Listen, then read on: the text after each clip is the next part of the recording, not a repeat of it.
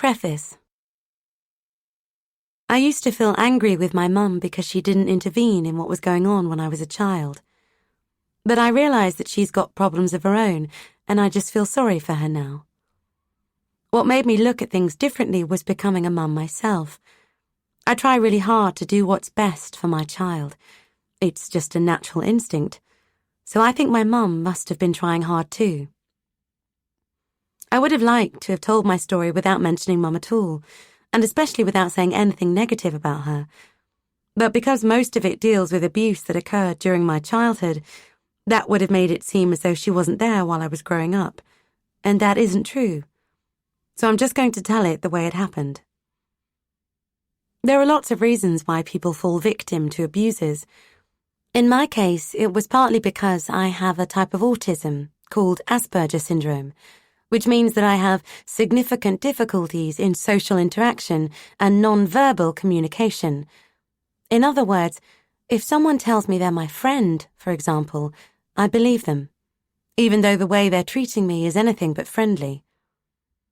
Friends have been a significant factor in my life, because I desperately wanted them as a child, because I didn't know how to make them, and because my social interaction and non-verbal communication problems meant that, for a long time, I wasn't able to distinguish between my friends and my enemies.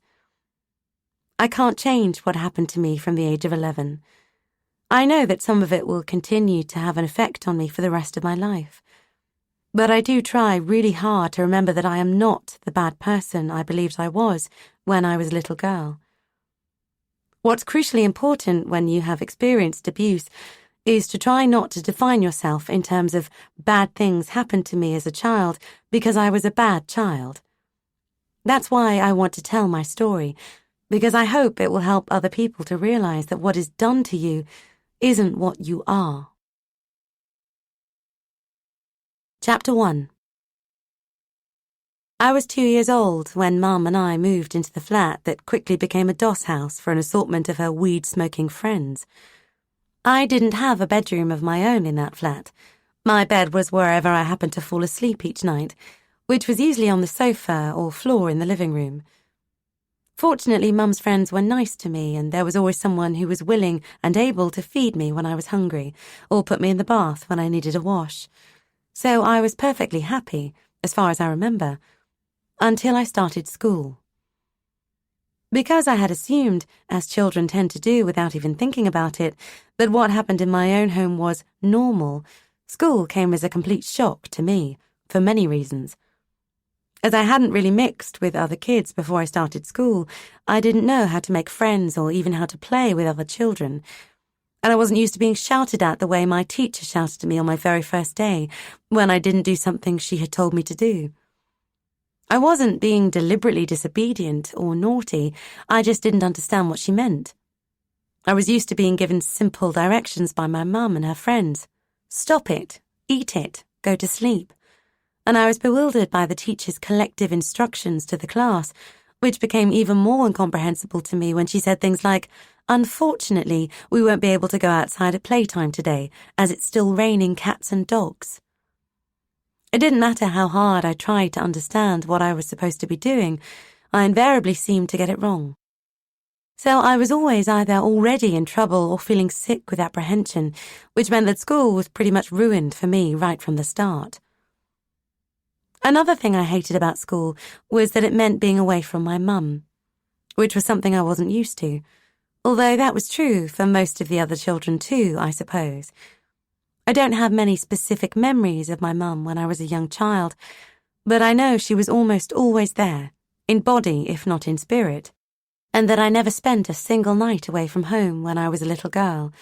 In fact, Mum and I had a very close relationship at that time, and even though it might have been odd and dysfunctional in some ways, at least it was familiar and comprehensible to me. I could tell when she was angry, for example, and I usually knew why, while she knew how to talk to me in a way that I could understand and that didn't trigger a meltdown in my weirdly wired brain. But I didn't understand my teachers, and because the lack of comprehension was mutual, they would often back me into a corner, literally as well as figuratively, so that I felt trapped and panicked. As a result, it wasn't long before a hostile relationship began to develop between me and my teachers, which, far from trying to rectify, Mum sometimes seemed actively to encourage. After being happy to let other people take care of me since we'd moved into the flat that was always full of her drunk and drug-addicted friends, I think the time when I started school coincided with a phase when she wanted it to be just her and me against the rest of the world. So maybe she resented the influence she thought my teachers would have on me. Or perhaps it simply felt as though she was getting her own back on all the teachers she used to tell me about, who she hadn't liked when she was a child. I didn't want to be in conflict with anyone, though. And as well as trying and usually failing not to annoy my teachers, I longed to be like the other kids, who seemed to be able to follow instructions that, to me, seemed impossibly complicated and indecipherable. I hadn't been at school for very long before I realized that there must be something wrong with me, which I assumed was the fact that I was retarded, as Mum often told me I was. And that made me even more anxious to learn to behave the way the other kids did, because I really didn't want to have to go to a special school like the one Mum described to me, where they sent children who weren't normal. Even when I was diagnosed as having Asperger's syndrome, which was something that apparently couldn't be cured, I think Mum still preferred to believe I was retarded, because that was something she thought I could recover from, if only I tried hard enough. Perhaps her intentions were basically good, in that she was hoping to push me towards normality by refusing to accept that I had a problem. Or maybe she was just hoping that, whatever the problem was, it would go away if we ignored it. It didn't go away, though. It just got worse, until eventually I was so confused, lonely and unhappy, I would have done almost anything to feel that my mother loved and approved of me, or that I had just one real friend. And then that became the real problem, because being desperate for affection puts any child in a potentially dangerous situation, particularly a child like me, who was already vulnerable for other reasons. It wasn't until I started school that I realized I didn't have a dad. Even then, it didn't seem like a huge deal, because I wasn't the only child whose dad wasn't around. Although I think most of the others at least knew who their fathers were, whereas I didn't know anything about mine. I've never met my dad, and Mum has never talked about him, except to say that he left before I was born. Perhaps he didn't even know Mum was pregnant, and so has no idea that he has been a father for the last 21 years. I sometimes wonder if things might have been better, for Mum and for me, if he had stuck around while I was growing up. I don't wish he had, though, because he might have made things worse, especially if he was an alcoholic or a drug addict, like most of Mum's friends when I was a child. And in my experience, getting the thing you wish for doesn't always turn out well. Mum was living with someone else when she met my dad, and when she got pregnant, he threw her out. So she moved in with her mum, and that's where I lived too, from the time I was born until I was 2 years old. Grandma was in her 40s when she had Mum, and Mum was in her 30s when she had me. So Grandma was well over 70 by the time I was born, and was already suffering from whatever it was that killed her when I was 5. I don't have any clear memories of my grandma. I don't think she played a very active role in the first few years of my life, because she was ill and because she and my mum didn't get on. My only other close relative is Mum's cousin, Cora, who lived in a flat in the house next door to Grandma.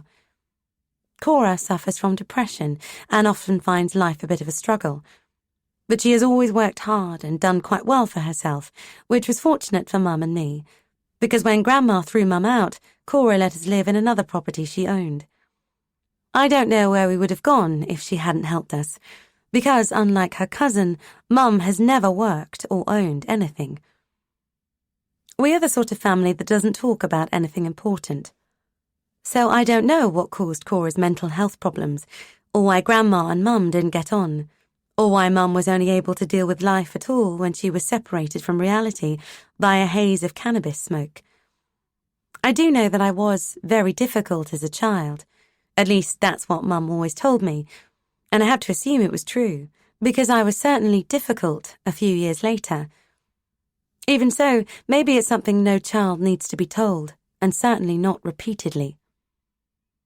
Growing up knowing that your mum is having a horrible time and hating every minute of her life is bad enough. Believing that it's all your fault can provide the momentum that keeps the vicious circle of stress and bad behaviour spinning. It didn't do much for my confidence or self-esteem either. What made it even worse was the fact that I can't read or interpret people's expressions and body language, which meant that, as a child, I simply accepted whatever I was told as fact. Taking everything literally can be confusing at any age, but particularly when you're a child trying to make sense of the world for the first time. So as far as I was concerned, I was difficult, and I was the sole cause of all Mum's frustrations, disappointments and anger. Otherwise, why would she have said I was? Fortunately, after we moved out of Grandma's place and into Cora's other property, Mum made friends with a couple who lived in the flat downstairs, and who enjoyed smoking weed almost as much as she did. The fortunate bit about it, for me, was the fact that they were happy to help her look after me. Someone who's pretty much stoned from shortly after her first cup of tea in the morning until she falls asleep at night does need some help taking care of a 2-year-old child. And, as it turned out, 3 potheads are better than 1. It wasn't long, though, before our flat had become a doss house for numerous alcoholics, drug addicts and petty thieves. Having grown up in the 1960s and 1970s, Mum saw it as a sort of hippie commune, which to her was something positive. And it did have some positive aspects.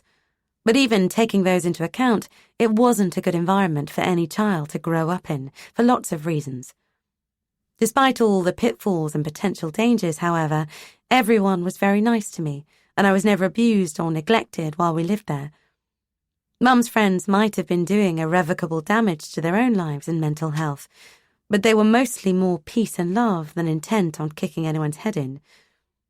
So the atmosphere was usually quite relaxed, and there was rarely any aggression, as there might easily have been with so many dysfunctional, ultimately self-destructive people living together in one room. Having so many people dossing in the flat also meant that on the many occasions when Mum was too stoned to remember that she even had a child, there was always someone who was clear-headed enough to be able to put me in the bath, get me a drink from the kitchen, or take me out to McDonald's and buy me something to eat. From the little I knew about Mum's life before I was old enough to understand things myself, I think she was already quite heavily involved with drugs by the time I was born.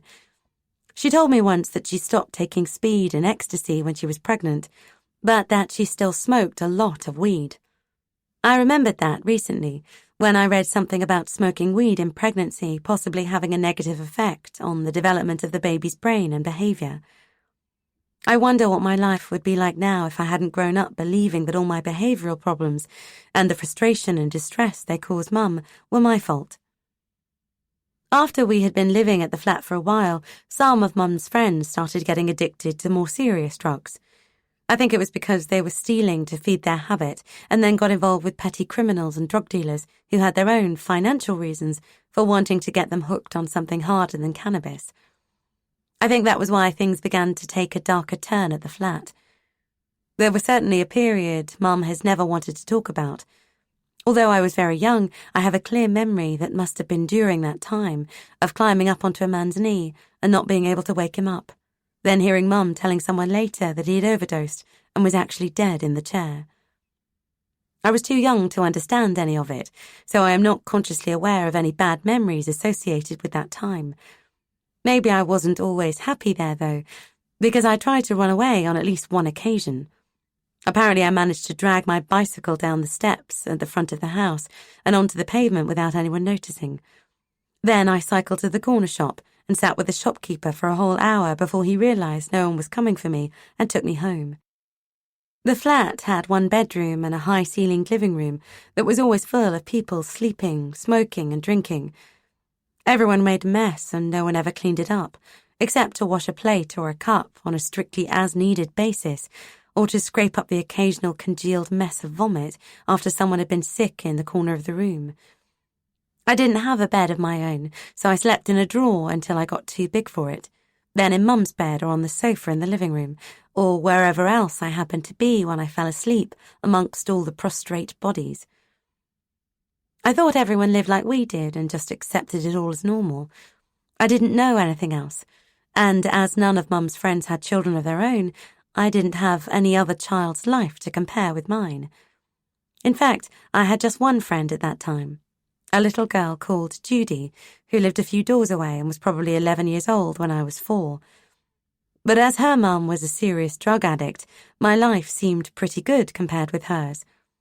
Despite never having been looked after in any practical or emotional way herself, Judy took care of her little sister almost from the day she was born, and often fed and played with me, too.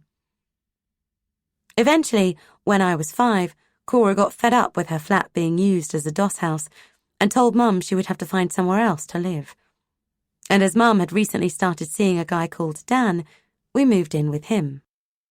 The fact that Dan was an alcoholic would have been enough to make him an unsuitable stepfather for any child. But he took the place of the dad I didn't have and was always good to me. I always called him my stepdad, although he didn't actually marry my mum. Despite his drinking, he was still managing to hold down a job as a sort of cowboy builder when we moved in with him, so at least someone was bringing money into the household. At Dan's house, I had my own bed at last, in the basement. More importantly, though, I had step-siblings. Dan had 2 daughters, aged 7 and 8, and 3 sons in their teens, although only the 2 younger ones ever stayed overnight. Even with my problems interpreting social interaction, it was clear to me right from the start that Dan's children didn't like me. Looking back on it now, I suppose they had enough troubles of their own, having to cope with being dumped at irregular intervals by one alcoholic parent on the other. So I must have seemed like a cuckoo in their already overcrowded nest. But I was too young to understand that at the time. I thought it was for purely personal reasons that they would push me down the stairs or wrap me in a blanket and sit on my head until I became hysterical with breathless panic. They may have disliked me too, of course, but whatever their reasons for bullying and teasing me, I know I was easy prey. When Dan was at work, Mum usually went out as well, leaving me in the house to be looked after by the other kids, who, when they weren't tormenting me, took me shoplifting. I imagine all children want to be liked. I was the sort of child who wanted it desperately. And like any other desperate need, that made me vulnerable. Add to that the fact I was gullible, naive, and totally lacking in social awareness, and you can understand why I was like putty in their hands. When the adults were out and my stepbrothers took me into town, it was my job to distract the shop assistant in whichever shop they chose as their target for the day. Having been well instructed and rehearsed, I would peer over the counter and say, in my sweetest, most innocent-sounding voice, "Excuse me, can you help me, please? I want to buy a present for my mum." Then, while the shop assistant's attention was focused on helping me, my stepbrothers would be helping themselves to whatever they wanted off the shelves. Surprisingly, perhaps, we didn't ever get caught, although our success might have been due to the fact that we were taking advantage of the kindness of decent people, who didn't expect to be conned by a 5-year-old child, rather than to any great skill on our behalf. My step-siblings were supposed to live most of the time with their mum, but she often dropped them off at their dad's house when she got tired of looking after them or had better things to do. Dan's eldest son used to visit us sometimes too. I always liked it when he came because, unlike his siblings, he was really nice to me and would spend ages styling my hair and putting varnish on my fingernails. Then, one day, his dad found out he was gay and beat the crap out of him, and he didn't ever come again. The only other time I remember my stepdad being as angry as he was that day was when I was 6 and one of my stepbrothers tried to touch me down there. Mum thought it was funny. The only time she ever really got angry was when something or someone threatened to disrupt her own life. But my stepdad went ballistic. The next thing I remember is sitting in the car outside a house with a white fence, watching anxiously while he and a woman screamed and shouted at each other. I thought it was all my fault. For some reason I didn't understand. So although I was frightened by the row he was having with the woman, who turned out to be his ex-wife, I was a bit relieved too, because Dan seemed to be blaming her for what happened. Although I think, in that instance at least, both parents were probably equally to blame. Dan's ex-wife did often push her luck with him in a way that I don't think my mum would have dared to do. For example, she would sometimes drop the 4 younger children at our house to stay with their dad for the weekend, then turn off her phone and go missing for a couple of weeks. When I think about it now, it's hardly surprising my step-siblings all had behavioural problems. No child should be treated like the prize in a game of pass the parcel that neither of their parents wants to win. After living in Dan's place for a while, we all moved into a larger house. I think Dan might have had some connection with the landlord, maybe through his work as a builder, because the house was very old and in such a terrible state that it probably shouldn't have been rented out at all. It was demolished not long after we lived there, torn down along with a lot of other houses in the area to make way for brand new homes. So I suspect its fate had already been sealed before we moved in. One of the worst things about the house we lived in with Dan was the bathroom. It was downstairs, next to the kitchen, and its floor was made of bare concrete that stopped short of the bath, so that the legs of the bathtub were resting on soil. Every time it rained, water seeped up through the ground and flooded the room with evil-smelling mud. It would spread to the kitchen too, where the dank spaces under the cupboards were home to an assortment of snails, slugs and woodlice. It was odd that Mum didn't seem to mind living like that, particularly in view of the fact that later, when we moved again, she became obsessed with keeping our house clean. Perhaps it was just that a flooded bathroom was the least of her worries, compared to having been landed with 4 children she didn't want in addition to the one she already had. I don't have many specific memories of Mum either being there or not being there during that period of my childhood. I know she was still smoking a lot of weed, so perhaps she was there more than I remember, but in the background somewhere, unnoticed in the noisy chaos of all the lives being lived around her. What I do remember is that Mum didn't cook, and I was always hungry. She didn't enjoy cooking, so she simply refused to do it, even when Dan was out at work all day and there were 5 children who needed to be fed. When Dan was at home, he made just 2 things: porridge and spaghetti bolognese. But mostly we ate takeaways. After we had lived for a few months in the house with a muddy bathroom floor, Dan's alcoholism began to get really bad. Even when he was working, he must have struggled to pay the bills for all of us, plus whatever he spent on alcohol for himself and weed for him and Mum. Things got even tighter when he started turning up at building jobs drunk at 9 o'clock in the morning and getting sent home. Eventually, when he stopped working altogether, he would sit around in the park all day, drinking with the other alcoholics who went there to while away their jobless hours. Then one day, Dan's kids simply disappeared. I didn't know what had happened to them. One minute they were there, teasing or tolerating me. The next minute they had gone. It wasn't until much later that I found out they had been taken into care. Apparently, after moving on from using me as a decoy for their shoplifting exploits, the 2 boys had begun to get involved in more serious forms of petty crime. Then one of my stepsisters got an infection and was taken to hospital, where she was flagged up as at risk. There were lots of things that didn't make sense to me at that time. And there are many things that still don't. But although I might not have understood what being taken into care meant, it would have been better if someone had given me some kind of explanation rather than none at all. As it was, the sudden, mystifying disappearance of my 4 step-siblings was just one more of the many incidents that occurred during my young life that made me feel anxious and insecure. Fortunately, perhaps, I always managed to escape the attention of social services as a child. I think there were 2 reasons for that. Because Mum always kept me away from hospitals and because I was always clean and reasonably well dressed, in clothes that were shabby but appropriate for my age.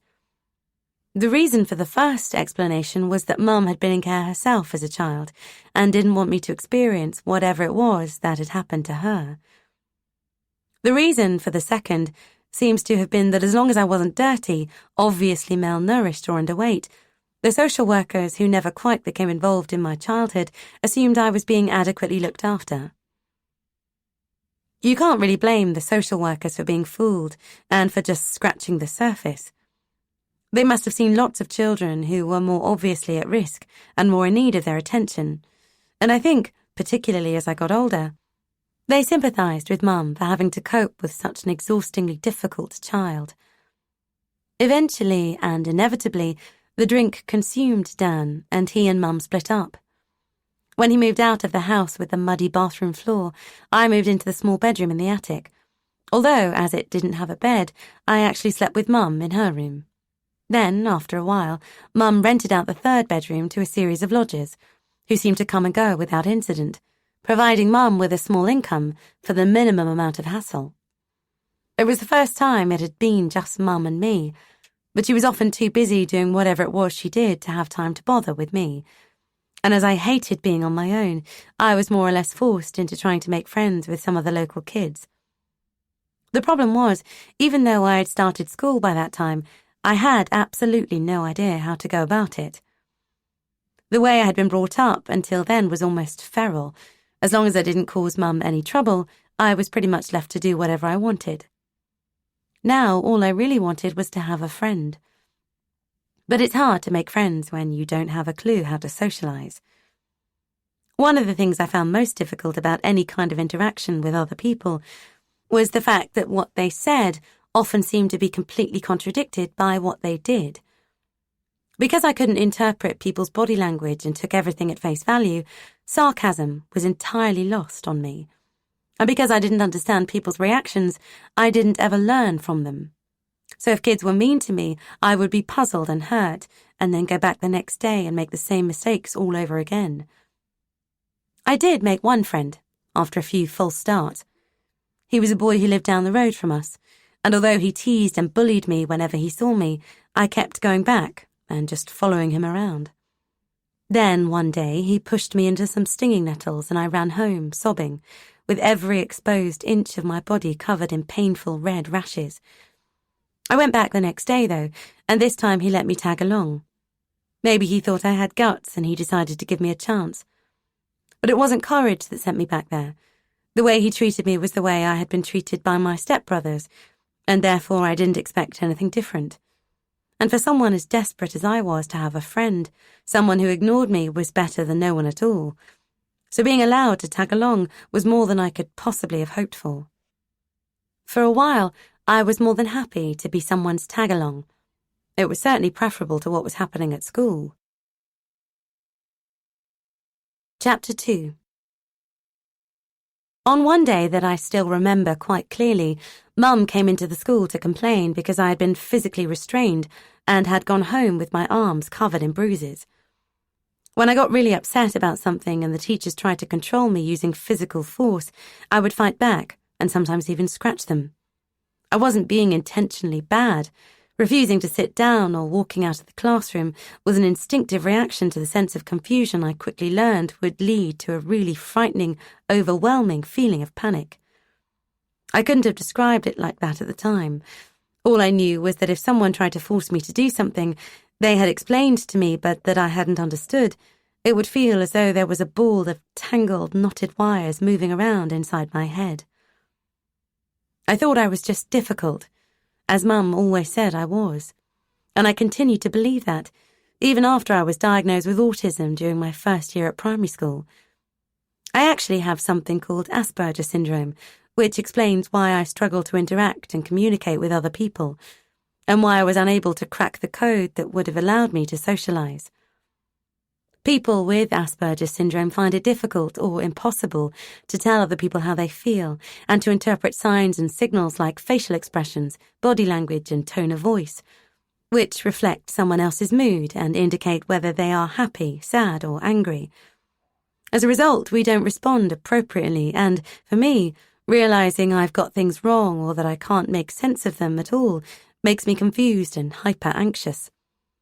So while the other kids were listening to the teachers and learning to do as they were told, I felt as though I was surrounded by people speaking a foreign language and doing random, inexplicable things. It was a shame no one took the time to explain at least some of that to me when I was 6. Maybe they did, and I've just forgotten. Although even at that young age, I tended not to forget important things, if they were explained to me in clear, unidiomatic terms I could understand. Especially things that would have made me feel less guilty about all the trouble I was causing. Going to school turned out to be the first really distressing experience of my life. To make matters worse, Mum used to threaten me with tales of a place with bars on the doors and windows, where children were sent if they were taken away from their parents. Only good children are allowed to stay with their mums, she used to tell me. Bad children have to go to the care home. It wasn't until quite recently that I realized what she was describing might have been a borstal. And maybe that's where she actually spent time as a young teenager after she was kicked out by my grandma. What Mum probably didn't realise when I was 6 was that although I was afraid for my own sake of being sent to the care home, I was even more afraid for her, because I didn't know how she would cope if I wasn't there. During my first couple of years at school, Mum was often called into meetings to discuss my behaviour. We always had terrible fights before those meetings. But as soon as we were in the presence of teachers or social workers, we would sit very close together, and Mum would do all the talking, including answering most of the questions that were addressed specifically to me. In some ways, it might have been better if she had primed me beforehand by telling me exactly what to say and then letting me say it, because whenever I was forced to answer a question myself, I was terrified of saying the wrong thing. But although I have got Asperger's syndrome and therefore find many aspects of social interaction very difficult to deal with, I am quite quick in other ways. So I soon learned to smile and babble away about the sort of things that might be of interest to an almost normal, reasonably happy, slightly nerdy child with an autism spectrum disorder. Mum never actually told them about the fights that preceded those meetings. I think she preferred to communicate the information passively, by not attempting to hide the fresh scratch marks on her arms. I expect they admired her for standing by me and sympathised with her for having to try to cope with my wild behaviour. What they must have seen was a woman on her own, struggling to control a physically violent 6-year-old.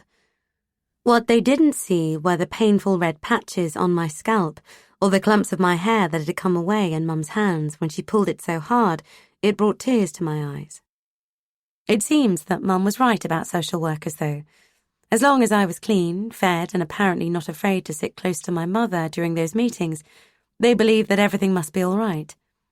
Which must have been a relief for them, because no one seemed to know what to do with us. I don't think they were used to having to deal with kids like me, although Asperger's tends to be at the least severe end of the autism spectrum, and I can't have been the only autistic child in the entire country. The main problem I had was that, because I couldn't tell anyone what I felt or needed, I would fly off the handle whenever I was confused and frightened, which was quite a lot of the time when I was at school. Every time it happened, someone would phone Mum and ask her to come and pick me up, and I would be suspended for a couple of days. Paradoxically, in view of the fact that the reason I was in trouble at school was always for displaying the kind of difficult behaviour Mum often told me was ruining her life, she always took my side against the teachers. Instead of being angry with me on those occasions, she would smile at me as we walked out of the school, as though we were co-conspirators in some mischievous plot. Then we would run across the road to the park, where she would buy me an ice cream. What probably made my continued bad behaviour even more perplexing and frustrating for my teachers was the fact that the tablets that had been prescribed for me by the doctors when I was first diagnosed with Asperger's didn't seem to be doing any good. Maybe they would have helped calm me down a bit and made it all more manageable for my teachers and for me if I had been allowed to take them. But although Mum smoked weed, she didn't believe in tablets, and as soon as we got home from the doctor's surgery, she threw them all away. So I didn't ever get the chance to find out what effect they might have had. One of my greatest fears at the time was that if I didn't learn to cope, I might actually be sent to a special school, or even worse, to one of the care homes Mum used to tell me about. And if that happened, I would be somewhere that sounded worse than school, and Mum would be on her own. That was another reason for wanting to show my teachers I was clever, because then they might believe that everything was all right at home. The problem was I couldn't read. While I was struggling to try to grasp even the basic concept of reading, some of the other kids in my class were moving on from the few words they had already learned at nursery school. In the end, I was so frustrated by not being able to understand the method the teachers used, and so determined to catch up with the others, that I taught myself. I accepted Mum's insistence that I was perfectly capable of being normal if I just tried harder, as any 6-year-old would do, but I hated it when she called me a retard in a nasty, mocking voice, and when she found ways to make it clear to me that needing extra help at school was something to be ashamed of. Again, I think she hoped that if I was ashamed of my disabilities, I would at least learn to hide them and to present a normal front to the world. So she tried, with some success, to make me afraid to be different and to learn to recognize what was normal behavior so that I could copy it.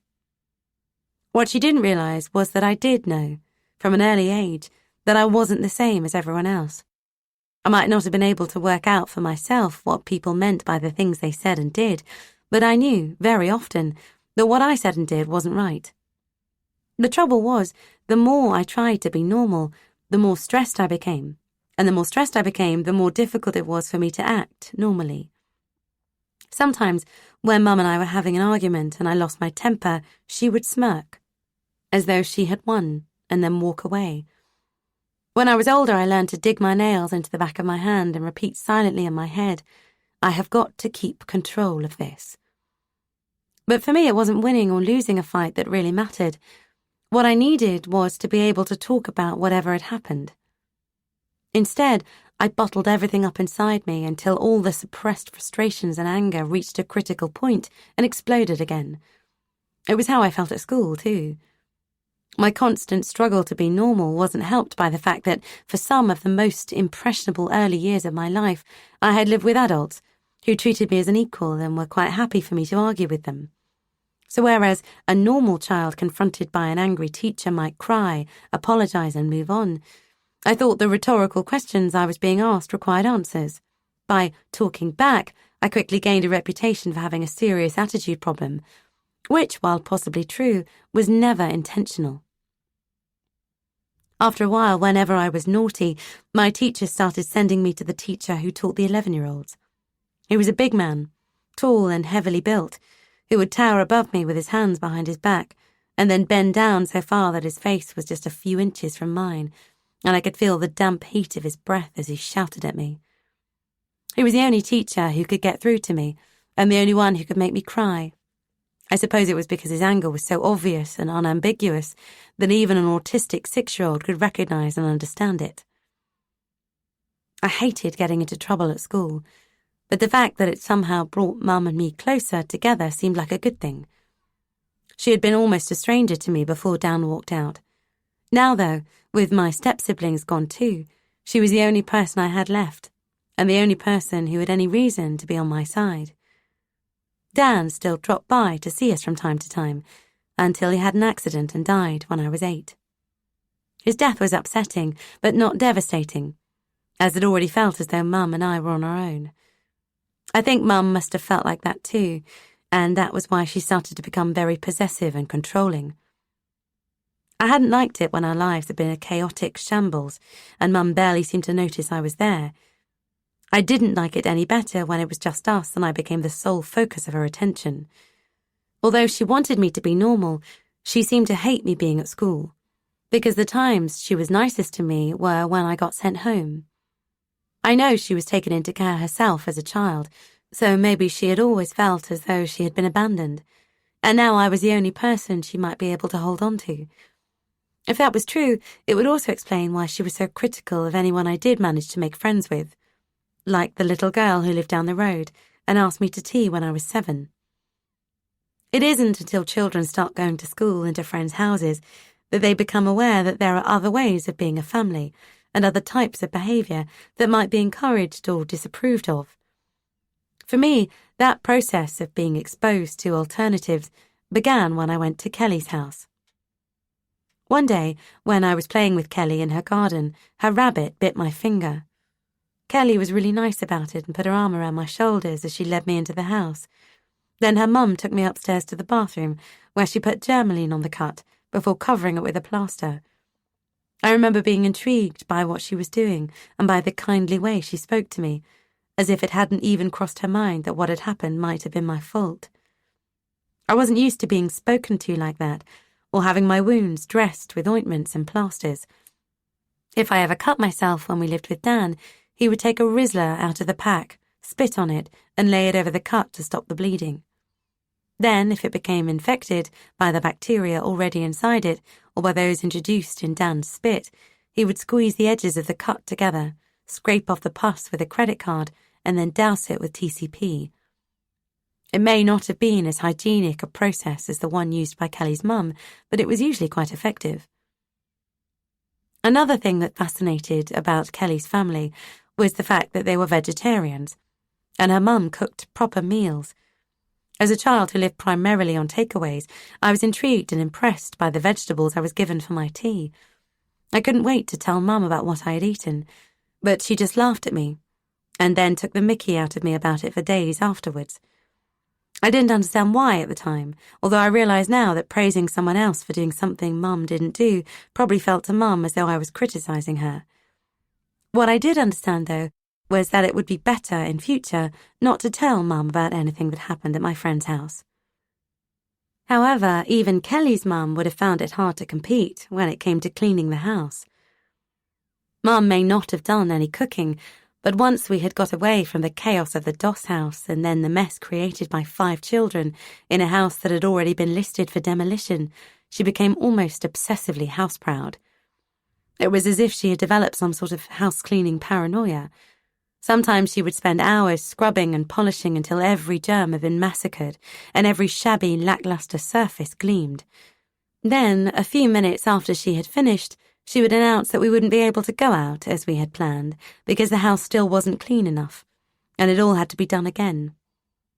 I don't know how she continued to be able to live with the bare soil in the bathroom, but somehow she seemed to be able to shut her mind to it and to focus instead on mopping and bleaching the concrete floor around it, which is always spotlessly clean between rainfalls. As well as tying Mum to the house, the cleaning created other problems for me, because whenever I made a mess, she reacted as if the end of the world had come. As I was not very well coordinated as a child, I lived in a constant state of anxiety, knowing that if I knocked over a cup of juice, Mum would be both angry and hurt. It was as if she thought I had done it deliberately, with the sole purpose of making her life more difficult than it already was. In reality, however, clumsiness was something I was prone to because of the Asperger's syndrome, and added to the stress of knowing how upset Mum would be if I spilled or broke something, I was always an accident waiting to happen. So for most of the time when I was at home, I was either banished to my room because I had already made a mess, or I had been sent to play outside so that I didn't disturb the pristine perfection Mum was always striving to achieve. Even though it was often stressful living in the war zone Mum created in her constant battle against dirt and mess, I did benefit from the results of her hard work. I can remember going to other people's houses as a child and seeing dirty work surfaces or overflowing rubbish bins in the kitchen, and thinking how lucky I was to live in our house and to have clean clothes to wear. I always had a lot of toys too, which Mum bought for me at the car boot sale she loved going to. I was lucky in many other ways as well, particularly compared with some of the kids who lived near us. What tended to outweigh the positives, however, was the constant state of anxiety I lived in because of Mum's unpredictable, volatile moods, and the fact that something she might not bat an eyelid at one day could send her into a rage the next. She didn't ever set any boundaries, even when I was very young, and for someone like me who has real problems trying to cope with change, her inconsistency meant I was always on edge and couldn't ever relax. It wasn't all bad, though. We did have some really nice days out together, and even some holidays. One year we had a holiday at the seaside, although, unfortunately, it didn't turn out as well as I think either of us had hoped. I tend to get fixated on things that interest me, and at that time, around the age of 8, it was old houses. Mum had promised to take me to see one that was near where we were staying, and only open to the public on certain days of the year. I had read about it in a book at our local library, and, for me, visiting it was to be the highlight of the whole holiday. So when the day finally came, I was so excited I could hardly contain myself. We went by coach from the place we were staying, and almost as soon as we had sat down, Mum started chatting to the coach driver and completely ignored me. It was as if I had suddenly evaporated or become invisible. By the time we arrived at the house, the plan for our day had changed, and instead of taking me to look round it, as she had promised she would do, Mum had decided to go to a pub and have a drink with the coach driver, a man she had just met and would probably never see again. One of the problems for many people with Asperger's syndrome is that they can't express their emotions.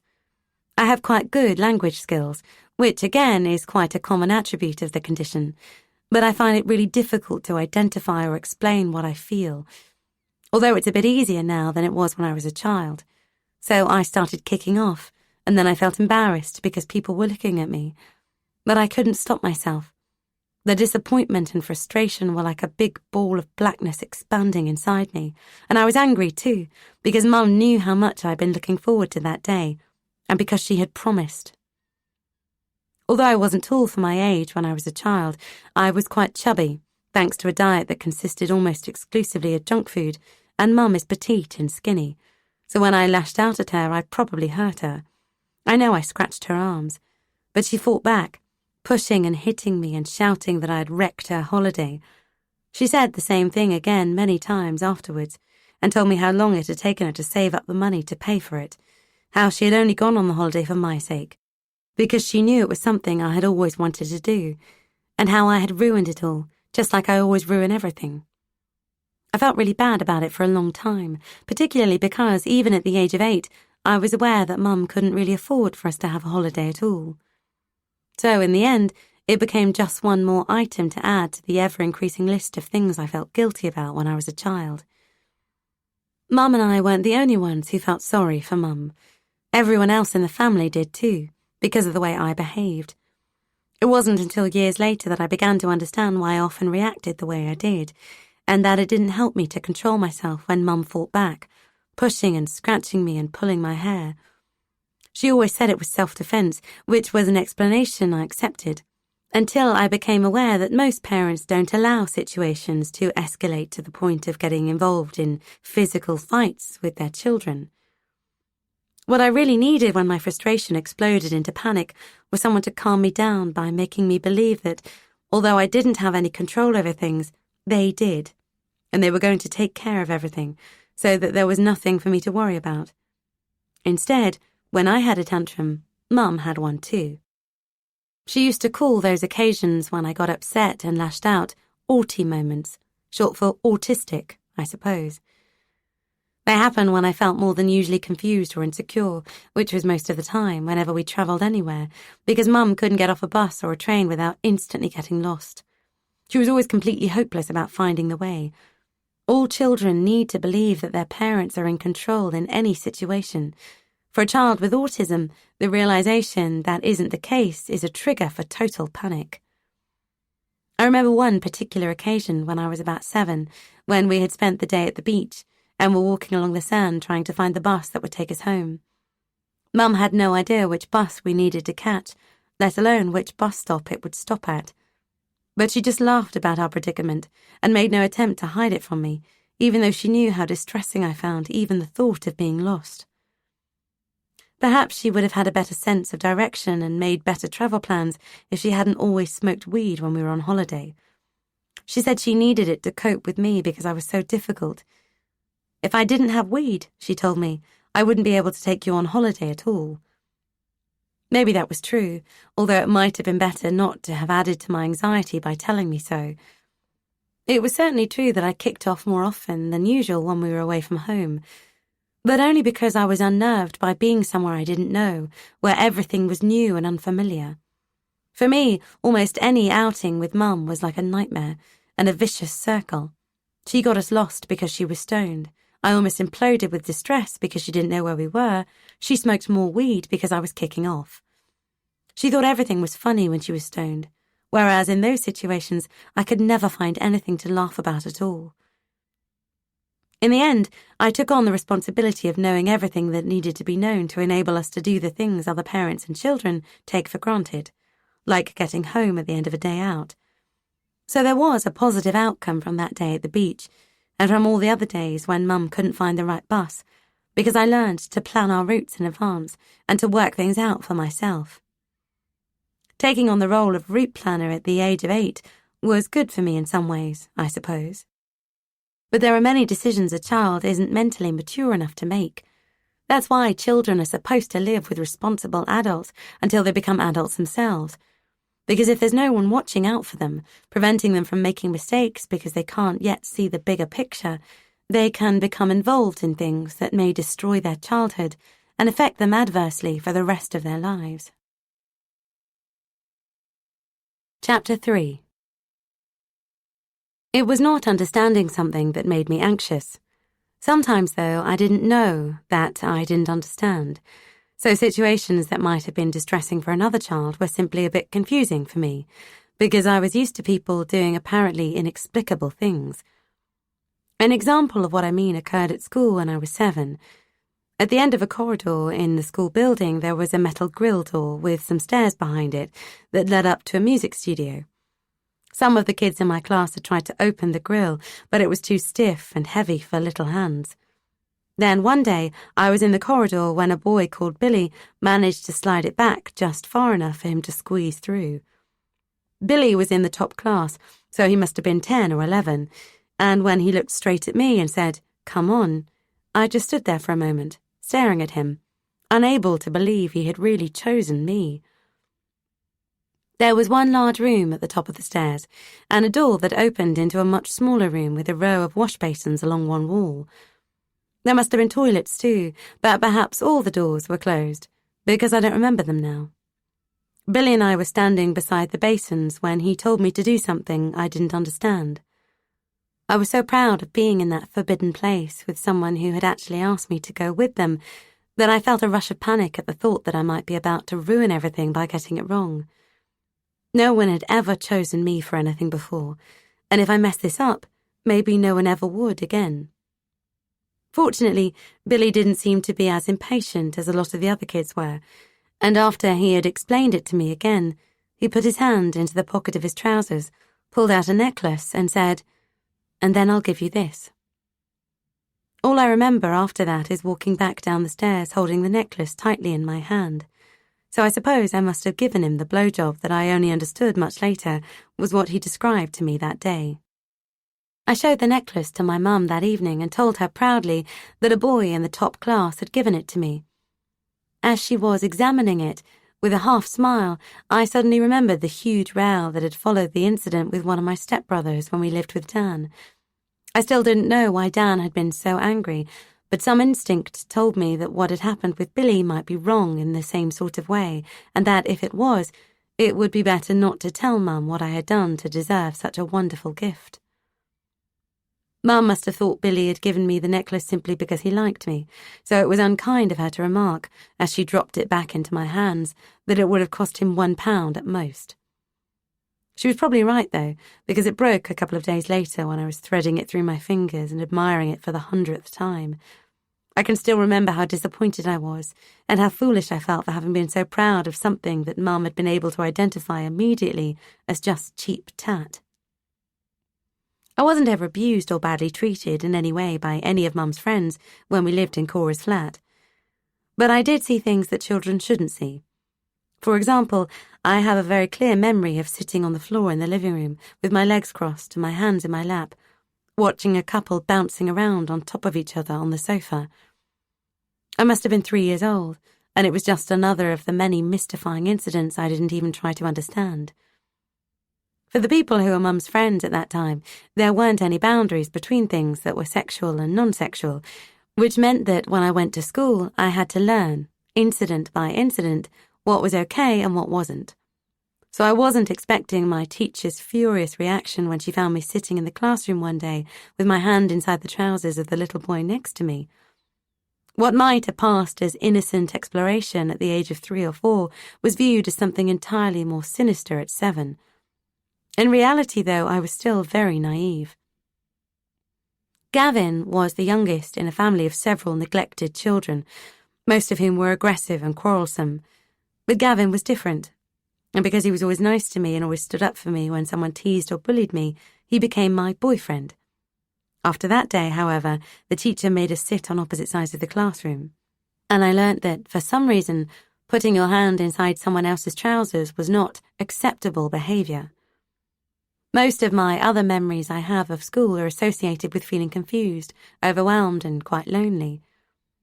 There was an avenue of trees in the school grounds where I often sat on my own, picking up small stones and putting them in my pocket.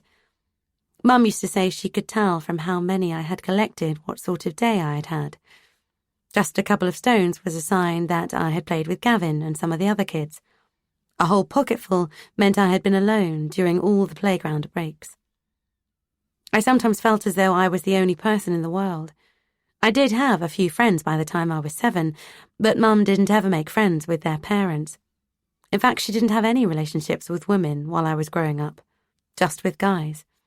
So there didn't seem to be any connection between my life and the lives of anyone I knew, which meant that, in a way I can't explain, I didn't feel as though I was part of anything. I can remember feeling as though there was a huge, sad sigh building up inside me, although I couldn't have explained it that way at the time. And if I started to let it out, I wouldn't ever stop sighing. The reason it was there was because I rarely understood why the teachers shouted at me and why the other kids laughed. I can't pick out any individual voices except for the voice of the male teacher who used to shout at me. But there always seemed to be at least one angry face glaring at me, or someone sniggering and sneering at something stupid I had said or done. That was why I was always hiding, behind the bookshelves in the library, in the wings on the stage, or in the avenue of trees, picking up stones where all the other kids playing in the playground couldn't see me. I know now, after studying child development at college, that there are 2 types of socialization. Primary, which children are taught at home by their parents and other members of their family, and secondary, which is what they learn at school. Apparently, if a child hasn't learned the first type, you can't expect them to understand the second. I had a huge handicap already, due to the Asperger's, and it wasn't helped by the fact that no one had ever attempted to teach me to share or take turns with other people. When we lived in Cora's flat, Mum and her friends talked, of course, but there were no conversations, and no one ever said please or thank you. If I wanted something, I simply tugged repeatedly on someone's shirt or headbutted them until they gave it to me. But although they didn't teach me anything that would have been useful to know before I was thrown into a classroom with a lot of other kids, they didn't shout at me either, like everyone at school seemed to do. It was the shouting that really frightened me, and when I was frightened, I panicked. As a result, I spent quite a lot of my time sitting on a wooden chair in the corridor outside the head teacher's office. Sometimes I was in trouble because I had kicked off. More often, as I got a bit older, it was because I had walked out of the classroom with the intention of going home. I was always stopped by a teacher on those occasions, but I did escape several times when I waited until playtime and asked one of the older boys to give me a leg up over the playground wall. When I got home, Mum would make me a sandwich and take me with her to the pub. I was always running away, from home as well as from school.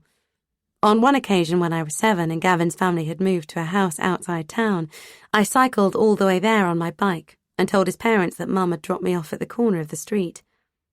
Gavin's granddad was a friend of Mum's, and he had driven me to Gavin's new house a couple of times and then taken me home again afterwards, which is how I knew the way. Having an almost photographic memory is one of the more useful aspects of the Asperger syndrome, and I had memorized the route without even realizing I was doing it. What I wasn't so good at was understanding cause and effect, or imagining how other people might react in particular situations, so I was more surprised than I should have been when Mum tracked me down and shouted at me. Although Mum was angry with me for cycling to Gavin's house, she didn't seem to mind when I ran away from school. What she did object to were all the phone calls, asking her to go in to discuss what could be done about my unauthorized absences. Apparently that was why she didn't ever have a job. It was your fault, she told me later. How could I get a job when you didn't ever stay in school for more than 5 minutes at a time? When I was 8, we moved out of the house with the muddy bathroom and into a council house in the countryside. It was a nice house, with 2 bedrooms and a little garden with fields behind it, a palace compared with the place we had lived in before. But it was too far out of town for me to be able to travel to my old school, so I went to a new one, on a run-down council estate where the teachers were far better equipped to deal with kids with problems like me. In fact, a lot of the kids at my new school were far worse off than I was, in one way or another. I was still different, though, and I still found it difficult to fit in. Although our house was owned by the council, it was on an estate of houses that were mostly privately owned. Our new neighbours weren't friendly towards Mum and me, and although I did make some friends, they all lived on the council estate where the school was, several streets away. When we lived in town, Mum's friends used to drop in all the time, but they didn't have cars or money for transport, so she was very lonely at the new house too. I think we both felt very isolated, just the two of us living on our own in the middle of nowhere. Things hadn't been great before, with all the problems I had had at my previous school. After we moved to the countryside, they began to get a lot worse. It was probably the stress of starting at a new school for me and of the loneliness for Mum that caused our arguments to intensify after we moved. Loneliness was almost certainly the reason why Mum's excessive housecleaning became a full-blown obsession. She was constantly scrubbing, sweeping, vacuuming and decorating, touching up barely visible scratches on skirting boards or sanding down and repainting door frames whenever I knocked off even a flake of paint. Eventually I became so paranoid about touching anything that I hated being in the house at all. Because I was unnerved and distressed by change of any kind, and because I wanted to spend as little time as possible at home, I was even more anxious than I had always been to have a friend. That probably explains why I started to spend time with a rather unpleasant and unhappy boy called Kieran, who lived down the road. After a slow start, I was good at reading by the time I was 8. I was certainly much better than Kieran was, and I used to go round to his house to read him stories. We always sat side by side in his bedroom when I was reading to him, and I would have my hand inside his trousers, touching him the way he told me to. I didn't mind doing it. It seemed a small price to pay to have a friend, even one who wasn't particularly nice to me. Although I was miserable in the new house, I did quite like my new school. There was another primary school that was closer to our house on the private estate. But my previous school had given me such a bad report that it wouldn't take me. So I ended up at the one a bit further away on the council estate, which actually turned out to be a good thing because the teachers were nice and didn't shout or push the kids around, and I started to do quite well academically. I think that, for me, part of the problem at my last school had been the fact that a lot of the other kids were well-behaved and academically able. A substantial proportion of them were the children of Asian parents who took education very seriously. After I had been assessed and diagnosed with Asperger's syndrome, the teachers there expected me to take the tablets I had been prescribed, then do as I was told and behave myself. When that didn't happen, and I continued to be one of only very few badly behaved children, no one really knew what to do with me. At my new school, however, there were lots of kids with learning difficulties and some with severe autism. So my problems seemed fairly minimal by comparison. It may sound like an odd thing to say, but one of the good things about my new school was that the hallways were carpeted. Just that simple fact made a huge difference to me because it made the whole environment less noisy and therefore more manageable. The teachers seemed to understand that the cacophony of chaos can have a bad effect on a child with autism. They used to let me stay in the classroom for 5 minutes while all the other kids went to lunch, so that by the time I followed them into the dining room, the corridors were empty and quiet again. As well as having my fears taken seriously, another new experience for me was feeling that my teachers liked me. Perhaps because it was apparent to them that I really did want to learn.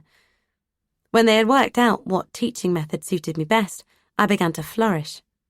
Within the space of a few weeks, I had gone from being one of the most disruptive children in my class at the old school to being what almost amounted to teacher's pet at the new one. More importantly, I no longer wanted to climb over the playground wall and run home, because school had become a refuge for me and somewhere I wanted to be. I have a type of Asperger's syndrome that impacts on my social skills rather than on my ability to learn. In fact, I have always found that I can absorb information quite easily and that I'm good at focusing my attention on things, although that means I sometimes get a bit fixated on subjects that particularly interest me. What I do find difficult is trying to decipher meaning and innuendo. As a child, I thought people meant exactly what they said, so I didn't understand jokes or sarcasm. I am a bit better at it now, but it's still a problem for me. What it all meant when I was at school was that unless the learning process was specifically tailored to my disabilities so that it didn't rely on social cues, I often didn't understand what the teacher was saying. For example, I couldn't translate idioms. So when a teacher said, "We can't go out into the playground this morning because it's raining cats and dogs," I took it literally. and looked out of the window, expecting to be astonished. Then, when I saw it was simply raining, I was baffled and bemused. I often felt lost and anxious in the classroom because so much of teaching is about interaction, which is something I simply didn't understand. It all became much less of a problem, though, when I started at my new school, where the teachers let me learn in my own way, using books I could work through at my own pace. Some of the teaching methods were a bit unconventional. For example, one of my teachers was dyslexic and used to have to spell everything out on a little handheld computer. But that was just what the other kids and I needed. Teachers who were prepared to mould our education to our needs, rather than trying to mould us to fit standard techniques that wouldn't have worked for us and would have ended up making us feel even more stupid than we already believed we were. Suddenly, having been apparently hopeless at everything, I began to do really well, in the classroom and in all my exams at the end of the first year. I only had to read the textbook a couple of hours before I took an exam, and I could remember every word and every diagram on every page I had read. The only questions I couldn't answer were the ambiguously worded ones. 10 years ago, when I was at that school, disability legislation wasn't the big news it is today. Kids like me who had problems were sidelined and simply contained and controlled as much as possible until they were old enough to leave full-time education. So I am still very grateful to those teachers for making me realize I wasn't stupid after all. My best subject at school was English, particularly writing stories and poems. Not even the best of my teachers could have done anything about the fact that I am hopeless with numbers, and not very good at science either. Even today, I simply don't get numbers. Although I can read and write down 2 + 2 + 3, the numbers are just shapes that don't make any sense to me, so I forget them immediately. However, if I write the same sum as 2 + 2 + 3, it makes perfect sense. I can understand the words because I can visualize and remember them, which I can't do with numbers. What's weird, according to all the special education people who eventually assessed me, is that despite not being able to make sense of numerals, I can read maps. Apparently that meant I didn't fit into any of their categories, which made them really annoyed with me because I messed up their tests by not doing what I was expected to do. Maybe they found out more about Asperger's syndrome since then and no longer expect everyone to fit neatly into at least one of the boxes that dictate, if you have got this sort of learning disability, your brain will respond in this way to this stimulus. The only thing that mattered to me at the time, though, was that at least I was happy at my new school, even if I was very unhappy at home. After we moved into our new house, I started comfort eating, which was something Mum seemed to encourage. Perhaps she was trying to compensate me for the constant arguments and rows we were having, but giving me 2 chocolate eclairs for breakfast every day simply created new problems without solving any of my existing ones. I was already a bit chubby, so it didn't take long for me to become obese, and because I was very ashamed of the way I looked, I started hiding at school again, not to escape being shouted at by my teachers this time, but to avoid having to do PE and expose my overweight body to the ridicule of the other, much thinner kids. In fact, many of the kids at my school were probably underfed and quite malnourished, although of course I didn't realise that at the time. I think it was because I was overweight that I started my periods early, when I was 10. Mum didn't ever explain what was happening, except to say, all women do it. And I can remember feeling dirty and very embarrassed every time I bled. What made things even worse was that Mum would give me sanitary pads to take to school, which, for some reason, I had to hand over to my teacher, who put them in a cupboard in the classroom. But because I would have died rather than ask the teacher in front of the whole class if I could take one out before going to the toilet, I wore the same one all day. Inevitably, I started getting infections, which aggravated the terrible period pains I already suffered from and made me feel even more ashamed about the disgusting, inexplicable thing that was happening to my body. Eventually, the stress of it all got so bad I stopped going to school whenever I had my period. Then my schoolwork began to suffer, and I gradually lost the prized, confidence-boosting academic position I had held near the top of the class. I was still coping, though, most of the time. And then in my last term, when I had just turned 11, my class paid a visit to the secondary school I would be moving on to after the summer holidays. My first impression was that there didn't seem to be any proper school building, just a collection of prefabs with large windows and echoing hallways. But it was what was happening inside the buildings that made me anxious. There were about 60 kids in every classroom, making a noise that seemed to reverberate off every solid surface. I knew within minutes of arriving at that school that I wasn't going to be able to manage there. It was a sign of how comfortable I was with the teachers at my primary school that I talked to one of them after that visit and told her how I felt. As a result, it was decided that someone would try to find out whether there were any alternative arrangements that could be made for me. What I think it needed, too, was for Mum to push on my behalf, but she didn't do things like that. I don't know if anyone did try to make other arrangements for me. If they did, it never came to anything. And it didn't really matter, as things turned out, because by the time the new term started, my childhood had been halted dead in its tracks, and everything had changed. Once the last term ended, I didn't see any of the kids from my primary school anymore. The area I lived in was very strongly class divided.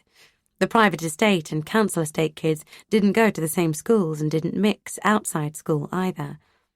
So I didn't know any of the kids who lived near me, and none of my friends from school ever came to the private estate where I lived. I suppose it was mutual segregation. The class barrier worked both ways.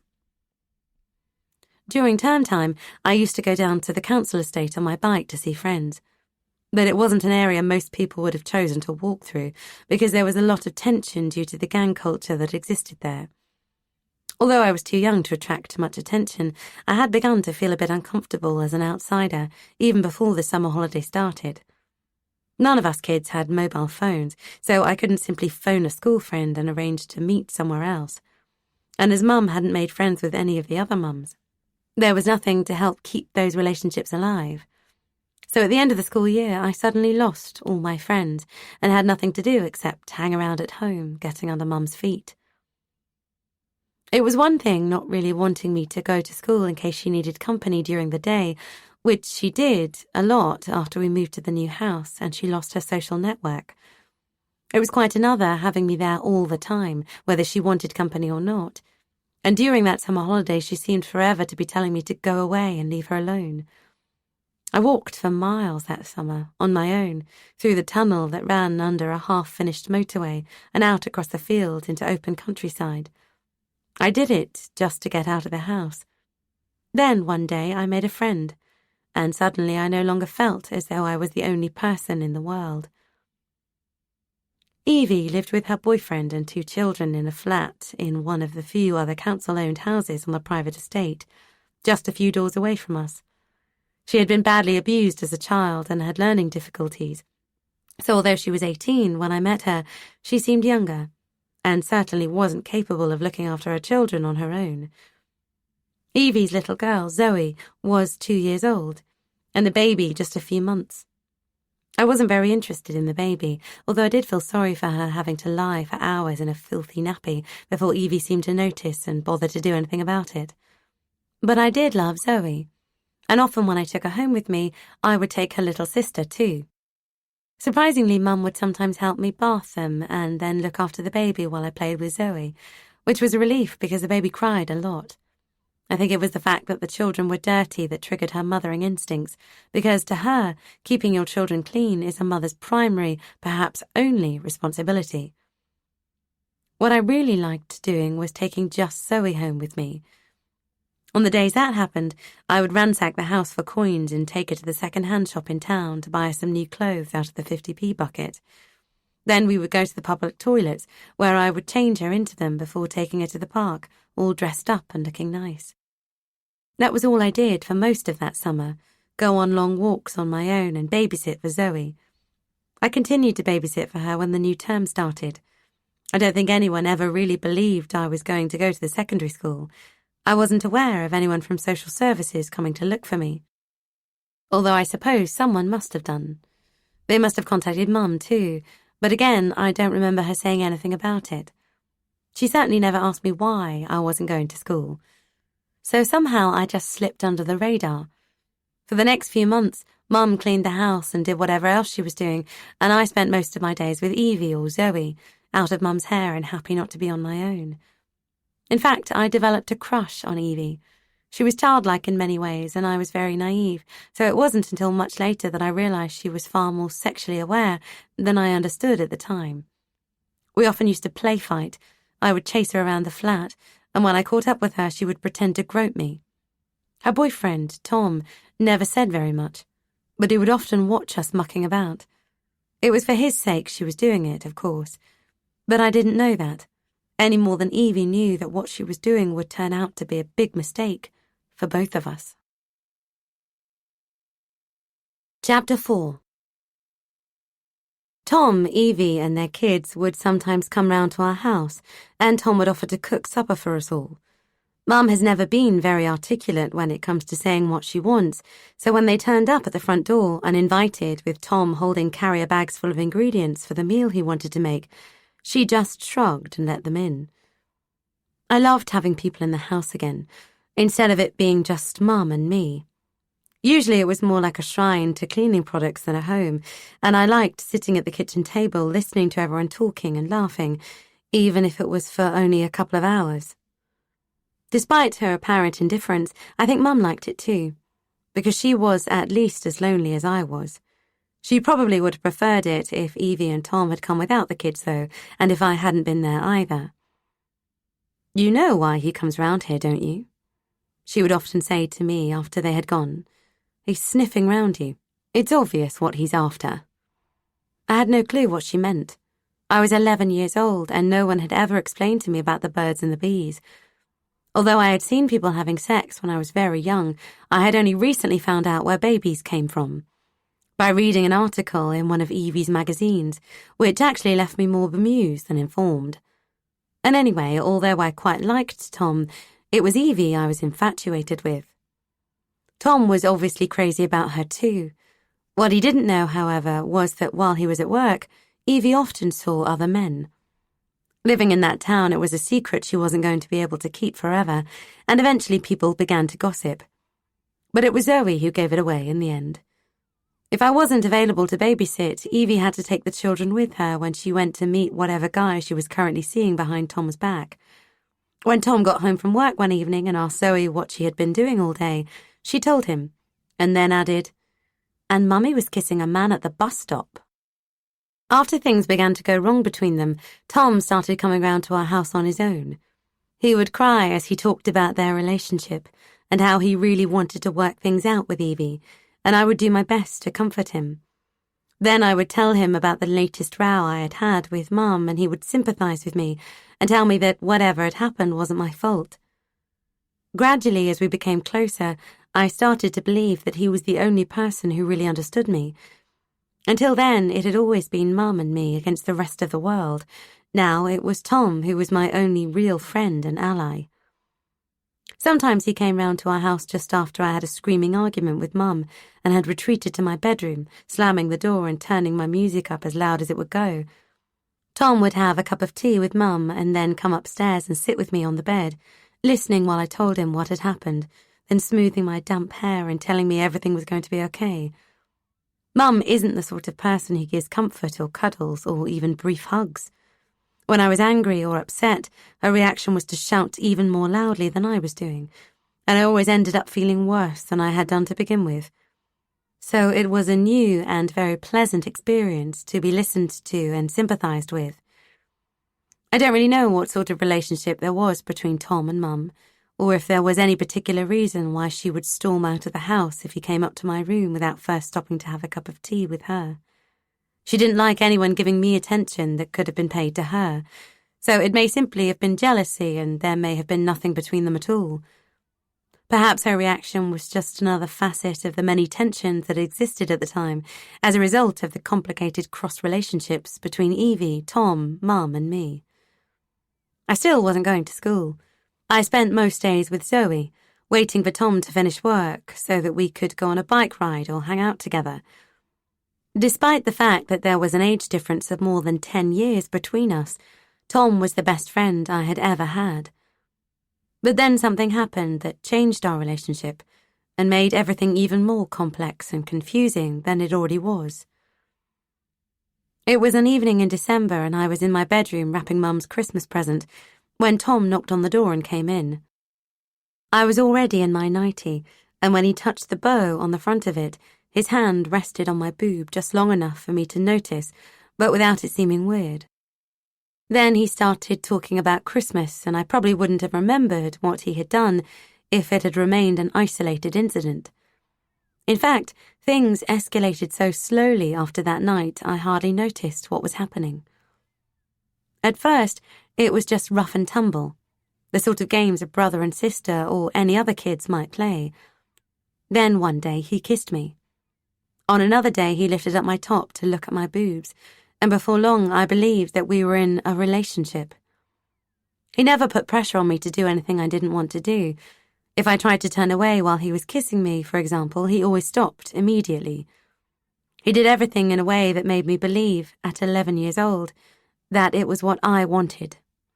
And when he asked me to do things I didn't want to do, I did them because I wanted to please him, and because I was tired of being lonely, and he was my only friend. I can only remember one occasion when Tom tried to force me to do something I didn't want to do. It wasn't long after he had kissed me for the first time. We were in the garden of his mum's house when he suddenly grabbed my hand and pushed it down inside his trousers. I had touched boys of my own age at primary school, but never a man before, and I was really shaken. When I tried to pull my hand away, Tom grabbed my arm and held it where it was. I was more confused than frightened, until I saw the dark, almost threatening look in his eyes. By the time he released his grip, his fingerprints had left little red marks on my skin, which slowly turned into bruises. I didn't have any concept that what he was doing was wrong. I had read articles in Evie's magazines about little girls whose dads crept into their bedrooms at night and did horrible things to them that traumatized and scarred them for the rest of their lives.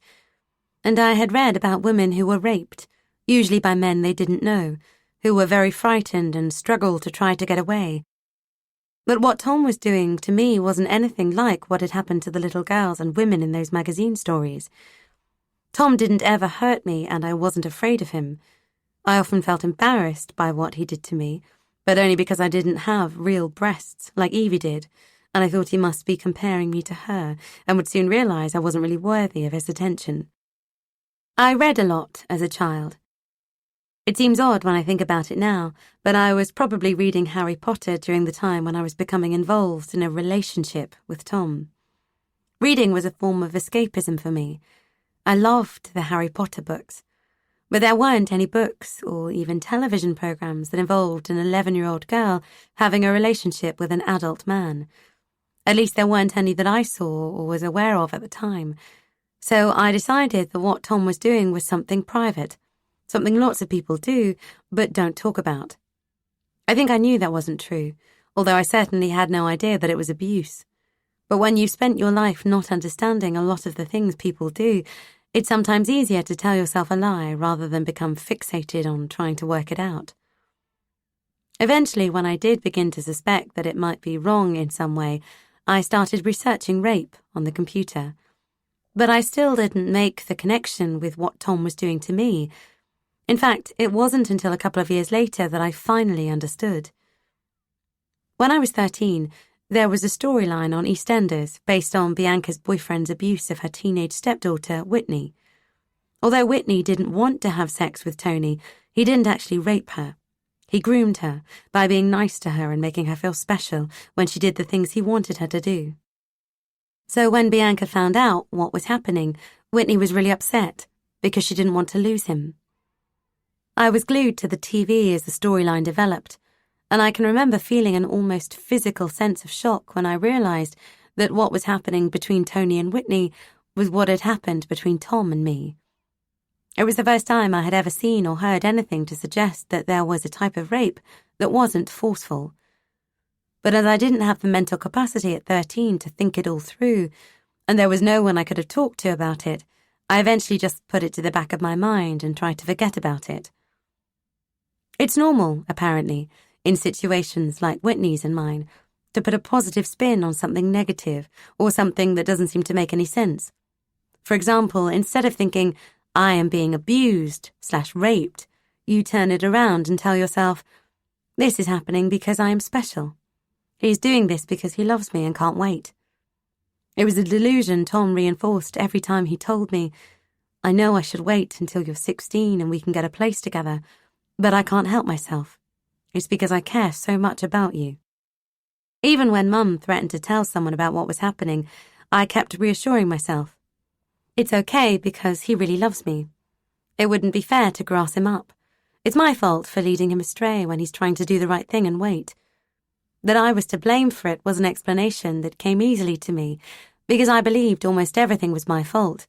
It was what Mum had been telling me for as long as I could remember. It was my fault for crying all the time when I was a baby and ruining her life. It was my fault for having temper tantrums on holiday she couldn't really afford. It was my fault for getting her hauled into school for meetings about my behaviour. It was my fault for dropping a cup of tea and messing up the house it had just taken her hours to clean. There was an almost endless list of negative things I was responsible for. Leading Tom astray was just something else to be added to it. What was more powerful than my guilt about my relationship with Tom, however, was my need to have someone to love me and think I was special. When Tom started coming round to our house on his own, we would sit together under a blanket on the sofa in the living room, watching television, and he would touch me intimately, while Mum became increasingly restless and irritable. Eventually she would snap at me, "What are you doing? You're disgusting, Taylor," and then storm out of the room.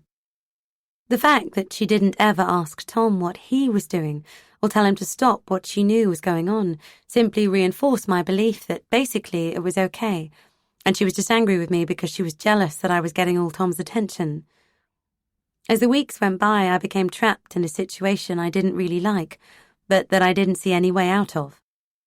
I don't think I really wanted to get out of it, because I was prepared to do whatever would make Tom happy, for his own sake and so that I didn't lose my only friend. I was 11 years old. I didn't know that what he was doing was wrong, and even if I had suspected that it was, I had already learned that it was better not to trust my own instincts. And after all, if there really had been a problem, surely Mum would have been angry with Tom and would have told him to stop coming round.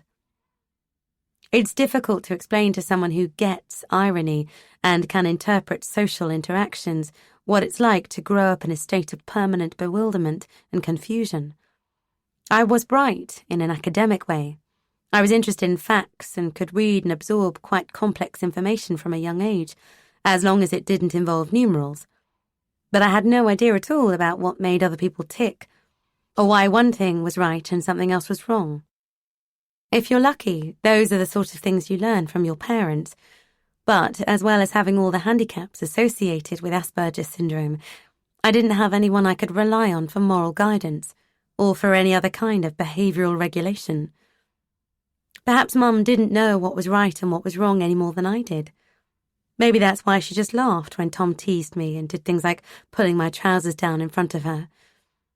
But she must have been able to see how humiliated and embarrassed I was, even if she didn't actually know that it was inappropriate for a man in his 20s to be doing that to a little girl. When our relationship deepened and Tom became less able to control his feelings for me, as I believed, we had anal sex in my mum's bed when she was out. I didn't know what he was doing when he turned me over and lay on top of me. He was very gentle, so although it was uncomfortable, it didn't actually hurt. It was horrible afterwards, though, because instead of sitting with his arm around me, as he usually did when we had been kissing and cuddling, he stood up without saying a word and went into the bathroom, almost slamming the door behind him. I had read enough about sex by that time to have a vague idea of what was involved, and I was pretty sure he hadn't put his penis where it was supposed to go. So I thought I must have done something wrong, and that he had left the bedroom without speaking to me because he was cross with me, or worse, upset. When he still didn't say anything or even look at me when he eventually came out of the bathroom, I was mortified because I knew I was right. My reaction to what happened that day was to be really anxious to do it properly the next time. But for some reason I didn't understand, I kept on getting it wrong. Every time Tom did it, he would suddenly stop, then go into the bathroom and shut the door. When he came out again, he didn't look at me and always left without saying a word, leaving me feeling stupid and worthless. He was my friend and I wanted him to be happy, but I couldn't even do that one small thing to please him. Looking back on it now, I realised that he probably felt guilty and ashamed of what he was doing, although not guilty and ashamed enough not to do it again the next time I was alone in the house when he came round.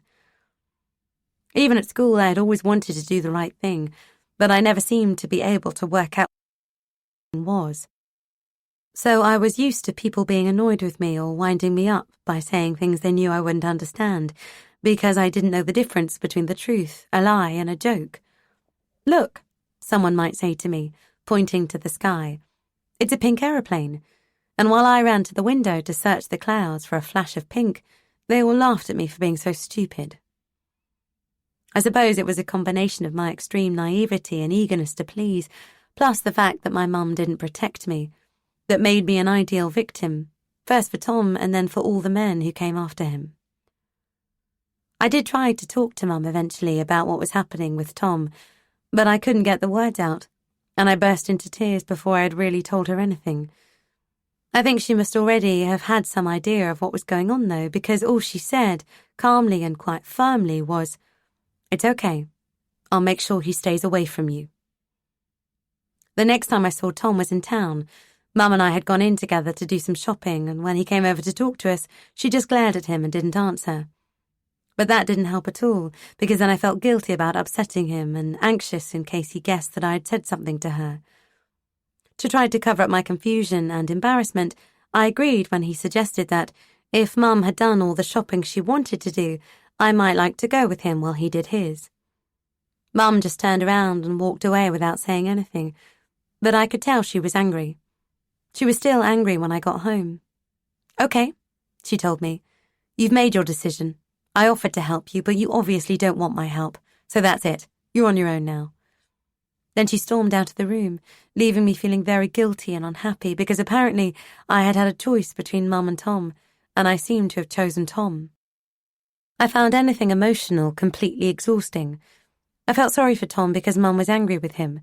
I felt guilty for telling Mum about what Tom was doing, or at least for crying and trying to tell her.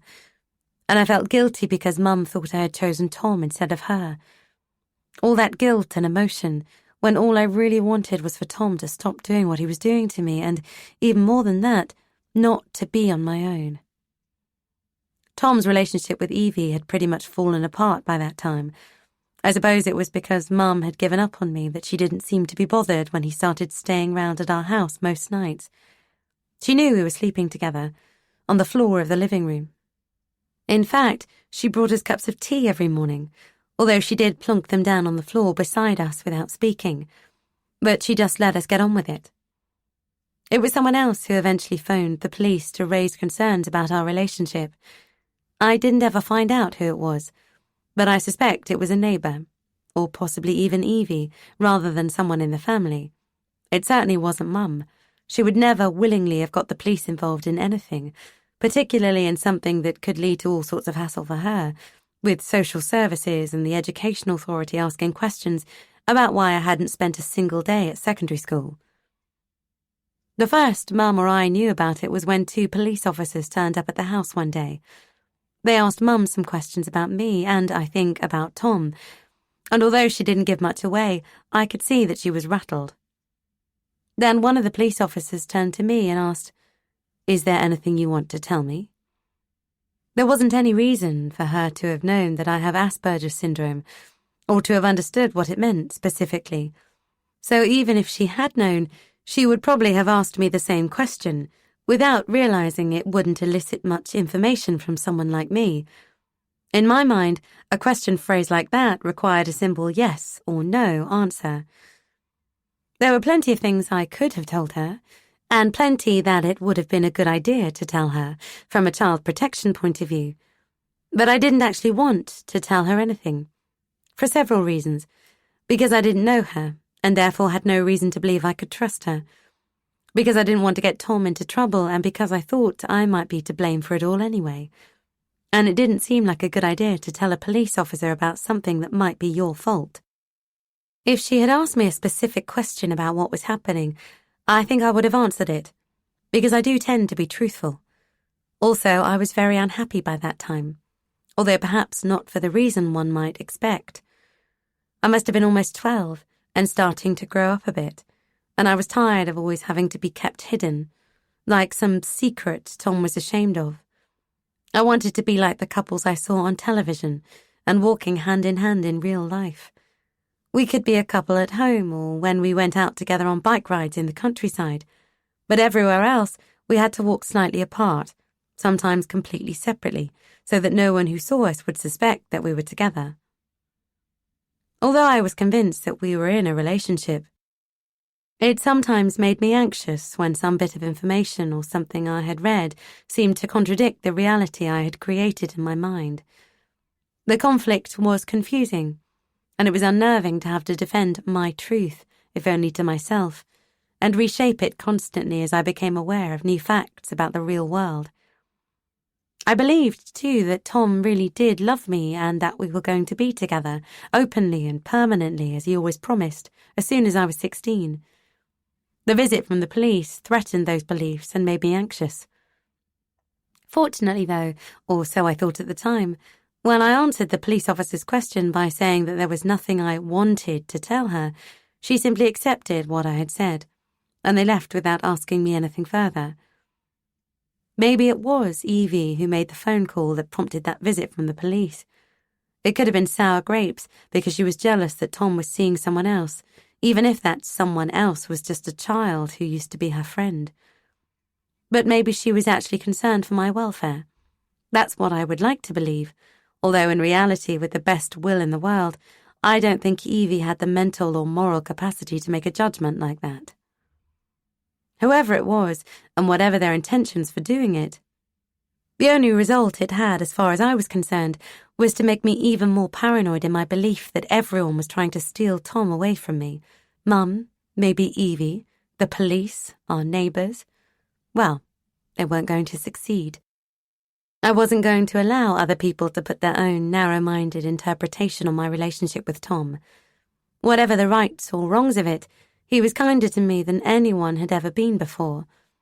At 11 years old, I believed I was madly in love with him, and that he loved me, and that together we could take on all the people who had their own mean-spirited reasons for not wanting us to be happy. I suppose it was another example of self-protection by putting a positive spin on something negative or baffling, because I would have been incredibly hurt if I had known the truth. It was around the time when the police came to our house that Evie and Tom's already very damaged relationship finally fell apart completely. One day, after Tom had violently assaulted her, Evie took out an injunction against him. And as our house was just a few doors away from the flat where she was still living with the children, it meant he couldn't visit me at home anymore either. Mum blamed me for their breakup. She said I was always coming on to him, at 11 years old. She was angry with me, she said, because it wasn't fair of me to have split them up when there were 2 young children involved. I thought she was right, that he had left Evie and his children because of me, and that it was just one more bad thing I was guilty of. Tom had moved into a flat in town when he and Evie initially split up, and now that he couldn't come to our house, I started visiting him there. It was a shared flat, so we didn't really do anything, because by the time he got back from work, there was always someone else around. I would go there in the evenings, and after I had run him a bath and then washed his back while he told me all about his day, we would sit together in his bed watching TV, like the couple I imagined we were.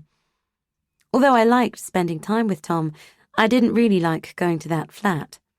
As well as being a bit dirty, it was creepy and sleazy, in a way I couldn't really have explained. When I was there one evening, Tom showed me some porn magazines. I thought the pictures were horrible, and confusing too, because none of the people in them seemed to be doing what Tom had done to me on several occasions in Mum's bed when she was out. One of the magazines was full of pictures of curvy girls. Although I was plump at that time, I didn't have any curves, and I suddenly realized that all the photographs were of adult women. So maybe what Tom and I had been doing wasn't right after all, because however grown up I might sometimes think I wasn't a woman. I was just a fat child. Those magazines only added to the doubts I already had about myself and my relationship with Tom. I began to feel a huge pressure to grow up quickly, because that was the only way I thought I might be able to get out of the situation I was in. But the idea of anything changing scared me too. I didn't have a social worker or a teacher or any friends to discuss things with. I did have Mum, but she always seemed to be angry with me, for some reasons that I understood and some that I didn't. The one thing I did feel sure about, rightly or wrongly, was that Mum didn't really want me. So Tom had been my whole life for the past year. He was the only person I could talk to, and if I didn't have him, I wouldn't have anyone at all. That was the reason why I couldn't admit, even to myself, that our relationship was wrong, because then I would be left with nothing, and being on my own was always one of my greatest fears. A couple of months later, the decision was taken out of my hands. Not that it had ever really been my decision to make, because Tom met someone else and moved away. He didn't tell me he was leaving. His flat was quite some distance from where we lived, so he would send a text to my mum when he wanted to see me, and I would cycle into town to meet him so that we would ride back to his place together. Then one day the messages stopped coming. I kept asking Mum if she had heard from him, and eventually she got really angry with me. "Their marriage broke down because of you," she shouted at me. "You've destroyed their kids' lives. It's because of you that those poor kids haven't got their father around anymore." She was really angry with me, and I felt terrible about it because I believed that it was my fault, and because she seemed to hate me for what she thought I had done. Thinking about it now, I do wonder if she had been having a relationship with Tom too. It would explain why she was so furious with me, if she thought she had lost him because of me. Or maybe she blamed me in some convoluted way for the fact that my dad had left her, if that's what happened when he found out she was pregnant. Or maybe my dad went off with someone else, or perhaps her dad did. The possibilities are endless, and I'll never know the real reason, because Mum doesn't do discussions. Tom did come back a few times, but to see Mum, not me. He barely spoke to me at all, and I can remember wondering what I had done wrong. I felt quite resentful about it too, because one of the main reasons I had continued to stay away from school was so that I would be there every day when he came home from work, ready to make him a cup of tea and then cuddle up with him on the sofa to watch a movie. He had been incredibly upset when he found out Evie was seeing other men, so he must have known how I would feel now that he didn't want me anymore. But he simply ditched me, without any explanation or excuse. In my mind, at least, we had been in a relationship, and his callous dumping of me gave rise to a lot of adult emotions I wasn't really equipped to process and deal with. I found everything difficult to cope with after I lost touch with Tom, and I was very lonely. Mum was usually out all day, and I spent a lot of time on my own at home, listening to breakup songs with tears streaming down my face, or playing half-heartedly on my PlayStation, not caring if I won or lost. The one saving grace in my life at that time was Zoe. Evie and the 2 children still lived in the flat they had all lived in with Tom, just a few doors away from our house.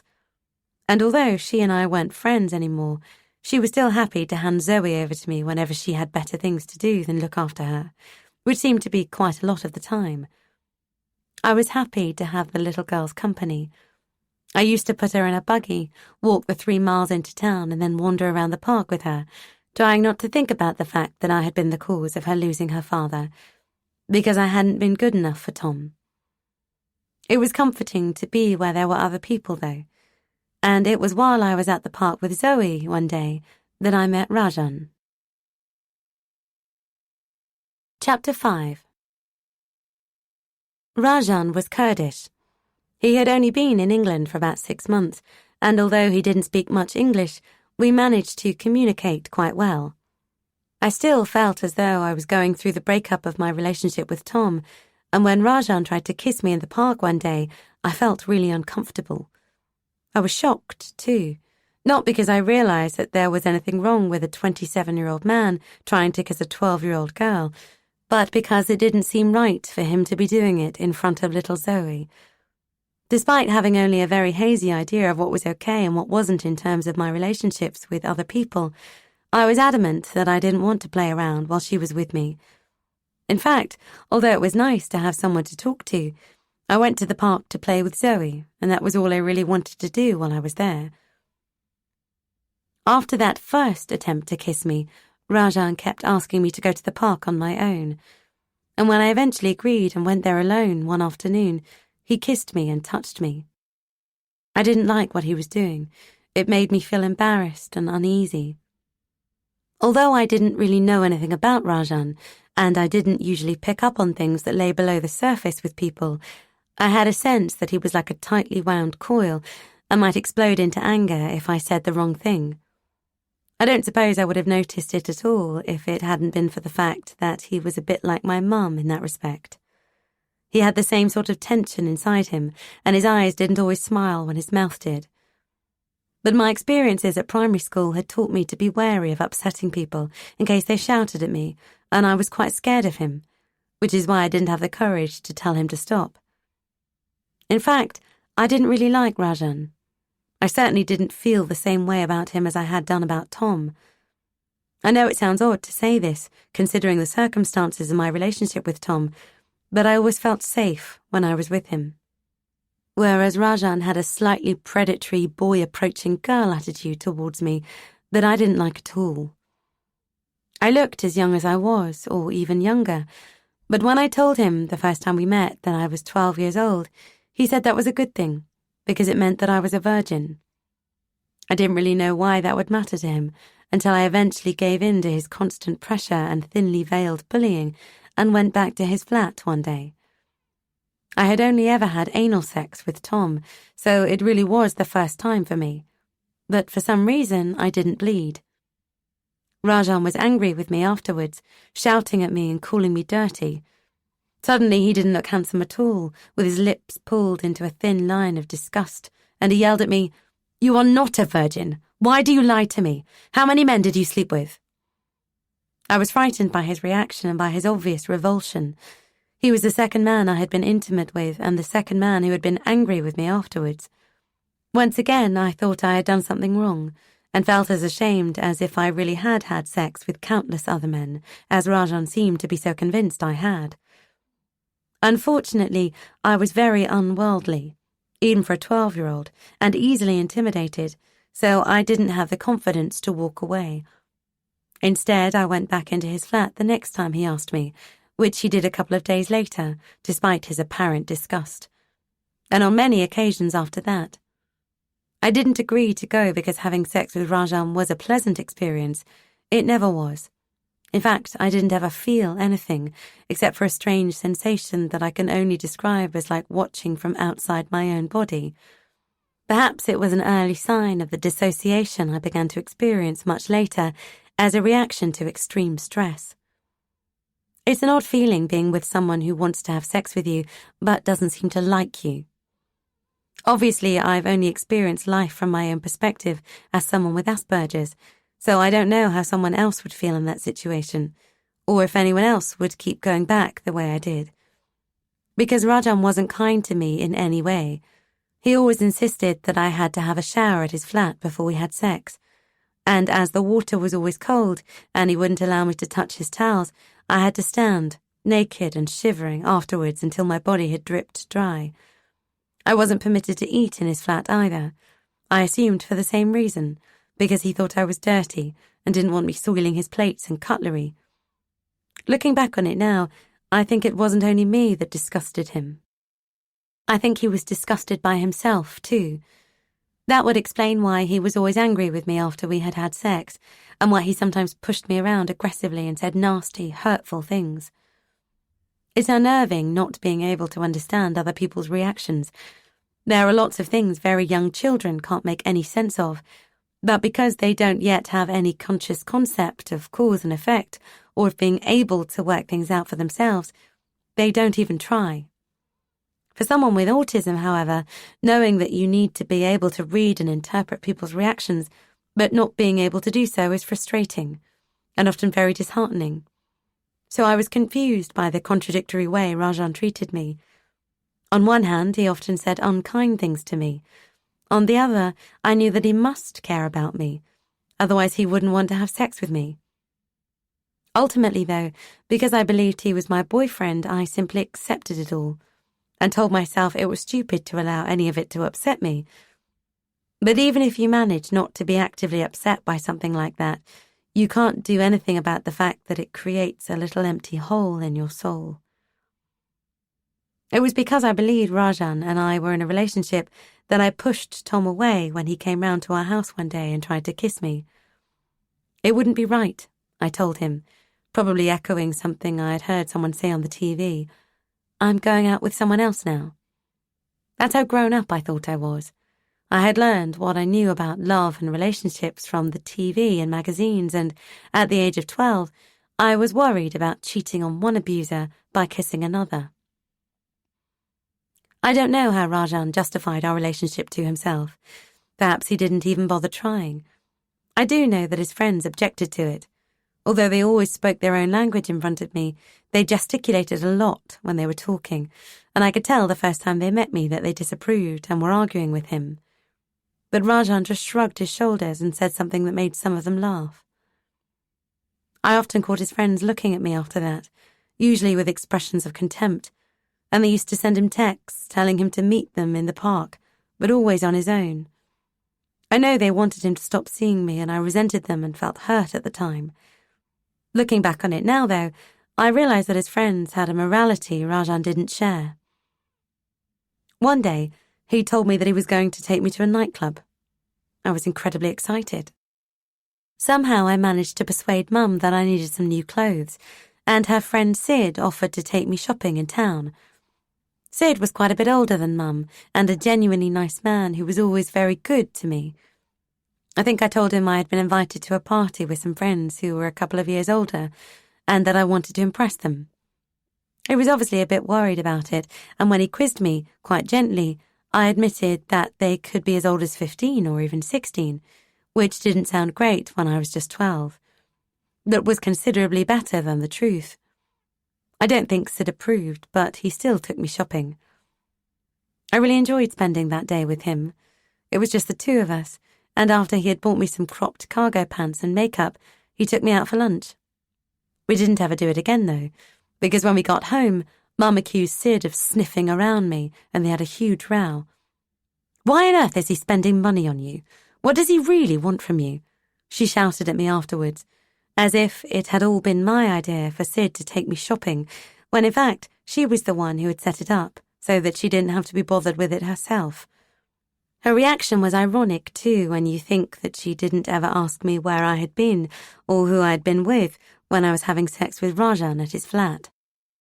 Mum's anger ruined what had otherwise been a really nice day for me, and although Sid was very offended by what she was implying, it did make him think about how it might appear to other people, and I suppose it was because he was wary of being labelled a nonce that he never took me out alone again. It was a shame for both of us. For Sid, because he wasn't able to have children of his own, and had obviously enjoyed playing the role of someone's dad, and for me, because I didn't have a dad, and had enjoyed being treated like a daughter. The other bad thing about that whole incident was that Rajan didn't take me to a nightclub after all. I didn't know what made me think he would. I'm sure I wouldn't have been allowed in anyway, being a 12-year-old who looked even younger, even when I was all dressed up in my new clothes and makeup. But I didn't realise that at the time, and I was very disappointed. Mum didn't have real boyfriends, as far as I'm aware, so she and Sid were only ever friends. At least that's what she always swore was the case, with Sid and with all the other men who drifted in and out of her life. Most of them didn't stick around for very long. Mum does a lot of banter with men and insults them in a way I think they find amusing at first, but that eventually starts to get under their skin, so they stop seeing her. But Sid was different from most of the others. He had a sarcastic sense of humour and could easily hold his own with Mum. In fact, some of the things he said could be quite harsh, and he made me cry on at least a couple of occasions, once by calling me fat. It wasn't malicious at all. He was a middle-aged man without a wife or daughters, and he didn't realise how sensitive girls of my age are about things like that. I know he was devastated when I burst into tears. In fact, he was so upset that he went out and bought me some chocolates to try to make amends, which was a very kind gesture, although perhaps not the best choice of present for someone you've just called fat. Mum had another long-term friendship with a guy called Derek who ran a charity shop. In fact, it was Derek who provided me with most of my clothes when I was a child, except for the ones Mum bought for me on the rare occasions when she took me shopping in town. Mum spent a lot of time at Derek's shop, and when I went down there with her, he would let me rummage through the bags of clothes that had just come in and pick out any odds and ends I wanted. Most of the clothes I chose were too big for me, so it made me feel less self-conscious about my body. Because I thought I had boobs, although it was actually just puppy fat, I wore push-up bras and low-cut tops, either with cargo pants or maxi skirts, to cover up my legs, which I was really self-conscious about.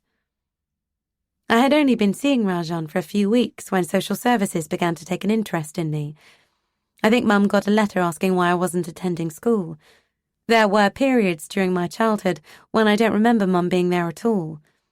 It's possible that she was there, physically if not emotionally, and I just don't remember the things that she said and did. But I do know that I rarely saw her at that particular time.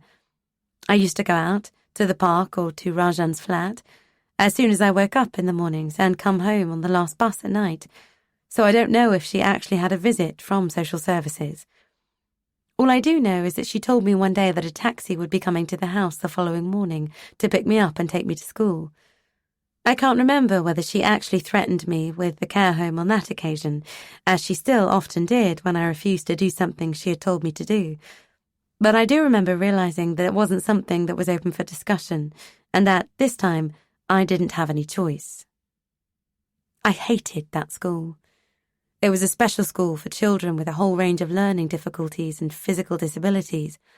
Asperger's syndrome is at the lower end of the autism spectrum, and although people with it can have specific difficulties such as dyslexia, dyspraxia, or attention deficit disorder, they tend not to have the same kind of learning disabilities that accompany many other types of autism. But despite the fact that I didn't have any problems with learning, I was put in a class for severely autistic children. I suppose no one knew what else to do with me. The schools for naughty kids won't take anyone who hasn't been in the care system or in trouble with the police. And as I didn't have any track record in that respect, having simply slipped through the net before then, I think they just dumped me at that school to get me off the truancy register at the secondary school I should have gone to. I was very sexually aware by that time, and I would sometimes go behind the bike sheds with the boys. Apparently it's not uncommon for children with autism to be sexually precocious, not least because they don't understand that certain types of behaviour are inappropriate in a normal social setting. And as they were boys of my age, it was only really what I suppose you would call normal sexual exploration. So although I did get into trouble for it with the teachers, they didn't seem to be too bothered about it. Which was unfortunate, in a way, because it meant that my behaviour didn't raise any particular red flags that might have led to a discussion about why I was acting the way I was. Even so, I'm sure everyone heaved a huge collective sigh of relief when I decided, after a couple of months, that even being sent to the sort of care home described by Mum would be better than being at that school, and I simply stopped going. Outside of school, I was continuing my adult relationship with Rajan. I was still living at home, but I was independent in many ways by that time, and was coming and going more or less as I wanted. I always borrowed Mum's phone whenever I was going into town on my own, and with a phone in my backpack, a boyfriend who was more than twice my age, and a mum who didn't set any boundaries for me, I thought I was all grown up. I think that was another reason why I couldn't get my head around going to school, particularly a school for children with problems. Mum met Rajan quite early on in our relationship. Her only comment after I had introduced her to the 27-year-old man I was spending all my time with was, "Ah, I'm really glad you've got a friend." She needed her own space, I suppose, and, to be fair, Mum had problems of her own. She didn't really know how to look after me, and without any family members other than her cousin Cora to support her, she wasn't coping very well. I used to think it was just me she couldn't cope with. I'm sure it isn't easy trying to look after a child with Asperger's syndrome, particularly when you're a single parent on your own.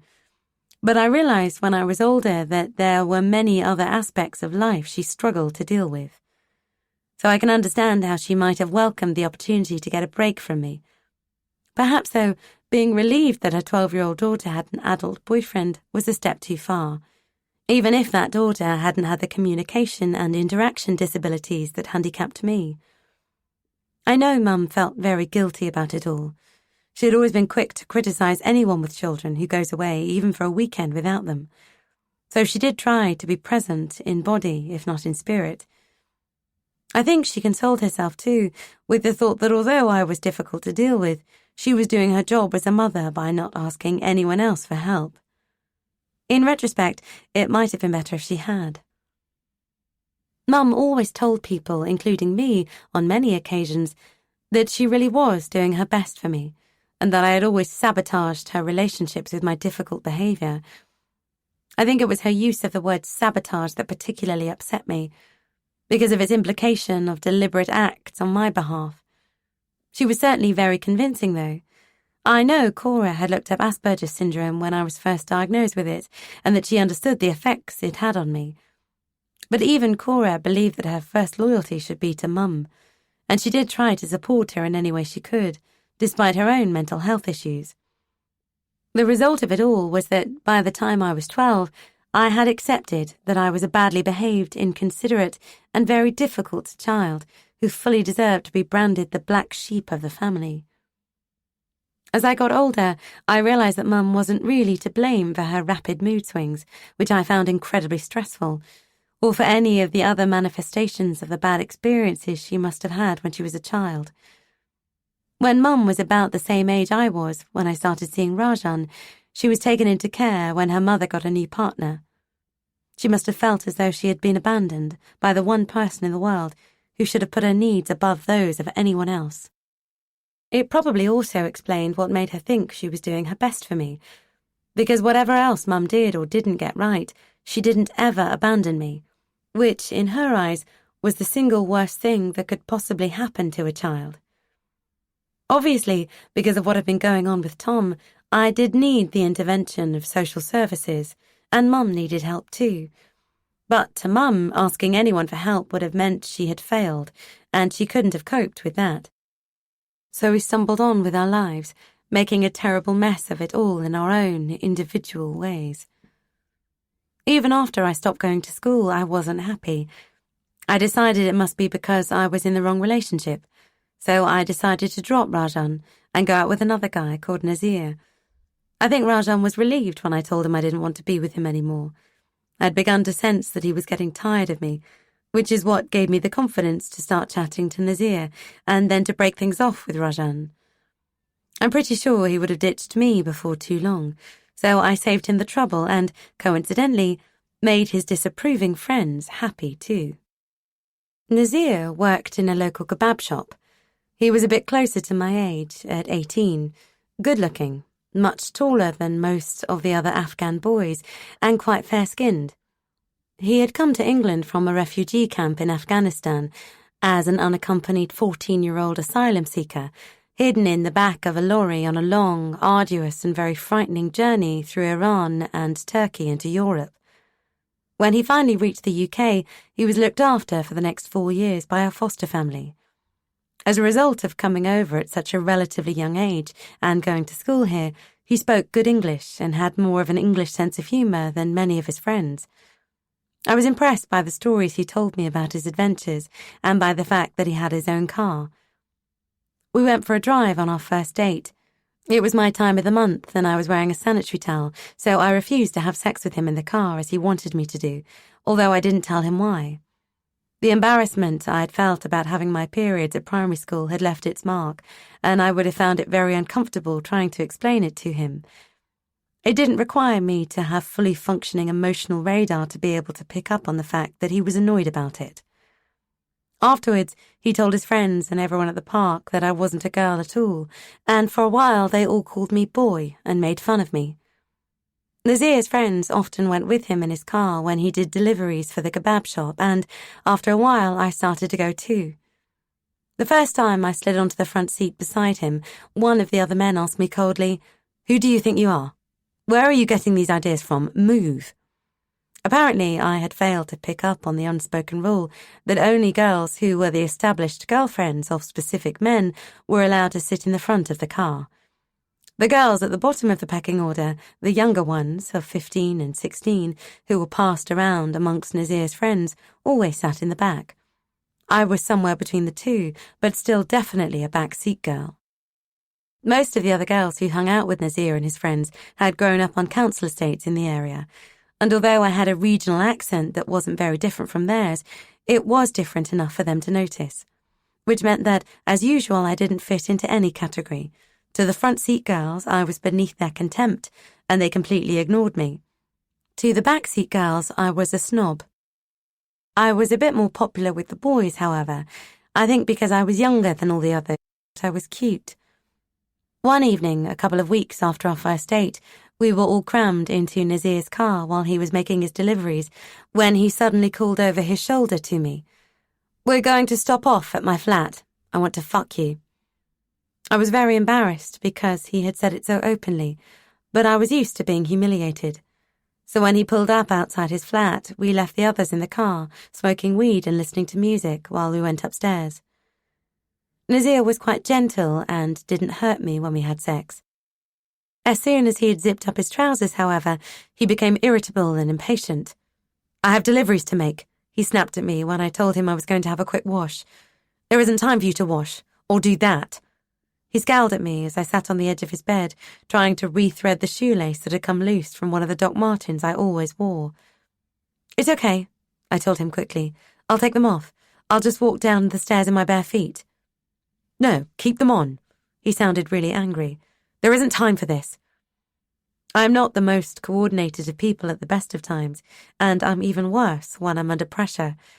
So I stumbled as I followed him down the stairs, even though I was trying really hard not to trip over my shoelaces. When we got to the car, everyone laughed at me, because they knew what we had done, and because one of them called me a retard for not tying the laces on my shoes. Rajan had sometimes pushed me around and often said unkind things to me, but he was never physically violent, whereas Nazir was volatile and the first man I had been with who made me feel really nervous. He smoked a lot of weed, so his moods could change in the blink of an eye, from cheerful to aggressive. It was a trait he shared with many of the other boys who had come to this country from refugee camps. I could always tell which of them had spent their childhood in the camps, because they were the ones who were quick-tempered and unpredictable. It was often small things that gave it away.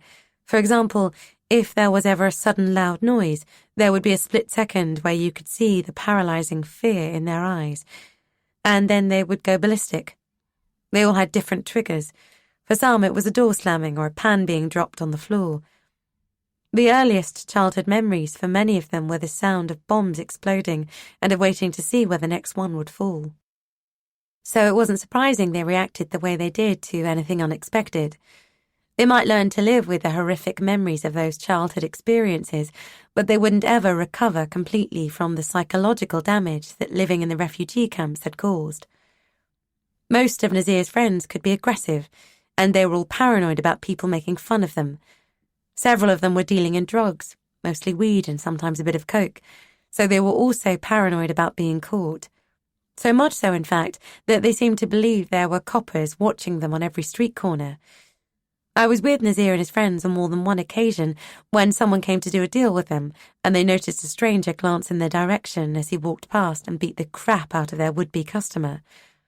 It was because they thought he had brought someone with him, although I don't know if they were more afraid of getting caught or of being stabbed in the back. So despite the laughing and joking around, there was always an underlying tension and hostility, which smoking copious amounts of weed didn't really help to control. During the 4 years Nazir had lived in England, he had absorbed many aspects of the British way of life, but he still retained some of the more traditional ideas from his own culture that he had grown up with. And because he had very strict views about how women should behave, a lot of the things I did made him angry. Chapter 6. Nazir hated me showing my teeth when I laughed. The first time he noticed me doing it, his eyes narrowed and seemed to darken until they were almost black. Then he grabbed hold of me with one hand and shoved the fingers of his other hand into my mouth. He did it with so much aggressive force that he scratched the back of my throat and made me gag. He smiled and made a joke out of it afterwards, and although he had really hurt me, I didn't say anything, because I didn't want to make a fuss in front of his friends. I knew he was really angry, and I was confused about what I had done wrong. After the same thing had happened a few more times, I learned to cover my mouth with my hand whenever I laughed. Another thing that made Nazir angry was if I used my left hand when I was eating. Muslims use the left hand for doing things like cooking, cleaning, and washing themselves after they've been to the loo, whereas the right hand is reserved for clean activities, like shaking hands and eating. It was a rule I often forgot, and whenever I picked up food with my left hand, he would snatch it and then smack me hard. Once, when we were going up in the lift to his flat, I said something that offended him, and he banged my head against the metal wall. I hadn't been intentionally rude. I think we'd been joking around, and I'd failed to notice the line that was often invisible to me, but always drawn somewhere in the sand, that divided joke from insult.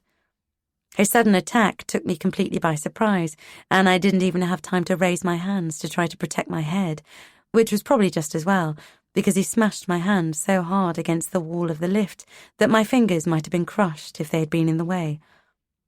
He still slept with me, though, when we got inside his flat, on the filthy sheet that always covered his bed and without using a condom, and I still did what he wanted me to do, even though my head was throbbing painfully, because the idea of doing anything else never crossed my mind.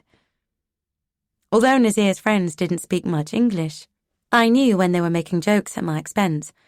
They often laughed in my face and called me a retard, which was a word they had learned from the girls who hung out with them. It was a label I accepted to some extent, because there was no denying in my mind that I was a bit fat and a bit slow. What they didn't realise, however, was that I wasn't slow because I was stupid. It was just that I was afraid of saying anything in case I had misjudged their mood and said something they didn't like. So every time I opened my mouth to speak, I second-guessed myself, thinking, I had better not say that. It might be the wrong thing. Then I would sit there with my mouth open while I ran through in my head all the possible negative consequences of whatever I had been about to say, and end up, almost invariably, not saying anything at all. But because they were the only people in my world, I took it for granted that they were right, and that I was, if not completely stupid, certainly a bit intellectually inadequate. They were always doing things to humiliate me and make me look and feel even more dim-witted, and I was always falling into the traps they set for me, like an unwitting participant in some sort of Groundhog Day. For example, they would offer me a can of beer, as if they were being casually friendly, and when I drank from it, I would get a mouthful of cigarette ends. Or they would hide my shoes, then laugh at me when I searched for them and ask me if I had forgotten where I put them. Or they would open the bathroom when I was on the loo. The lock had been broken during a drunken party at the flat, so that everyone could see me sitting there with my knickers around my ankles. Nazir often laughed at me too, and sometimes he was quite cruel. Although he had hurt me physically on several occasions, he hadn't ever given me a proper beating. But I knew he was capable of doing it, and I soon learned to switch off my emotions and do whatever he told me to do. So one day, when he told me to give him a blowjob in the front seat of his car in broad daylight, I slipped automatically into robot mode, and didn't even bother to object or try to argue with him. What he knew, but I hadn't noticed, however, was that his car was parked right next to a bus full of passengers. Nazir was off his head on speed or coke at the time, and he thought it was hilarious when I looked up and saw the expression on the faces of the people sitting on the bus just a few feet away. But I was mortified, and very hurt that he thought it was funny to humiliate me like that. Mum hadn't ever done anything to build up my confidence. And after spending time with Nazir and his friends, I started to hate myself even more than I had done before. I would sometimes watch the other girls and wonder why they didn't feel intimidated like I did. It was only later that I realised they were probably just better at hiding it. They were certainly better at learning the unspoken rules. Somehow they were able to backchat and flirt, but always stopped before they got a punch in the mouth. They could obviously read the boys really well, which was something I was totally unable to do, however hard I tried. Everyone was always laughing and joking around. But if I told a joke, the others would either not react at all because they didn't understand it, sometimes because of the language barrier, or they would take it the wrong way and be angry. On one occasion, the other girls were messing about, calling one of the boys a wanker and accusing another of fucking his brother, and everyone was laughing. Then I joined in and called one of them a bastard, which to me seemed far less insulting than what had already been said. What I didn't know, however, was that the word had a cultural significance to the boys. For a split second, it seemed as though everyone was holding their breath. Then the boys turned on me, shouting and threatening to kick me out and never speak to me again. It was that sort of thing, which occurred often in one form or another, that made me feel like I was always walking on eggshells with Nazir and with his friends. Eventually I learned that it really was better to say nothing at all. As I became used to feeling like the invisible member of their group, I actually turned my head if someone did talk to me, to look over my shoulder at the person I expected to see standing behind me, who they were actually addressing. I wanted to be with them because I wanted to be with someone, but because they didn't seem to see me as another human being like them, I began to feel as though I really wasn't a real person anymore. I slept at home every night and would get up at about 10 or 11 every morning to go to the park, where I would read my book while I waited for Nazir to wake up and text me to tell me what time to meet him. His flat was in a tower block on a council estate that must have been grim even 50 years ago when it was built. I usually got there at about 5 p.m. so that we could have sex before he went to work. Afterwards, he would turn away from me onto his side and fall instantly asleep. Then I would lie on my side with my back to him, looking out of the window and wondering why I felt even more lonely and empty than I did when I was on my own. He always woke up in time to go to work a couple of hours later, and I would often go with him. That was how I spent most evenings while I was seeing Nazir, driving round in his car with him and his friends while he did the deliveries for the kebab shop, sometimes stopping off at his flat to have sex again if business was slow. When he finished his shift at around midnight, he would drop me off near my house and then go out with some of his other friends, the ones I wasn't allowed to meet. I didn't ever have a key to my house, and as Mum would either still be out or asleep when I got back, she always left a window open for me. There was no bed in my room, so I would slide into Mum's bed very quietly so that I didn't wake her up if she had already come home. Mum always slept facing the wall, with her back to the space she kept for me. If she was awake when I got in, she would talk to me about what she had been doing that day. Then I would tell her lies about my day, how I had gone to the shopping centre in town or to the seaside, where I had bought myself an ice cream. "What sort of ice cream was it?" she would ask. "Was it chocolate? That's your favourite, isn't it?" And I would tell her she was right, that it had been chocolate, because I didn't know how to break down the wall that had built up between us and tell her the things I really wanted to say. I had been seeing Nazir for a few weeks when he met a girl called Lydia, who was 17 and going to college. He put her photograph on the windowsill of his bedroom and often talked about her, how she didn't flirt or sleep around because she was a nice girl who came from a good family. Whenever he told me about her, he became almost angry with me, which I assumed was because I wasn't a nice girl like Lydia was. It made me feel sick with jealousy. I didn't love Nazir, but I did want him or someone to love me.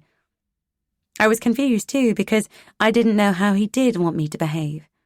Sometimes he wanted me to flirt and laugh with his friends so that he could show me off, and sometimes he got angry and was obviously ashamed of me because I hadn't sat silently in the back of the car. He often lost his temper and lashed out at me when I didn't keep pace with his ever-changing moods, or predict who he wanted me to be at any particular moment. In view of the way he treated me, I feel embarrassed now by the fact that I continue to see him. No one forced me to go to his flat every day. Certainly no one would have cared if I had stopped going, but if I didn't go to Nazir's flat, what would I do instead? When we moved out of the house with the muddy bathroom floor, Mama told me to pack up all my things into boxes, which were still piled up in my bedroom at the new house months later, most of them unopened. Although I didn't have a bed, I did have an armchair and a PlayStation with a couple of games that I played over and over again until they had lost any meaning they might originally have had. It was partly the boredom that got to me. Mostly, though, it was the loneliness. And I knew that without Nazir and his friends, I wouldn't have anyone at all. What made it worse was that if I was at home, I was more or less confined to my bedroom during the day, because being anywhere else in Mum's pristine showroom of a house wasn't really an option. I was so afraid of making a mess that it didn't really feel like my home at all. If I ever knocked over a glass of juice or spilled anything else in the living room, Mum would come marching in from the kitchen almost before it reached the floor, snatch up the rug, sigh, march back out again without saying a word, and throw it into the washing machine. She would usually look more disappointed than angry. But I did sometimes wonder if she had unusually sensitive hearing, like a bat, or maybe a camera hidden in every room. It was because of those sorts of incidents that I didn't want even to sit in the house, let alone do anything in it that could potentially result in even a temporary stain being made on the immaculate white sofa, or one of the clinically clean work surfaces in the kitchen. So during the day, before I went to meet Nazir at his flat, I would go out, into the garden or to the park in the summer, and, when it was wet or cold, to sit in a cubicle in the public toilets and read my book. Going somewhere was better than being at home on my own. Even when Mum was at home during the day, she would be cleaning and or having rows with me. We always seemed to argue when we were there together during that period of my childhood. Whatever it was that instigated the rows, they usually all ended up the same way, with her accusing me of hating her. "I always tried to do my best for you," she would tell me, in a voice that somehow managed to convey both anger and self-pity. "Why do you always have to throw it back in my face?" Later, after Nazir, when Mum realised what was going on, she asked me, "What's wrong with you? Why would you prefer to be with those people rather than stay at home with me?" But even if I had wanted to stay at home and face all the arguments, she wasn't actually there most of the time. I sometimes wonder what she thought I was doing, left on my own all day and half the night. She knew I wasn't going to school and that I was coming home after midnight every night. Surely that in itself might have been a clue that something wasn't right. I was still seeing Nazir when I started going out with a 17-year-old Moroccan boy called Karim. Karim had come to England legitimately on a student visa not long before I met him, and was studying at college. The other guys I used to hang out with didn't like him, so to avoid their bullying, he used to go to a park a bit further out of town, where I sometimes went too, for similar reasons, when I wanted to get away from the others. There was nothing wrong with Karim. The reason he was picked on was because he seemed to be a bit slow-witted in comparison with Nazir and his friends, a bit like me, in fact. He had a couple of kittens, which he loved to bits. The first time I met him, he had brought them with him to the park, and it made me laugh the way they came bounding back as soon as he called them. I think it was partly because of the way he treated them that I knew he wouldn't do me any harm. He asked if I wanted to go back to his flat with him that first day, and after I had helped him mash up some food for the kittens, I had sex with him. I liked him because he was gentle and kind to me, because he got upset when he found out I was still seeing Nazir, and because he stood up for me when the others teased me and slagged me off. I was impressed, too, by the way he didn't let their taunts put him off doing what he wanted to do. I think it was because I felt safe with him that I lied to Mum and told her I had lost my virginity to him. There must have been some reason why I chose that particular time to tell Mum I had had sex with someone, but I can't remember what it was. I don't know how I expected her to react to the news that her 12-year-old daughter had lost her virginity, whether it had been to a 17-year-old Moroccan boy or anyone else. Whatever reaction I might have anticipated, I was surprised by her response. "Ah," she said, smiling at me with an expression of maternal fondness. "My little girl's all grown up at last." The next day, she made an appointment for me to see the doctor, who asked me if everything was all right. Before I could open my mouth to answer, Mum spoke for me. "She's got herself a boyfriend," she said proudly, as if she was talking about a toddler who had just taken her first steps or used a potty for the first time. "So we just want to make sure she's safe." The doctor looked at me for a moment with her eyebrows slightly raised. Then she sighed, wrote out a prescription and handed it to Mum. Every morning after that, Mum would make me a cup of tea and put it on the sideboard in the living room, with one of the pills beside it. After she had gone back into the kitchen, I would pick up the pill, crush it between my thumb and index finger, and drop the chalky contraceptive particles into the toilet. I hated taking tablets of any kind. Perhaps that was partly Mum's influence. from the time she had refused to let me take the tablets that were prescribed for me when I was first diagnosed with Asperger's syndrome. But that wasn't the reason why I didn't swallow a single one of the contraceptive pills. It was because I didn't want to face the reality of what I was doing, or of what was being done to me. Nazir hadn't ever used a condom, and Kareem didn't either. But in the imaginary world I had built for myself, I wasn't having sex with men, so I couldn't get pregnant. Taking a contraceptive pill would have challenged the world I wanted to believe I was living in, and if that happened, I would no longer be able to pretend to myself that everything was okay.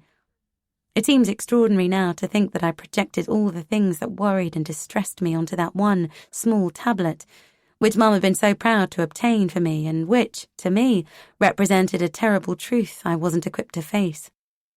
I had started trying to avoid Nazir by that time, although he still had a lot of influence over me. But it wasn't Nazir I was afraid of, despite his mood swings and sometimes aggressive behaviour. It was Kareem. Kareem was never physically violent towards me. In fact, he didn't ever treat me badly in any way. On the contrary, he offered me a safe environment and a real relationship. When I went to his flat, we watched TV or listened to music and had dinner together. But although I hadn't consciously realised it at the time, I thought the fact that he was offering me all this nice stuff meant that he believed I was a nice person, and that wasn't something my incredibly low self-esteem would allow me to accept. Because if I was a nice person, that would mean I didn't deserve what Tom, Rajan and Nazir had done to me. Perversely, I almost wanted to be a bad person, because then I didn't have to examine the confused but basically negative image I had of myself. I don't know if that makes any sense. It's difficult to explain what I mean. It's just that if you've got no one else in the world, it's very scary to think that the people you do know might not actually care about you, or might even want to harm you. Instead of believing that all those people are bad, it's easier to blame yourself. If they're good, I must be the one that isn't. And that's okay, because at least it means they don't want to hurt me, so I don't have to be afraid of them. And as well as blaming myself, I blamed Kareem too, for trying to control me by wanting to keep me safe. The only people I ever talked to at that time were people I couldn't really communicate with, because of the language barrier that existed between us. I had no one I could discuss things with, and no one who would have believed me if I had. I was frightened of losing the people I did have, so I became the person I thought they wanted me to be. I was always acting a role, going where I was told to go, doing what I was told to do. I was 12 years old and had had virtually no intellectual or moral guidance at all, except what I had picked up in the books I read so voraciously. I didn't know what I wanted or even what I was thinking, and I was afraid of saying the wrong thing, so it was easier to shut down and wait for someone else to tell me what to do, what to think, and what to say. When Kareem was gentle and kind to me, I began to feel like a real person again. That should have been a good thing, but it was actually something I couldn't allow to happen, because if I became a real person with thoughts, ideas, and aspirations of my own, I wouldn't have to confront and deal with the realities of my life. I didn't understand any of that consciously at the time, of course. I didn't know why I made the decision to stop seeing the one person who really did care about me. Kareem knew when I first met him that I was going out with Nazir. It was the sort of town where everyone seemed to know everyone else's business, particularly the people who used to hang out in the park and outside the kebab shops. I think Kareem thought that he would be able to win me away from Nazir simply by being nice to me. It makes sense, on the face of it. If you're a nice person and you treat a girl well, it would be natural to expect her to leave the horrible person she's with so that she could be with you. When Kareem suggested that I should stop seeing Nazir and just go out with him, I did tell him that I would. But after he had seen me a couple of times outside the kebab shop with Nazir, he realised that I had lied, and one evening he asked me why I kept going back to someone who treated me so badly. I didn't have an answer to his question. I didn't even want to think about what the answer might be, so I began to avoid him. One of the negative things about having a good visual memory is that I can still remember very clearly the expression on his face the first time I saw him in town after that and refused to speak to him. I'd been seeing Kareem for about a month when I stopped answering his calls. I felt really bad about hurting him, but at least I knew who I was again. Perhaps some of his thoughtfulness had rubbed off on me, though, because I was starting to think that I had had enough of Nazir's aggression and of being constantly humiliated by him. One of Nazir's friends was an Afghan called Salim, who was always really nice to me. He didn't ever say anything when the others were taunting and embarrassing me, but he often put his arm around my shoulders afterwards and asked, "Are you all right?" I was grateful for his kindness, particularly when I was feeling bad about the way I was treating Kareem and anxious about how I was going to get away from Nazir. At the top of the hierarchy that existed amongst the girls were the established girlfriends. Next were the girls who slept with just one or two of the guys. At the bottom were the girls who had sex with anyone who asked. When the others found out that I was spending time with Salim, they made what I suppose was the obvious assumption, and I dropped further down the pecking order. They were wrong, though, to begin with, because although I did start going to Salim's flat, we just played Grand Theft Auto, and he didn't try to have sex with me. Salim had a lot of Polish and other European friends, who he often invited round to his flat for parties. I had already started drinking alcopops by that time, but when he started asking me to his parties too, I drank vodka. I felt safe with Salim and comfortable with his friends, who weren't aggressive and critical if I drank a bit too much and got mouthy or laughed too loudly. I felt as though I could relax when I was at his flat, and I loved going there. At least, I did to begin with. Chapter 7. Salim and his friends slept during the day, so I would go down to his flat in the evenings. It was a studio flat, and if you wanted to talk to anyone when there was a party in full swing, you had to shout to be heard above the thud of the music. One night, one of the Polish guys put his mouth close to my ear and bellowed, "I want to talk to you. Let's go in there." He nodded his head towards the bathroom. I was really drunk, so when he locked the bathroom door behind us, then grabbed me by the throat and slammed me up against the door, it took a few seconds for me to realize what he was doing. "It's okay," I told him, gagging and trying to turn my head away from the stench of his breath. "I'll give you what you want, just put me down." I don't know if he even heard me, because he was already shouting at me, saying something slurred and angry that I didn't understand. He was a huge bulldog of a man who didn't flinch when I slapped him. I don't think he even felt it. "It's okay," I said again, more loudly this time. "I'll give you what you want." And that's when it dawned on me that he didn't want me to give it to him. He wanted to take it. Suddenly, for no apparent reason, he bashed my head against the door. Then he released his grip on my throat and spun me round so that I was facing away from him. Despite the fact that he was standing very close behind me, I somehow managed to swing my leg and kick the door.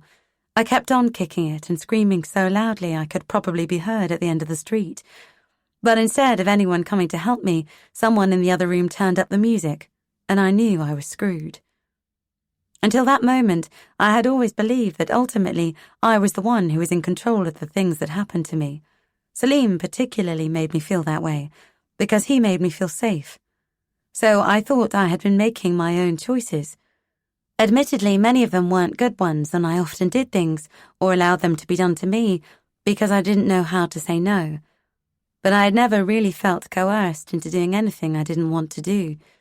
Now, though, I realized that I was completely at the mercy of the Polish guy who was pinning me against the door with one hand while unzipping his trousers with the other.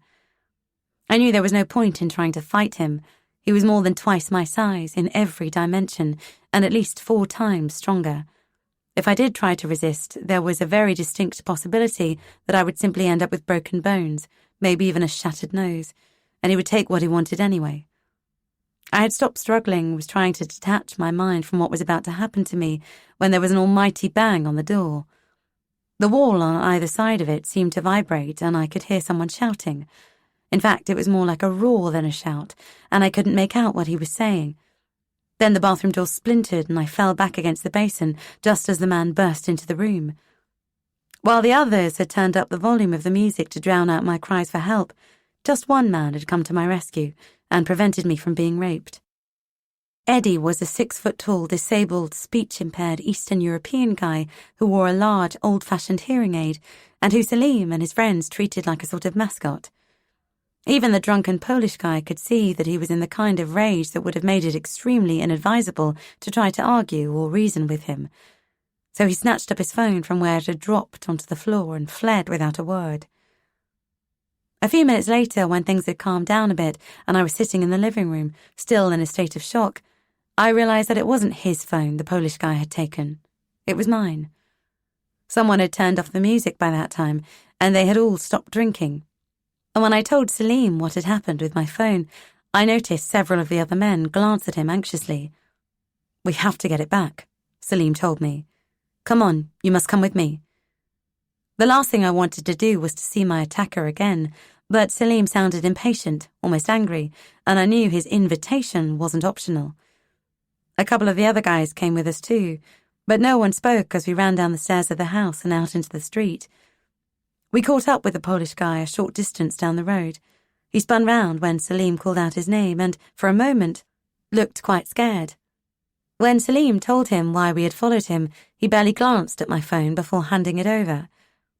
Afterwards, the other guys laughed at Eddie, although that was nothing new, as everyone always did. They didn't talk specifically about what had happened, though, either then or at any other time. But as far as I was aware, Salim didn't ever invite the Polish guy to his flat again. Perhaps it was because no one ever mentioned the incident that I didn't really wonder why Salim had been so anxious to get my phone back for me. If I had thought about it, I suppose I would have just assumed that he was being nice, watching out for me, although that didn't really square with the fact that neither he nor anyone else, except Eddie, had come to my aid when I was about to be raped. It wasn't until later that I realized his only concern had been for himself, because I had often dialed his phone number from my phone, and because he couldn't be certain that I wouldn't report it as stolen to the police. In fact, I was still using Mum's phone at that time. She would give it to me when I went into town, and if I needed her for any reason, I would call her friend Derek, who ran the charity shop where she used to help out during the day. Coincidentally, it wasn't long after the incident at Salim's flat that Derek bought me a phone of my own. I think he got fed up with not being able to contact Mum when he wanted to. He would top up the credit on my new phone from time to time too, and when it ran out, I would just wait for Salim to call me. It was actually Mum who got me involved with Salim in the first place. She had no idea who he was or what it would lead to, of course. I suppose she was just trying to be helpful, now that her little girl had lost her virginity and was all grown up. Salim was 25, slim, with long pianist's fingers and creamy light brown skin. I liked the look of him the first time I saw him, and one evening when I had climbed in through the open window after getting home later than Mum, I told her about him while we were chatting in bed. "I know which road he lives in," I said, "but I don't know which house." I don't think she asked me what had happened to Kareem, the boy she believed had been responsible for transforming me from girl to 12-year-old woman. She didn't really say anything very much about what I had told her, but the next day she went to the road I had mentioned and knocked on every door, asking any man who opened one, "Are you Salim?" When someone finally said yes, she told him simply, "My daughter fancies you." "He seems very well mannered," she told me a couple of days later, when she was driving me down his street in her car prior to dropping me off outside his house. "It's nice for you to have a friend." I was still seeing Nazir at that time, although I stopped when, in my mind, the relationship between me and Salim had become real and exclusive. Even then, Salim made sure I understood that he didn't want anyone to know about us. "Don't spread it around," he told me. "Just keep it between us." So whenever Nazir called in at Salim's flat while I was there during the day, playing computer games, Salim hid me in a cupboard and told me to keep very quiet until his visitor had gone. Sometimes Nazir stayed for what seemed like hours, but was probably only 1 or 2. When he finally left, Salim would smile at me as he opened the cupboard door to let me out of my hiding place, and I would feel proud because I knew he was pleased with me. I believed everything Salim told me, and I wanted him to know that he could trust me and rely on me. It wasn't until much later that I realized that Nazir always knew I was there on those occasions. Shutting me in the cupboard had been a test, to see if I could keep a secret, even from someone I believed I had been close to, and whether, if pushed too far, I would become impatient and refuse to do what I had been told. That was why Salim had been in such a panic when the Polish guy accidentally took my phone. He hadn't had a chance to test me by that time, and he must have been afraid in case I got any ideas about reporting my phone as having been stolen, or even telling the police what had happened in the bathroom at his flat. When you're a pimp, the last thing you want is for the police to find out that you have any link to a 12-year-old girl. For a while, I thought Salim and I were very close. Having sex with him was different from the way it was with Nazir, not least because he always cuddled me afterwards. Then we would watch television together and he would offer me weed, which I hadn't ever smoked before then. I really did believe that I was his girlfriend and that he cared about me and liked having me around. And then other men started coming to his flat while I was there. What had happened with the Polish guy had really frightened me. Before that day, I believed that if I hit a man hard enough, I would be able to fight him off, however big or strong he was. So it had come as quite a shock to me to realize that even though I had hit the Polish guy with all my strength, he hadn't even blinked. I had been naive before that incident. After it, I felt very weak and vulnerable. A couple of days later, Nazir turned up at Salim's flat while I was there. I hadn't had sex with anyone since the day the Polish guy tried to rape me, and I wouldn't have wanted Nazir to touch me even if Salim hadn't been there. But because I didn't want to argue with him and make a scene, I went along with it when Nazir pulled me over to the bed and had sex with me, just a few feet away from where Salim was sitting on the sofa, watching TV as if nothing was happening. I can remember quite clearly lying there with Nazir on top of me, looking up at the cracks in the ceiling above my head and thinking, I don't want this. It was meant to be better than this. Until that moment, I had always been emotionally numb. Having sex with Nazir while the man I believed cared about me sat in the same room, placid and indifferent, suddenly made me feel incredibly sad. The following evening, Nazir came round to Salim's flat again. This time, though, neither of them paid me any attention. They sat together, watching television and smoking weed, and when I tried to cuddle Salim, he pushed me away. Later that night, Nazir drove me home to Mum's house without speaking to me. Although Salim was still polite and kind to me and always bought me food when I was hungry, he didn't ever want to be intimate with me again after that. I thought I had messed up. I thought it was my fault I wasn't living the dream I saw other, older girls living, the ones who had monogamous relationships with real boyfriends and who were all at the parties, drinking and having a good time. But the reality was that I wasn't one of the girlfriends, and I never would be.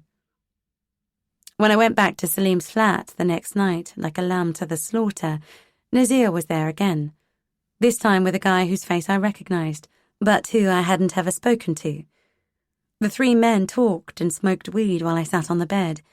Then the guy I didn't know came and sat down beside me, took off his shoes, put his arm around me and started kissing my neck.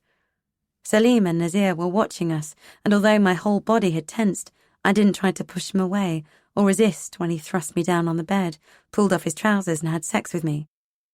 Inside my head, someone was shouting, "No," but for some reason I couldn't make the word come out of my mouth. When he had finished, he put on his trousers again, walked over to the sofa, took the spliff Salim held out to him, and sat down on the battered armchair to watch television, as though nothing had happened. That's when the truth finally dawned on me. I hadn't been invited to the parties because I was Salim's girlfriend, or even part of the group. I was at his flat to work.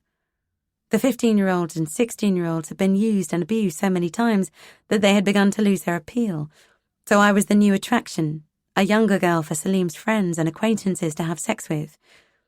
By not making a fuss or going to the police after the Polish guy tried to rape me, and by hiding for so long in the cupboard in Salim's flat when he told me he didn't want Nazir to know I was there, I had passed the test and proved that I wasn't going to be a threat to the system Salim was running. I was going to Salim's flat almost every day, having sex with whoever he had invited there for that purpose. I knew there wasn't any point trying to fight it, and in the greater scheme of things, what did it really matter? The bruises and bite marks would heal. I just had to keep telling myself that it wasn't that bad. I had already sunk as low as it was possible to go, so at least they couldn't do any worse to me. I was wrong about that, as it turned out. Having accepted what I believed was the inevitable, I began to drink quite heavily, and then things did get much worse. It was while I was at the park one afternoon that I met someone I really liked. Atif was 17, short and chubby and really, really nice. He was an asylum seeker from Afghanistan who shared a house in the countryside with a couple of his friends not far from where Mum and I lived. He was genuinely unlike all the others, and meeting him made me feel excited, the way children feel when something good is about to happen. A couple of days after we first met, Atif sent me a text asking me to go round to his house. At least I thought the text had come from him. But when I got there, he was out, and his friend asked me to have sex with him. I was so used to it by that time that I didn't even consider the possibility of saying no. I just took off my trousers and lay down on the sofa, like some sort of robot that can't think for itself and has been programmed to obey.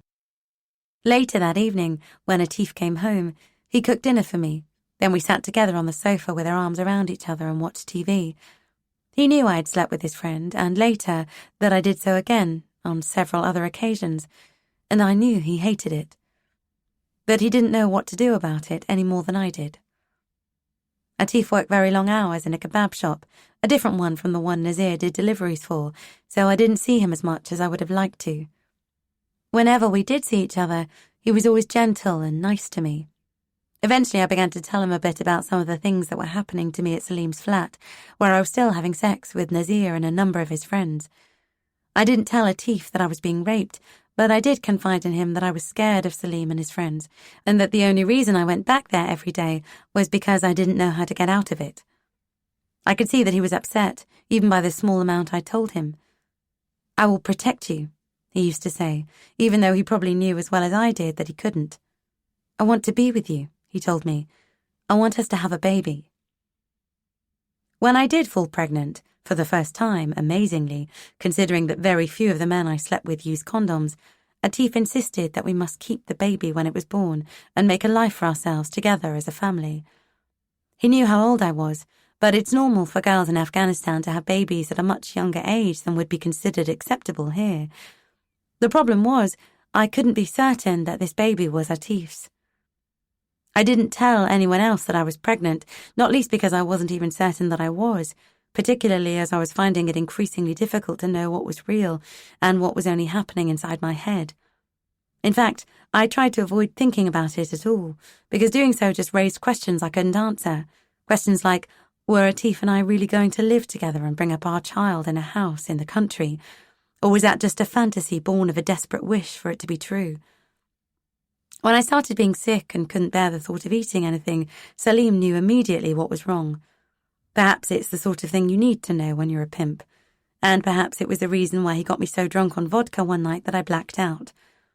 I don't suppose my half-starved, super-stressed 12-year-old body had a strong enough grip on an embryonic child to have been able to hold on to it when the alcohol began to flood my veins, and I started bleeding the next day, as I'm sure Salim knew I would. When I told Atif that I had made a mistake and hadn't been pregnant after all, he was devastated. We were sitting side by side in his bed when I told him, and we both cried. For Atif, the emotion was genuine because there wasn't going to be a baby after all, and because he thought I had lied to him when I told him that there was. For me, crying was what I thought I should be doing in the circumstances, whereas what I really felt was detached, as if I was hovering above my body, watching myself go through the motions of normal reactions, while not actually feeling anything at all. Atif did his best to keep me away from the others. He would buy me little presents, take me out to dinner and do whatever else he could think of to persuade me not to go back to Salim's flat again. But it seemed that I was programmed to self-destruct, and to do whatever Salim told me to do without thinking about it at all. It scares me when I remember it now, the way I just switched off and almost colluded in the terrible damage that was being done to me. Atif was offering me a genuinely loving relationship, which was the one thing I had always longed to have. Yet not only was I going to Salim's flat almost every day, I had also started seeing another Afghan asylum seeker, a good friend of Atif called Rahim. By this time, I was no longer confused about my own self-worth. I hated myself. I didn't feel any anger towards the men who used and abused me every day. I was only angry with myself. I had broken Karim's heart, and now I was breaking Atif's. I knew what I was doing to them was wrong. They were both good men, and it was an incredibly unkind way to treat them, and possibly an even more unkind way to treat myself. But I didn't seem to be able to do the right thing. I thought I deserved all the violence and aggression I was experiencing because I deserved to be punished for what I had done to the people I did care about. In a way, Rahim was part of my self-inflicted punishment because I loathed him. He was in his 30s, an excellent cook and really quite a nice person, but for some reason, he made my skin crawl. The only person I wanted to be with was Atif. But that wasn't possible because I didn't deserve to be with someone good and kind. In fact, I was so emotionally numb by that time that kindness didn't make me feel anything. I had even become indifferent to being constantly ridiculed and humiliated by Nazir. The only emotions I did still seem to be able to experience were the almost tangible disgust and dislike I felt for Rahim. In some way, it was as if I needed to spend time with him to remind myself what it was like to feel something. Rahim worked in the mornings and was free in the afternoons, when everyone else was busy, and it was while I was seeing him that Nazir started taking me to another house, where I learned that the worst can always get worse. One day, when I went to Salim's flat, Nazir told me, "There are some boys I want you to see." I didn't know where he was taking me or what to expect when we got there, although I suppose I must have had some idea, because of what was already happening with Salim, Nazir, and their friends, and with Rahim. When we got to the house, we sat in the lounge with a couple of other guys, listening to music and drinking. Then Nazir told me to go upstairs. I assumed he was going to come up with me, which he did, but followed by the two other guys. When he took me back to the same house the next day, there were more men drinking in the living room, and by the time I went up to the bedroom, a queue was already forming on the stairs. Every night followed the same pattern after that. I was given some drinks downstairs and then sent up to the bedroom before everyone else arrived and the real party began. I don't know how many men lined up that first time, or on any of the other nights. Nazir always put a bottle of vodka for me on the bedside table, together with some wet wipes and tissues, and as each man left the bedroom, I just had time to take a swig from the bottle and clean myself up a bit before the door opened again and the next man came in. A few of them were obviously embarrassed by what they were doing.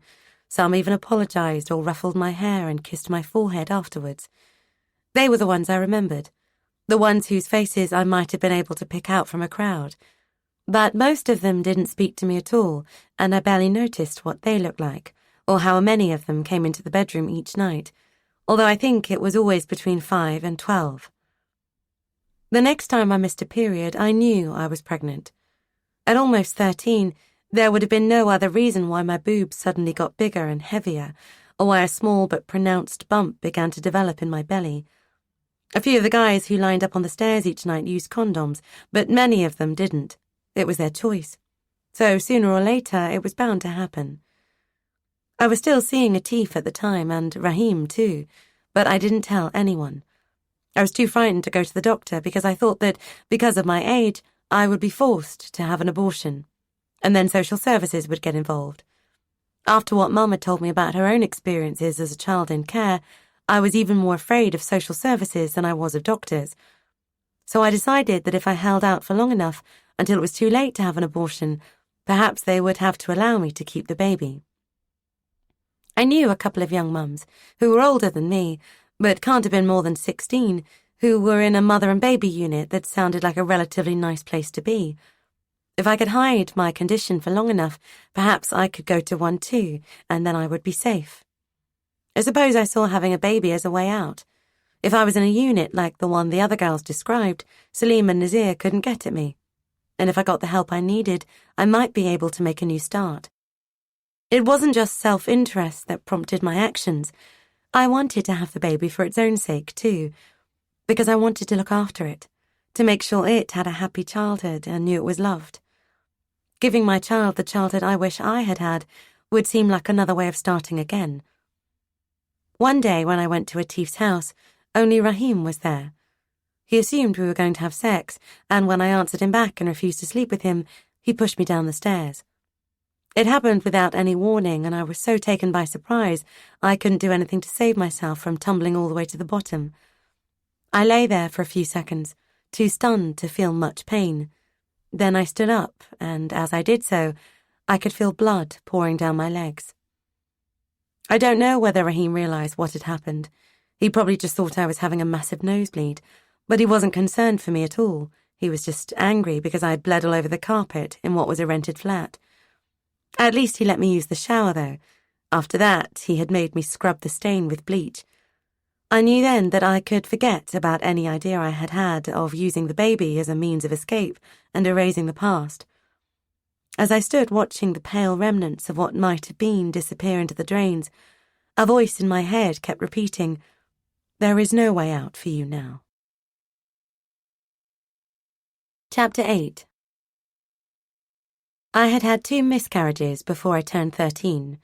Not long after the second one, I met a guy at a party at one of the houses who started taking me to different places.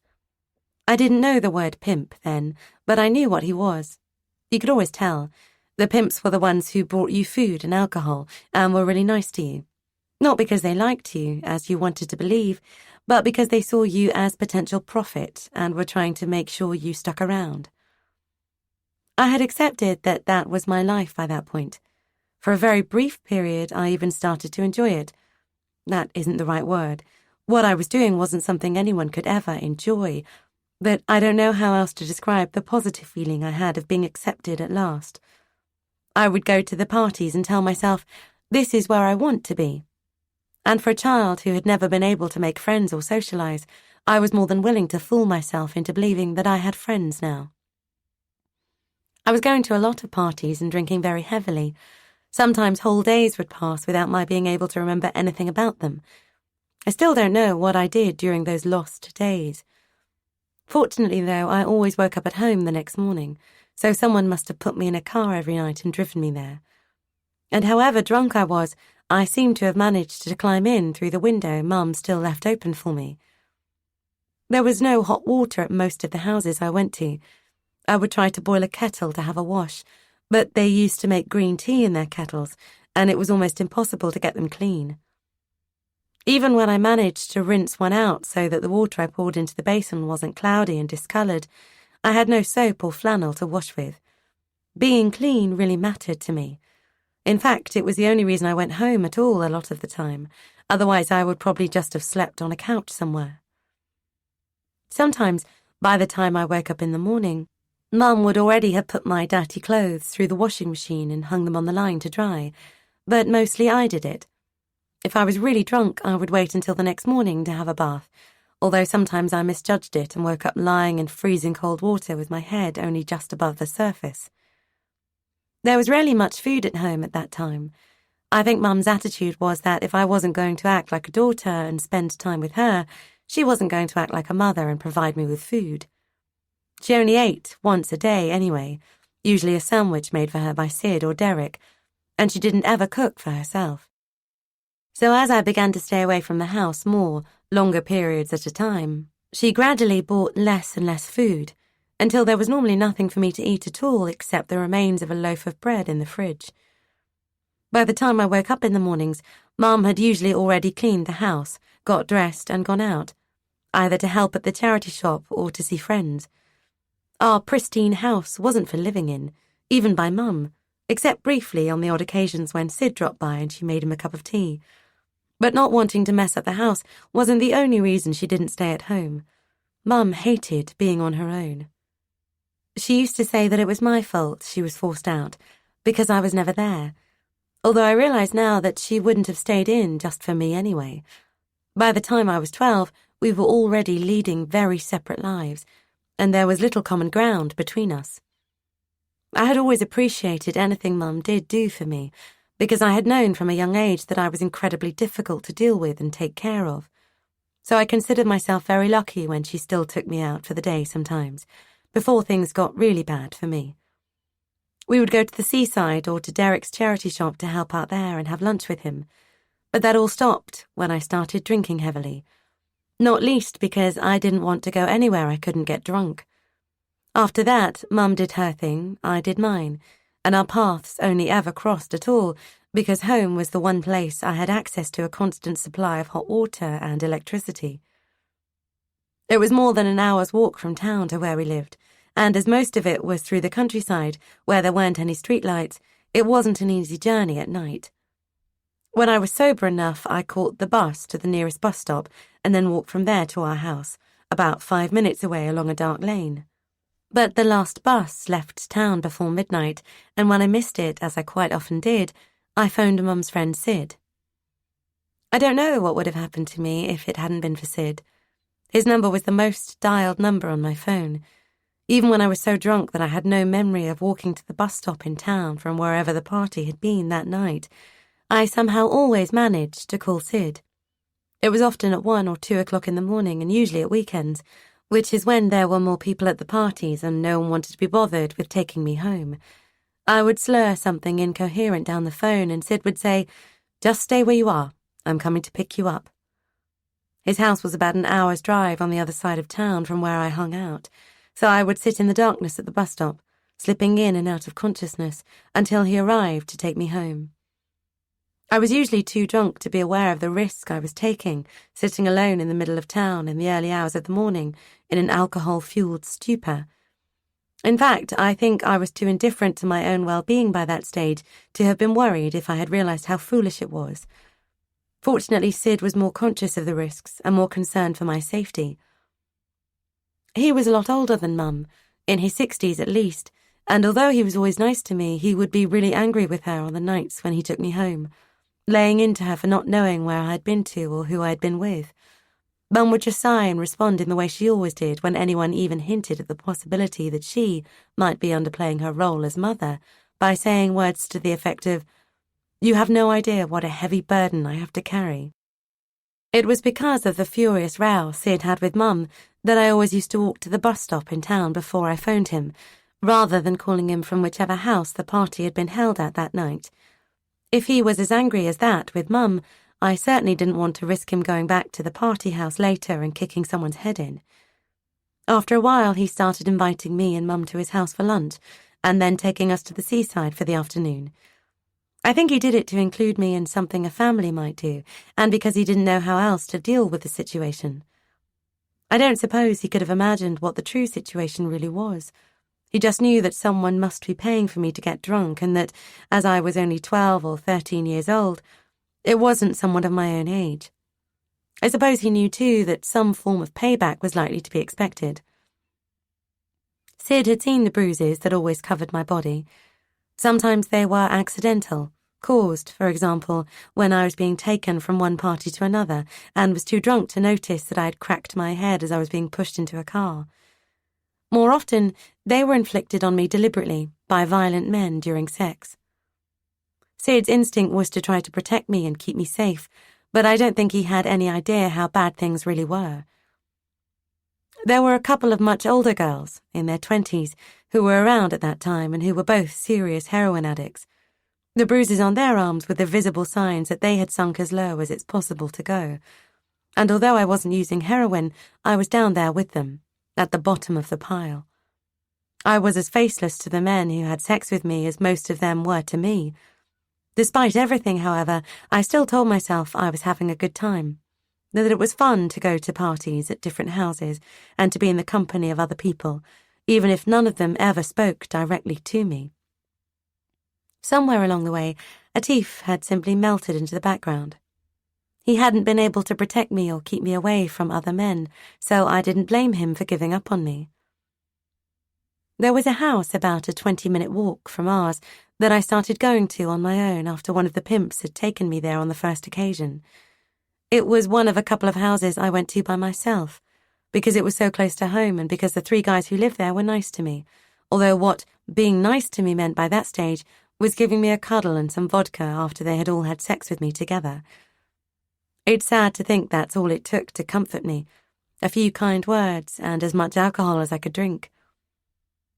When I was just coming up for 13, they told me they were going to take me to a New Year's Eve party. Because they didn't want their neighbours to see me hanging around outside their house, I wasn't ever allowed to go there unless one of them was going to be at home to let me in. So they always picked me up from the park, which is where I waited for them that evening, all dressed up and excited about being taken to a party. When they didn't arrive at the time they said they would be, I phoned one of them, who told me, "We're coming, we'll be 5 minutes." I rang him again 20 minutes later, and a few more times after that, but by midnight they had all turned off their phones, so I saw the New Year in sitting alone on a park bench feeling stupid because I had finally realised that it was just some sort of joke, and they hadn't ever intended to take me to a party at all. It wasn't generally cash that changed hands between the pimps and the men who used me. Most of them had come to England from Afghanistan or via refugee camps in places like Pakistan, and except for the small number who worked legitimately, they didn't have any money. Some had come into the country illegally or had outstayed student visas. Some were working for £20 a day in kitchens or washing cars, and a few earned a bit more than that working as mechanics. Some of the men who didn't have any money at all would borrow £30 from whoever would lend it to them, buy a bag of weed, sell it for 40, pay back the 30 they had borrowed, and spend the £10 profit on weed for themselves. The one thing they did all seem to be able to find the money for was the quite convincing counterfeit Nike trainers that were sold at the local market for knockdown prices. For some reason, a good pair of fake trainers was considered to be one of life's necessities. For most of the men, though, it was a hand-to-mouth existence. So the currency that was exchanged for sex with me or with one of the other girls was usually a bag of weed, a bottle of vodka, or a favour. For example, letting someone stay at your house for a couple of nights. Some of the guys had already been refused permission to remain in the UK and were trying to keep out of sight of the police to avoid being deported. Occasionally, I heard that police had raided a mechanic's shop or one of the houses where I used to hang out, and that they had picked up 5 or 6 illegal immigrants. The men already saw the police as the enemy, and those raids cemented the animosity they felt towards them. In fact, during one search of a third-floor flat, a guy was so desperate to get away he jumped out of the window and ended up in hospital with several broken bones. Fortunately, I was never around when that sort of thing happened. The odd thing about it was that however badly some of the boys treated me and the other girls, it felt like us and them. We were always on their side when it came to any dealings with the authorities. There were a lot of gangs in the area, and they were constantly fighting amongst themselves. They didn't ever involve anyone outside their own community in the fights. Quite a lot of the trouble that occurred, the drug dealing and knife attacks, was due to the Afghans. So there was a lot of hostility amongst the Afghans themselves, between them and the police, and towards them from the local indigenous population. The police didn't like us girls any more than they liked the men. I remember one night we were all standing outside a kebab shop drinking when a couple of police officers started shouting at us. It was about 11 o'clock and I was pretty drunk, so my memory of what happened is a bit hazy, although I do remember the police telling us to move on or they would arrest us. I can see why they thought we were all troublemakers, but if they had bothered to take a closer look, they might have noticed that some of the girls were quite young to be hanging around on street corners in the middle of the night with a group of men. I think the police are better at that sort of thing now. They're more aware of what might be going on under the surface and, in many cases, more willing to try to deal with it. But at the time, they just lumped us all together as trouble. I didn't have any money of my own, not even enough for a bus fare, so I was always hungry. In fact, one of the reasons I got involved with the group of people who used to hang around in town was because they gave me food to eat. I was drinking so heavily by that time that Mum no longer left a cup of tea and a contraceptive pill in the living room for me in the mornings. She left me a can of cider. The only other way I could buy alcohol for myself was if one of the guys who had queued on the stairs at a party house left a tenner on the bedside table, and I managed to pocket it before the pimp saw it. I was given as much free booze as I wanted at the parties, so I drank vodka, but otherwise it was cider. £10 would buy me 2 or 3 days' supply of cans of White Ace, which is strong, cheap, and drunk by many young teenagers and the homeless. I always spent any money I had on alcohol rather than food, so it wasn't long before I had lost loads of weight and became really thin. I think Mum was so relieved to have me out of the house every day, she probably didn't give much thought to what it was that was luring me away. She obviously knew I was drinking, though, or she wouldn't have replaced my morning cup of tea with cider. But, to be fair, I don't think she knew what to do with me. We still occasionally had our nighttime chats, and during one of them I told her about the 3 guys whose house I used to visit, and said that I was sleeping with them. I said it in a jokey way. One of them is so tall I have to stand on a bucket to do it with him, and although she laughed, she must have known that I was actually having sex with them. I liked having those chats with Mum. although they didn't happen very often by that time. It was good to have someone to talk to, even if I didn't ever say the things I probably should have said. I always toned down what I told her about the parties, letting her believe that it was just one guy a night. In fact, whenever I told her anything significant, I always made it into a joke, laughing and saying things like, "I got really drunk last night and went home with this guy, and when I woke up this morning I realised he was really gross." I did it because Mum was quite prudish about sex and didn't talk openly about it, and because I knew she believed that anything bad that happens to a woman in relation to sex is always her own fault, whether she's drunk or just 12 or 13 years old and not really a woman at all. Mum didn't ever use the word sex, so I didn't either. When I was telling her about my exploits, I would make her laugh by talking about doing it. Then she would share some funny anecdote of her own, telling me, for example, "I went on a date with this guy and he tried to make me put my hand down his trousers. So I told him, 'I am not touching that thing.'" I liked it when we had conversations like that, because it made it seem as though we were two girlfriends joking around and gossiping. I suppose Mum decided to tell herself that I had friends and was happy, and not to think about what it was I was actually doing. With me out of the way, she was able to live her life the way she wanted to live it, without all the arguments and physical fights that had been such an integral part of my childhood for the previous few years. But the fact that she was amused by what I told her and didn't ever try to stop me going out, even when Sid got really angry with her, made me believe that what was happening was normal and okay. I think it was to help herself feel better about it all that Mum took me shopping for new clothes occasionally. All my clothes were cheap, either bought at the market for £3 or £4, or picked out from a bag of adults' clothes at Derek's charity shop, and most were the sort of thing a stereotypical prostitute might wear. I still wore long skirts or trousers almost all the time, although it might sound like an odd thing to say in view of the life I was leading. I didn't feel safe in short skirts. My favourite maxi skirt was made of black velvet decorated with swirls of sequins. I used to wear it with one of the several similar tops I had, which were either red or blue and quite low cut with very thin straps. I always wore high heels, never flats, and carried a small, brightly coloured backpack stuffed to bursting with all my bits and pieces, including at least one book and a bottle of cheap perfume. Sometimes one of the pimps or one of the other men would tell me they were going to take me out for a meal or to the cinema. It never happened, of course, but I still got up every morning thinking, today might be the day when I get taken somewhere special. So I always got dressed up, just in case, and then spent the day pretending to myself that I actually was going to go somewhere special that night, perhaps to the sort of party where I would stay downstairs, drinking and chatting with everyone else. For about 6 months, every day followed more or less the same pattern. I would drink a can of cider as soon as I woke up, then get dressed, catch the bus into town, and go to one of the houses where men were going to have sex with me. By the time I turned 13, I had accepted that that was my life, and I needed to make the most of it. And after a while, I wasn't really afraid of anything. I had drunk enough, often enough, to have gone beyond being numb and beyond the point of pretending, even to myself, that I was having a great time. But as the delusion died, I started to become aggressive, arguing and answering back and telling myself I didn't give a shit about any of it. It got to the point where a clip around the ear from one of the pimps no longer meant anything to me.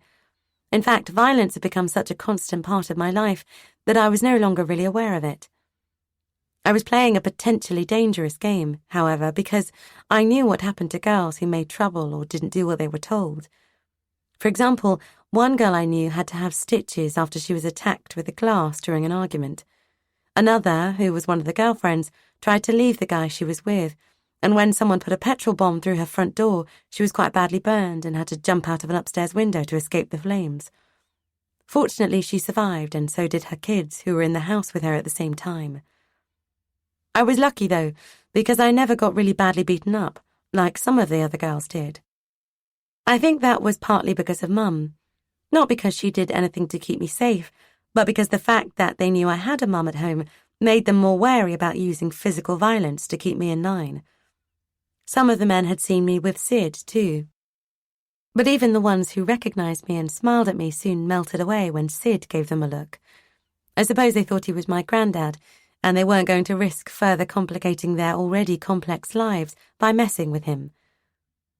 Until then, I had always been very careful to watch what I said. Having Asperger's syndrome had helped to teach me that it was better to say nothing rather than risk misjudging what was acceptable in a particular situation. But as I began to drink more, I started answering back, arguing with some of the pimps and refusing to go with certain men I didn't like. I only ever did it with pimps like Salim, though, who I was certain wouldn't hit me. I was 13 when I started going round to Hanif's house. I chose to go there, as much as I chose to do anything, because he gave me vodka, and because he didn't like the other guys and didn't have much to do with them. So it was always only him and me. That might have been a good thing, if it hadn't been for the fact that he was an alcoholic and very violent. In the past, I would have hooked up with someone like Hanif because they fed me, but whereas I had only just set out on the road towards alcoholism, he was a good deal further along it, and would never have dreamed of spending money on food that could be spent on drink. Despite the way he treated me, though, I kept going back. I don't know why. Perhaps it was because it made me feel that I did have some choice, or perhaps it simply saved me the effort of self-harming. Hanif would hold me by the throat, pinning me up against a wall, and then have sex with me so violently that my hips would be covered in bruises. I don't think it was violence for its own sake. For me, it was a chance to unleash some of the aggression that was locked away inside me, and that I could only release when I was drunk. For Hanif, I think it was all part of a sexual game, particularly when I was drunk and fought back. He could be vicious if I ever actually hurt him, though, and on one occasion, after I had given him a bloody nose, he bashed my head on a table so hard that I thought I was going to pass out. One of Hanif's worst tricks was to shut me in the bathroom and lock the door from the outside. There were no windows in his bathroom, and the ceiling light was broken, so when the door was closed, it was completely dark in there. I had always been a bit afraid of the dark as a child, and since the Polish guy had tried to rape me, I had become terrified of it. It was the fact that being locked in the bathroom made me panic that was the whole point for Hanif. As soon as he let me out, he would have sex with me, while I was still hysterical and trying to push him away, because having to fight me off to get what he wanted turned him on. It's difficult to explain why I always went back to Hanif's house, despite all the negative aspects of my association with him, and however brutal or unkind he was to me. In a strange way, it was almost pleasant to be with someone who was overtly violent. At least everything was out in the open and I knew where I stood, which was preferable in some ways to the confusion and bewilderment I always felt when I was the butt of the nasty, undermining comments and the pinches and pushing everyone else subjected me to. If someone hits you, you get a bruise, which lasts for a few days, then heals and disappears. While the bruise is visible, you can see the pain as well as feel it. And at least the person who bruised you was reacting in some way you could understand. You made him angry, so he lashed out at you. It was almost therapeutic, in a very disturbed way, to witness an unambiguous response to something I had done. What I found much more difficult to deal with was the disinterested indifference of most of the other people who used me. The realization that I didn't matter at all, even to people like that, made it feel as though every last remnant of me had been sucked out and discarded. 8 years ago, when this was all happening, there was a lot of coming and going amongst the people I believed I was socializing with. Most of them were asylum seekers who were living in social housing, and therefore often in transit. Migrants from Afghanistan were coming in waves at that time. There would be an influx followed by a quieter period, when things settled down politically for a while in their own country. A lot of the asylum seekers would live in a particular town for a while before moving on to bigger cities, where they could find employment, or back to their countries of origin if things didn't work out for them here. Some of them stayed, though, and after a year or so, the ones who remained began to get tired of me. As I continued to drink heavily and was no longer a naive little girl, I became less popular, until eventually the texts and phone calls stopped. There were just 2 guys I was still seeing in the end, and it was while I was in their bedsit one evening that I met Dian. Chapter 9. Dian had sex with me the first time I met him, after his 2 friends had had their turn. Maybe it was because he was embarrassed and apologetic afterwards that I followed him home later that evening. I kept my distance, like a little stray dog that's desperate for affection, but doesn't dare get too close because it's accustomed to being kicked. He knew I was there, though, and when he eventually turned around and asked, "What are you doing?" I told him simply, "I have decided to spend the rest of the day with you." He just looked at me for a few seconds, then shrugged and carried on walking, with me trotting along behind him. When we arrived at his place, Deanne unlocked the front door and held it open for me. If I had been a dog, I would have been wagging my tail as I hurried into the house before he could change his mind.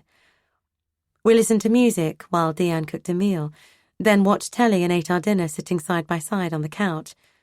He didn't try to sleep with me that night, and I left his house in good time to catch the last bus home. Deanne was 21, and because he knew I was only 13, he kept telling me to go away when I turned up on his doorstep every day. But after about a week, he gave in. A 21-year-old having sex with a 13-year-old is abuse by any standards, and I know he was reluctant to get involved with someone so young. But I was determined to make him change his mind, because he was different from all the others. He was gentle and affectionate and treated me the way I had always imagined nice men treated their girlfriends. I continued to see Hanif for a few weeks, as well as a couple of other guys. Then, as I began to realize that I had found the sort of one-to-one relationship I had always wanted, but didn't believe I would ever have, I started spending more and more time with Deanne. After that first week, I would be waiting outside his house when he got home every day from his work in a supermarket warehouse. He would sigh when he saw me, but he always held the door open with his foot so that I could follow him into the narrow hallway. Then he would cook dinner for us while I watched cartoons on his TV. That was one of the things I liked about him, the fact that he didn't ever make fun of me for laughing at childish cartoons like everyone else did. As our relationship developed, we sometimes went out for dinner or spent a day at the beach. He even introduced me to a couple of his friends who lived in another town and didn't know my history, so were nice to me and didn't talk about me as though I wasn't there. He kept me away from everyone else, though, because he liked me, I suppose, and because of my track record. On the days when Deanne had to work a 12-hour shift, I would get into his flat by climbing through a broken window, then sit on his bed, watching television and drinking cans of cider while I waited for him to come home. Deanne drank quite a bit too. I don't think I knew anyone who didn't, and there was always an 8-pack of cider in his kitchen.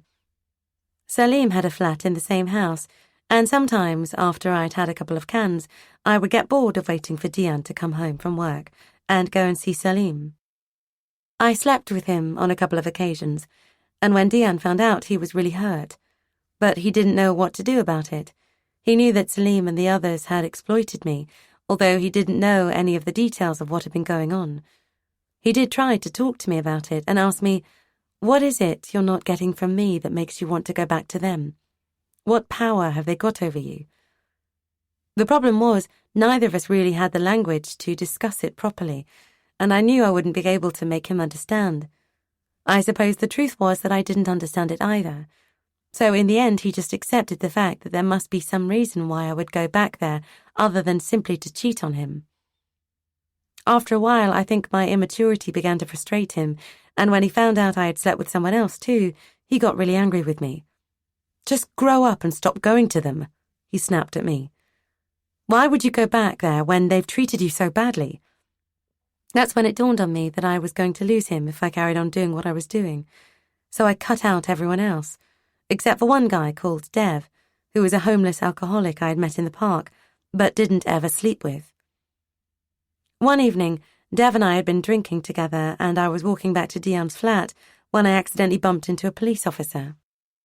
It was my fault. I was very drunk and unsteady on my feet, but when he pushed me away, I turned round and spat at him. Before I realized what was happening, he had me in handcuffs and was bundling me into the back of a police car. When we arrived at the police station and I was told that I would be kept in a cell overnight, I told them, with a stroppy assurance I didn't actually feel, "You can't do that. You can't keep me here. I'm only 13.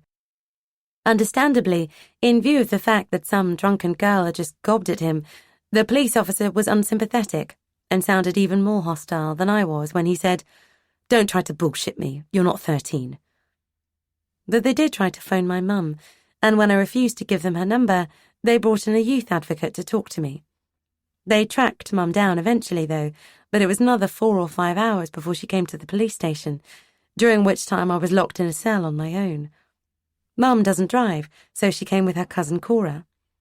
By the time they arrived, some of the alcohol had worked its way out of my system, and I felt bad when I saw how distressed Cora was about what had happened, whereas Mum was so stoned she was barely coherent. I was upset because my glasses had been taken away before I was put in the cell. I suppose they were afraid I might use the lenses to slit my wrists, but the fact that I can hardly see without them made me feel vulnerable and anxious, which did nothing to improve my already belligerent attitude. In circumstances like that, you would expect most parents to apologize and be very embarrassed by their child's behavior. Some mothers might even have given me a clip round the ear for doing what I had done, but Mum just thought it was funny. It was almost like having an out-of-body experience, sitting in the police station with Cora, quite literally wringing her hands with dismay, and Mum almost hysterical with laughter. I hate being in situations like that. For someone who sometimes struggles to distinguish between normal and abnormal, Mum's reaction was particularly bewildering and unnerving. Even after he had met my mum and witnessed her peculiar behaviour, the policeman still clearly blamed me for what had happened, and I can't deny that it was my fault for spitting at him.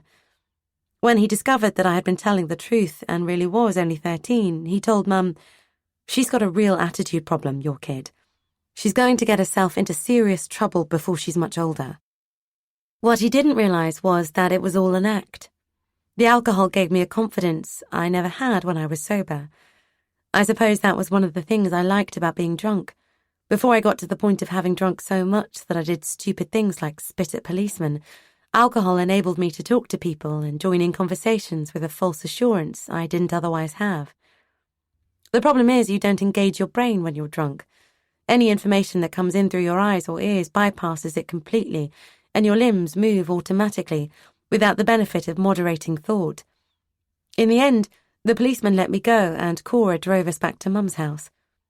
Even at that age, and with my somewhat tenuous Asperger-slanted grasp on reality, I remember thinking, this is England. Surely someone must be concerned about a drunk 13-year-old girl who has been arrested, whose mother couldn't be contacted for several hours, and then turned up at the police station stoned and incoherent. Mum had always told me that if I got into trouble with the police, I would be taken into care, and I knew that some of the girls who had taken my place when Salim stopped being my pimp lived in care homes. They used to talk about them on the occasions when I had drunk enough alcohol to be able to summon up the courage to join in their conversations. Almost all of them said their homes weren't too bad. One 16-year-old girl lived in a place where staff members were only present in the evenings and for a couple of hours every morning. For the rest of the day I can do what I want, she told me. I get money to buy my own clothes and any other things I need.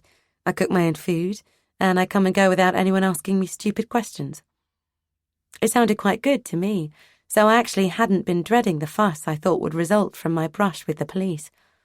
In fact, it was a while before I stopped half expecting a social worker in an A-line skirt to turn up on our doorstep one day and bundle me away. Perhaps part of me almost wished that it would happen, but apparently no one was bothered about the girl who the spat-upon policeman had predicted would get herself into serious trouble before she's much older. Certainly the knock on the door never came. Instead, I got a bit of paper and a reprimand for assaulting a police officer, which stayed on my record until earlier last year when I turned 21. I didn't even think at the time how it might affect things for me in the future.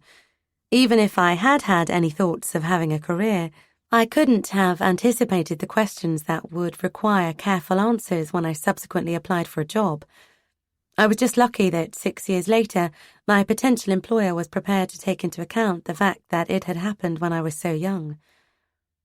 If I had done the same thing today, spat at a policeman when I was drunk on the streets at the age of 13, I expect a red flag would have been raised. If it had done so then, I can't help wondering what the next few years of my life would have been like. Dion was always very paranoid about the police and anxious in case any trouble I got into ended up involving him. "It's going to come back to my door," he told me. But he was the only person who was really worried about what had happened at the time, apart from Cora, who never really says very much about anything, but who I knew was shocked and distressed by what I had done. For the next 2 or 3 years, Dion was pretty much my world. He was the only friend I had and the only person I ever saw. Going from one extreme to another created its own difficulties, though, and the fact that our relationship was so intense and we were always under each other's feet began to lead to friction and arguments. My mental health had started to deteriorate too, or at least the fact that I had problems was becoming more apparent. I didn't have any way of giving vent to the distress that had been building up inside me for months before I met Dion. Sometimes, when it became too much for me to contain or suppress, it came out in the form of uncontrollable anger. It was as if I was so used to being in fight or flight mode that now I no longer had any need to either flee or fight. The negative energy kept building up inside me until it erupted. I think that by creating an outlet for my own self-loathing, the sexual exploitation I had been subjected to was almost like a form of self-harming, and now that I was out of that situation, I had terrible rages. To begin with, Dion didn't ever retaliate when I lost control and turned on him. He just did his best to protect himself and to restrain me. Although he wasn't very big, maybe 5'8" or 9, he was several inches taller than me, so fortunately he was usually able to deflect my attacks, which was lucky for both of us, because on one occasion I went for him with a knife, and if he hadn't managed to prise it out of my hand, I might have done him some real harm. I did cut his face one day, though, when I hurled a glass coffee pot at his head. My attacks on Dion were almost always a result of paranoia. If he spoke to another girl, for example, I would be immediately convinced that he had had enough of me and was going to leave me. I hadn't ever had anything good before I met him.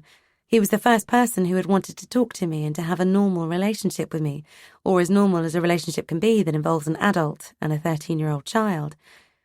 So I was convinced and very afraid that someone was going to snatch him away from me. And because I didn't have the language to express verbally how I felt, it came out in the form of sudden outbursts of temper. Even if I had been able to explain it to him, however, I didn't think Dion would understand. Why should he? No one had ever understood before, not my teachers or the social workers who had been involved briefly when I was at primary school, not even Mum. I think I felt as though I didn't deserve things to go well for me, certainly not as well as they were going during the first few months of my relationship with Dion. It's the only rationalization I can think of that would explain why I pressed the self-destruct button and redirected my life into the tailspin that was more familiar to me.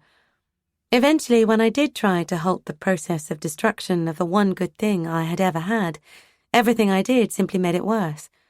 With my world falling apart, I focused even more single-mindedly on drinking. I was staying at Dion's flat 3 or 4 nights a week, so I kept some clothes there, and everything else I used on a daily basis. I got up with him every morning, then went back to bed for a couple of hours after he had gone to work. When I got up again and got dressed, I often went to the local library to return books I had read and to borrow new ones. Then I would go back to the flat, pick up some cans of cider, walk down to a park where I knew I wouldn't bump into any of the guys I used to hang out with, and spend the rest of the day reading and drinking. Although I no longer started the day with a can of cider, I would usually drink between 2 and 4 cans while I was at the park, then share a bottle of vodka with Dion in the evening, and have another couple of cans of cider, plus maybe 1 or 2 of Foster's. I was perfectly happy just reading all day. I had read all the Harry Potter books by that time and was into Victorian family sagas. Sitting on a park bench in a world that didn't seem to have anything good in it for me, I would get completely lost in the world that was created in those books. I know that they weren't great literature. In fact, most of them were variations on the same theme. A poor girl from the slums meets a rich man who sees her for who she really is, falls in love with her, marries her, and takes her to live with him in his fabulous mansion. But I really enjoyed them, and would read one every 3 or 4 days. That was all I had, books to show me a world in which everything turns out well, and alcohol to dull the reality of the world in which it doesn't. Dion bought all our food and gave me a £5 every day to buy myself a chocolate bar and a newspaper, or anything else I might fancy. He paid for other things too. For example, if he went shopping and he bought himself some trainers, he would also buy some for me. I hardly saw Mum at all during that period. Although I went home every few days to do my washing and pick up some clean clothes, she was often asleep when I arrived, and had already gone out before I got up the next day. She still left a window open for me. I never did have a key to Mum's house.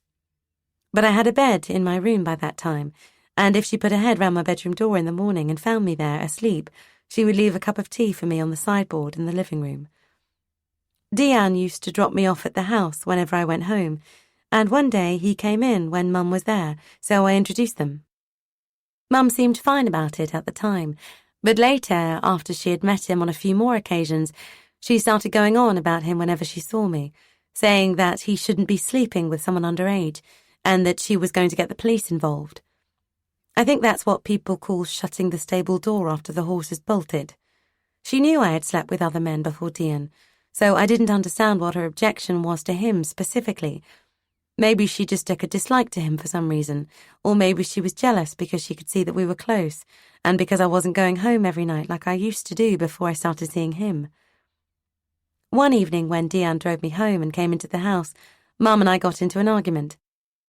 She was annoyed because she said the only reason I ever went home at all was to use the washing machine. She was right, so her complaint was justified. But what really shocked Dian was the fact that as she was shouting at me, "What makes you think you have an automatic right to use my washing machine? Why don't you use his, seeing as how you're always around there?" she was also pulling my hair and trying to scratch my face. I don't think Dian had ever seen a mother and daughter engage in a physical fight before. He was really worried about me after that and didn't want me to go home at all.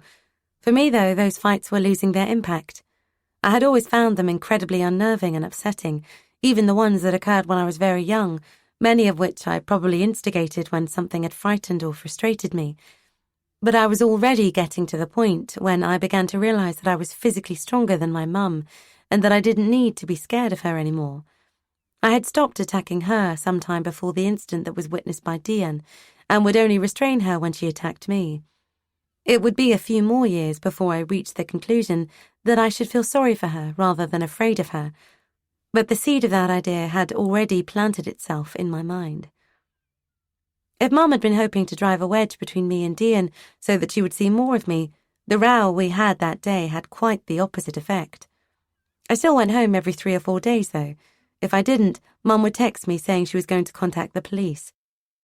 I don't know whether that was because she was genuinely concerned about me or because she hated me doing anything that made her feel as though she wasn't, ultimately, the one who was in control. In the end, I did what I usually did when those sorts of situations arose with Mum, and told her what I thought she wanted to hear. The next time she asked me about Dian, I said, "Oh, I don't see him anymore. I'm seeing this other guy now. He's called Ahmed." It was a lie that seemed to please her, and one that I elaborated on over the next few months whenever I saw her, by telling her about the things I had done with some entirely fictional guy. Dian had lived in England for about 4 years by the time I met him. Although he had grown up in Iran, he was Afghan and a legal refugee, with all the right documents and papers. Perhaps it was because he had always lived surrounded by mountains and countryside that he loved going backpacking in the Brecon Beacons and Black Mountains in Wales. What he liked more than anything was camping on the side of a mountain in a field with a stream running through it. "No water has ever tasted so clean," he used to tell me. "Drinking it makes me think of home." In fact, he liked the crystal-clear mountain water so much, he once filled up several 4-litre water bottles so that we could take some home with us in his little car, and was very disappointed when, just a few days later, it had turned brackish and stale. We went on several of those camping trips, and Dian took lots of photographs, although almost never of the two of us together. He would take a photo of himself, another of me, and another of the scenery. I suppose it was because he knew that, due to my age, his relationship with me could land him in serious trouble if anyone ever found out about it. I really enjoyed those trips with Dian. We would camp somewhere remote, where it felt as though there was no one else for miles around, which was ideal for me, as I still found interacting with other people difficult and stressful. The only traumatic part of those holidays was packing up and getting ready to go. I still had a lot of anger inside me, and although Dian tried not to be drawn into the dramas I created every time, I seemed to be so determined to row with someone about something that, on at least a couple of occasions, I attacked him physically and upset him so much I made him cry. Dian was really interested in history, so wherever we went, we would visit all the local monuments and museums. The only problem was that although Dian spoke good English, He had trouble reading it. It was frustrating for him to have to ask me to read all the information plaques out loud to him, and eventually he persuaded me to teach him to read for himself. First, I went to the library and got him some kids' books. Then, as his reading skills began to improve, I got him books that were meant for teenagers. And finally, he was able to read novels that had been written for adults. One of his favourite books, and the one that he was most proud of being able to read by himself, was 1,000 Splendid Suns by Khaled Hosseini. It's a really good story about the friendship between two girls in Afghanistan and what happens to them when the Taliban take over the country. When Dian read it, I think I was even more proud of him than he was of himself, to begin with. But it took him weeks to finish it, and he insisted on reading every line out loud, slowly, very laboriously, and usually while I was trying to watch television, so that, in the end, I almost wished I hadn't taught him to read at all. Dian and I were together for almost 3 years. There were a few hiccups in our relationship, most of them due to my mental health, although I didn't understand what was wrong at the time. I would sometimes get terrible panic attacks, often in what should have been relatively unthreatening situations, such as being served in a shop. I dreaded shopping. I was convinced that everyone was staring at me because they knew about all the things I had done, and because they thought, as I did, on some subconscious level, that I had no right to be there, doing my shopping with all the normal, decent people. If a shop assistant asked if they could help me, I would feel my face flush with embarrassment and my throat would constrict so that I couldn't swallow and could barely breathe. Then a huge wave of panic would wash over me, and Dian would almost have to push me out of the shop so that he could try to calm me down. I hadn't ever heard of panic attacks, so I thought that whatever it was that happened to me on those occasions only happened to me. The whole experience was so humiliating and frightening that I eventually tried to avoid going anywhere there would be other people who might speak to me or require me to speak to them. Dian was incredibly patient with me and really did try to help me, but he didn't know what was wrong with me any more than I did. Chapter 10. At first, I think Dian believed he could make me better just by loving me.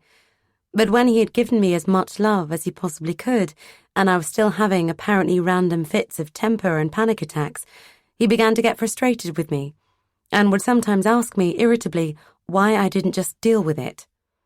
I know he felt uncomfortable about what had happened to me before I met him. He didn't know any specific details, just that some of the men who had abused me were Afghan, like he was. I think that created a dilemma in his mind, because although what they had done to me was unequivocally wrong, it would have felt like criticizing men who were his friends if he had taken my side against them. I can understand how he felt.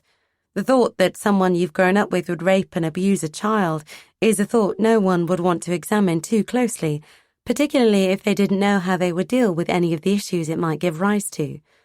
Whenever I went away with Dian to the seaside or camping in Wales, I told Mum I had been with Ahmed. I knew how her mind worked by that time, so I played it to my advantage.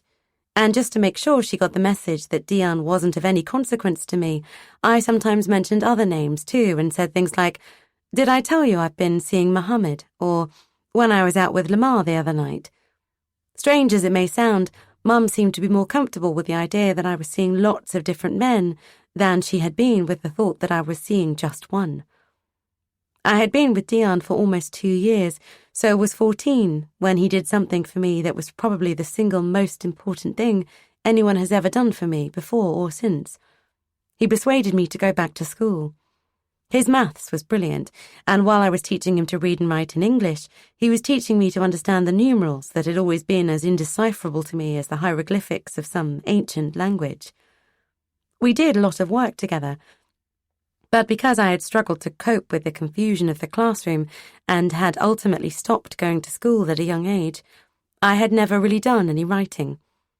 And when Dian asked me questions I couldn't answer, he would tell me, "This is basic English. You are English. You should be able to do this with your eyes shut. You have got to get some education." It seemed that someone at social services thought so too, because one day Mum sent me a text telling me to come home, as a meeting had been arranged for the following morning. After I had opted out of secondary school, I had been given a laptop for homeschooling, which I hadn't logged on to for the last 4 or 5 months. In fact, it had gotten me into trouble at one point when someone checked it and discovered that I had looked up several inappropriate websites. It was actually during the time when I had been trying to understand what was happening to me and had researched sex and rape. What was really inappropriate, however, when I think about it now, is the fact that my inappropriate internet history didn't raise any red flags, and no one thought to question why a 12-year-old child had been looking at the sort of websites I had been looking at. I went home when I got the text from Mum, although I had no intention at that time of getting involved in whatever sort of schooling social services might have in mind for me.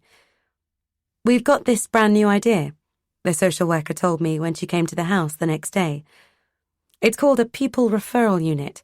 It's one-to-one teaching, so it's ideal for someone like you."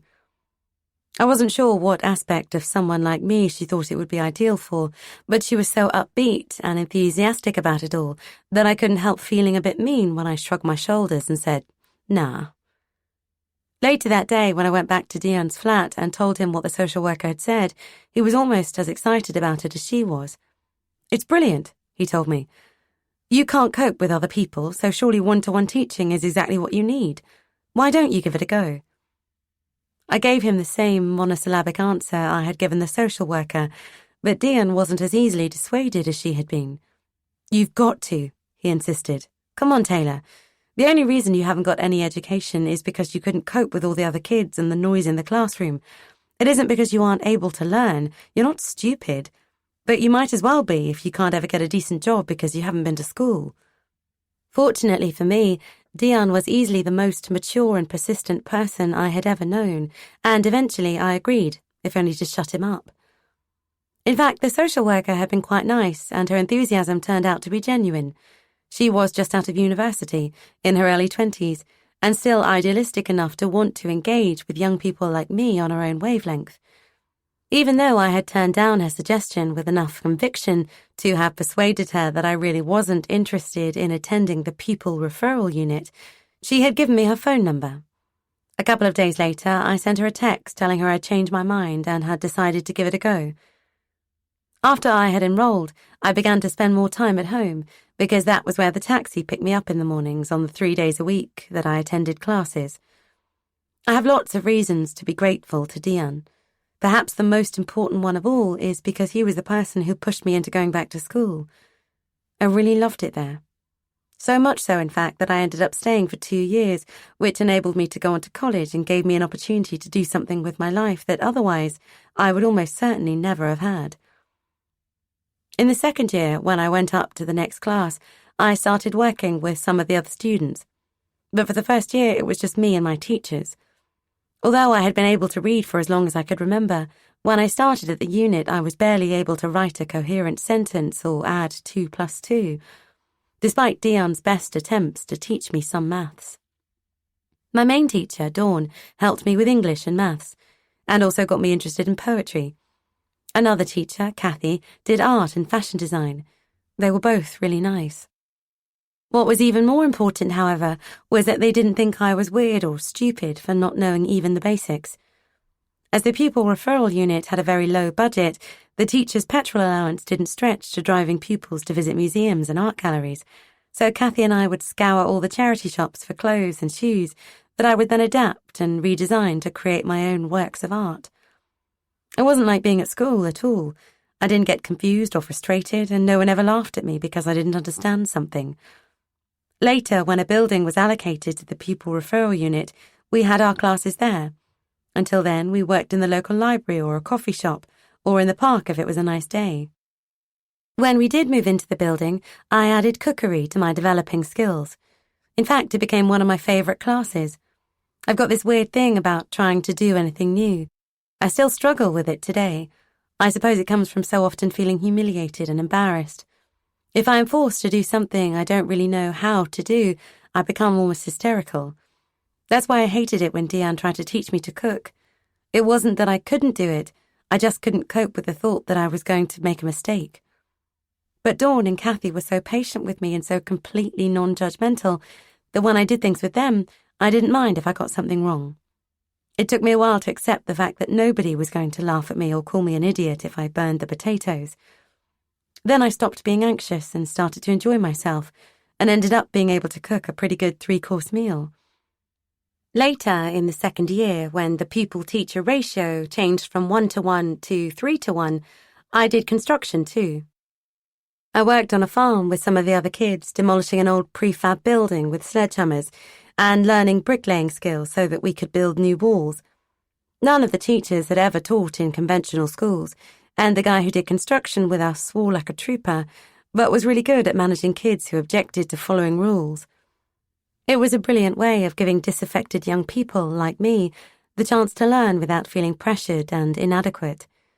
I don't know if pupil referral units still exist today, and if they do, if they're anything like the one I went to, it would be a shame if the teachers are no longer allowed to adapt their methods to suit the needs of individual kids.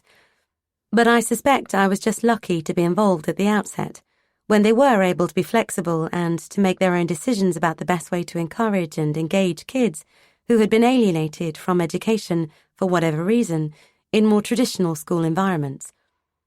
As funny as it might sound, I think the reason why they chose me to be one of their guinea pig pupils was because I was a good, disengaged child. Apart from a couple of occasions when I kicked off with teachers at primary school, I didn't have any history of violence or any record of juvenile convictions, which meant that it didn't require 3 professionals to risk assess me. I was just a kid who hadn't been attending school, so I was an ideal candidate for testing the project, which turned out to be very lucky for me. For the first time in my life, I was learning something useful while doing something I really enjoyed, and I actually looked forward to those 3 days a week. Things at home weren't going so well, however. I suppose it's a case of be careful what you wish for. Because although Mum hadn't liked the fact that I was spending so much time with Dian or with Ahmed, Lamar and all the other imaginary characters she believed I was seeing, she didn't really like it any better when I was at home. It didn't take long for us to adopt the roles of polite, barely connected strangers who spoke to each other only in the interrogative. Had a good day? Yes, thanks. And you? Yes, good, thanks. Want a cup of tea? It was all manageable, though. What helped was that by that time, I had stopped wishing I had a good relationship with my mum and was just happy that we no longer got involved in physical fights. But they say that the past casts a long shadow, and mine was about to catch up with me. Part of the plan to get me back on the radar and into education involved sending a taxi to my house to pick me up on school mornings, and another to take me home from town at the end of the day. It wasn't a large town, so I suppose it shouldn't have been as shocking as it seemed to me at the time to discover that the taxi company used by the pupil referral unit employed some of the men who used to have sex with me at parties. The first time it happened, I was already seat-belted into the front passenger seat, and the taxi was pulling out into the traffic by the time I recognized the driver. I turned away quickly, hoping he hadn't seen the expression of horrified dismay I hadn't been quick enough to conceal. But although neither of us said anything, I was certain he had recognized me too. It turned out that I was right. When he reached across and put his hand on my knee, it felt as though an electric shock had passed through my body. Fortunately, when I jerked my leg away from him and said no a bit more loudly and emphatically than I had intended, he just made a dismissive, contemptuous sound and didn't try to touch or speak to me again. What was even more distressing than having had to sit in the car beside one of my abusers, however, was the thought that he now knew where I lived. I don't know what I imagined he might do with that knowledge. Realistically, he wasn't going to come knocking on the door demanding that I had sex with him. But for the next 30 minutes, until he dropped me off outside the cafe where I was meeting Dawn, all the positive things that were happening in my life suddenly seemed trivial compared with the realization that I might never be able to escape from my past. Given the choice, I would never have sat in the front seat of a taxi again, but our house was on a narrow country lane, and when the drivers pulled over to pick me up, close to a bench in the road, I had to jump in quickly, and sometimes the back door was locked. Now I would ask a driver to open it, but I didn't have the confidence to speak out then, so I would sit in the front, hoping the taxi driver would be a man I didn't know, or one who had had sex with me without looking at my face. It was a 40-minute journey from our house to the pupil referral unit when it moved into a building in town, so I did eventually start insisting on sitting in the back of the taxis that came to pick me up. But even then I would keep my head bowed and my eyes fixed on my phone as I counted the minutes until we arrived.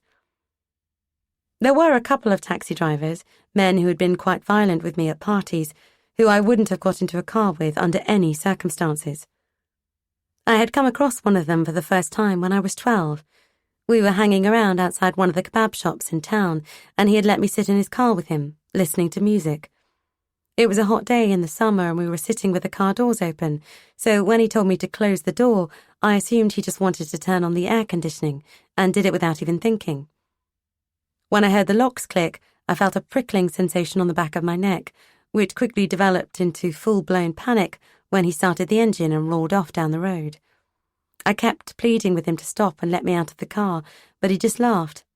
In fact, my obvious fear seemed to spur him on to take more risks as he sped through the streets like a maniac. I always knew I was pretty safe as long as Salim or one of the other pimps was around. It was unlikely that anyone would dare to beat me up, knowing that they would then have to face whoever owned me. There was no one to protect me in this guy's car, though, and I didn't know where he was taking me or what he was going to do. Fortunately, he just wanted to frighten me. But when he turned up at the house in his taxi one morning to take me to school, there was no way I was going to get in, so I told him I had changed my mind and sent him away. I did that on other days too, with other taxi drivers for similar reasons. I hated doing it because I wanted to go to the unit and learn, and because I couldn't ever tell anyone why I hadn't gone in, so I felt as though I was letting my teachers down.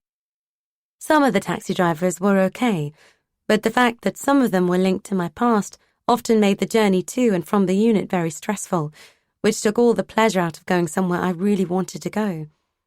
Fortunately, though, the taxi drivers must have worked on a rota system, and the worst ones only turned up on a couple of times a month, so I continued to go to school on most days for the next couple of years. Otherwise, things were going well. Mum was doing her own thing and leaving me to do mine, and it felt as though Dion and I were moving towards the future, if not hand in hand, then certainly side by side. If he hadn't encouraged me to go to school, I doubt whether I would ever have discovered poetry or been able to write anything more complicated than a shopping list. There was one problem, however, which was that he was quite unhappy in this country. Dion was sending a substantial amount of all the money he earned back to his family in Iran, and as the months passed and the pressure on him began to increase, he lashed out at me a few times. Sometimes he hit me across the face with the back of his hand or strangled me, and on one occasion he pushed me down the stairs. He only ever did it when he was drunk, and he always cried and apologized afterwards. But although it might sound like the sort of excuse a victim of domestic violence would make, it really wasn't ever malicious. Dion wasn't a violent person by nature, and I know he didn't actually want to hurt me. It was just that we were both trapped in an intense situation. We didn't have other friends or anything else in our lives. All we had was each other, and for our own individual reasons, we were finding our life together increasingly difficult to cope with. By the time we had been together for a couple of years, I had begun to find Dion quite controlling. I was 15, and as I began to grow up, I wanted to spend more time on my own. But whenever I tried to go out without him, he would ask, "Where are you going? Who are you seeing? Are you all right? What are you up to?" I knew he was just concerned for my well-being and that it was perfectly reasonable for him to ask those questions of someone with my past. And in some ways, he was right to be apprehensive, because I was seeing someone else, although not in any way that would have threatened my relationship with Dion. When I was attending the pupil referral unit and had begun to widen my previously very narrow horizons, both intellectually and in terms of meeting people, I found it a bit restricting spending all the rest of my time with Dion. Sometimes I felt as though I was being suffocated by his anxiety about keeping me safe.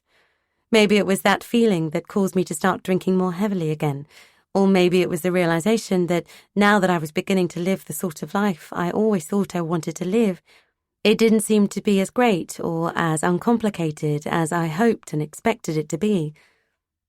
I still enjoyed going to the pupil referral unit, but I was beginning to feel as though I wasn't really doing anything. I suppose it's the way most teenagers feel at some stage, bored and frustrated because they suddenly find themselves in an apparent no-man's land between childhood and adulthood, but aren't yet able to start leading their own lives. I felt trapped by my own very small experience. I didn't know that any mainstream options would be open to me. After having missed so much of my education before the age of 14, I didn't dream that I might be able to go to college, for example. I had very low self-confidence as well as mental health issues that made the prospect of going anywhere seem more daunting than the prospect of having to stay where I was. It was the sort of frustration that could make even a fairly even-tempered 15-year-old feel restless and angry, and I wasn't particularly even-tempered at the best of times. When my relationship with Dion started to feel repressive and stultifying, I began to spend more time with Dev, the alcoholic guy in his late 30s who I'd met a couple of years earlier at the park, and who lived in a filthy, rat-infested squat. I loved Dev to bits and really enjoyed his company. He made me feel safe, too, because although in the normal course of events he wouldn't have been able to fight his way out of a wet paper bag, he went absolutely nuts if anyone attempted to lay a finger on me. Perhaps one of the main bonds that existed between us, though, was our shared dependence on alcohol. Dion simply didn't know what to do about it all. He expected better of me, and I felt ashamed because I was letting him down. I was already angry with the world in general, and when I began to feel guilty about the way I was treating Dion, I felt angry with him too, and that made me cynical. Although I still loved him, I started to find his sweetness and naivety annoying. I decided it was stupid of him to believe that his love, all the little gifts he bought for me and all the nice things he did for me, could make my problems go away. I kept my friendship with Dev hidden from him because I thought if Dion knew about him, he might confront him, and I didn't want to see either of them get hurt in a fight. But he knew I was seeing someone at the park, someone who was encouraging me to drink and whose influence he didn't approve of. That was why he always made sure there were some cans of cider in the house while he was at work, so that I didn't have to go out to buy alcohol and to see whoever it was he knew I was seeing. It breaks my heart now when I think about how much effort Dion put into trying to help me, and how it only made me even angrier. It was the same problem I always suffered from in my mind. I didn't deserve his love or what he was trying to do for me. Without consciously realizing it, I think I wanted him to hate me as much as I hated myself. When he continued to love me despite my bad behavior, I told myself it was because he was stupid and was refusing to see things the way they really were. Because I was so certain that I was right and he was wrong, I created arguments out of nothing until, slowly but surely, I sabotaged my relationship with the one person who really did want what was best for me. As well as encouraging me to go back to school, it was Dion who had supported me, financially and in any other way he could, while I was there, and who actually enjoyed spending time with me. But instead of showing any gratitude for everything he had done and was continuing to do for me, I spent more and more time with Dev, strutting openly around in town with him and picking fights with random girls, until eventually Dion's friends began to ask him, "Did you know your girlfriend was seeing some old alcoholic?" Quite apart from the effect my blatant disloyalty must have had on Dion, I was risking ending up in trouble with the police again, and maybe this time getting put in juvenile detention. Chapter 11. If Dion couldn't give me a lift to somewhere I wanted to go, he used to give me money for the bus. One evening I had popped home to Mum's to get a change of clothes and was sitting on a bus heading back into town when I took a dislike to some girl and started staring at her. I thought I was so hard, but really I was being incredibly stupid. When I got off the bus, I decided to have the last word and slammed my fist into the window right beside where the girl was sitting. Although it gave her a very satisfying fright, the glass didn't break, of course, but one of my knuckles did. I have always been wary of going to the doctor, so when I got to Dion's flat, he bandaged my hand for me, then rooted around in his first aid box and found me something to take for the pain.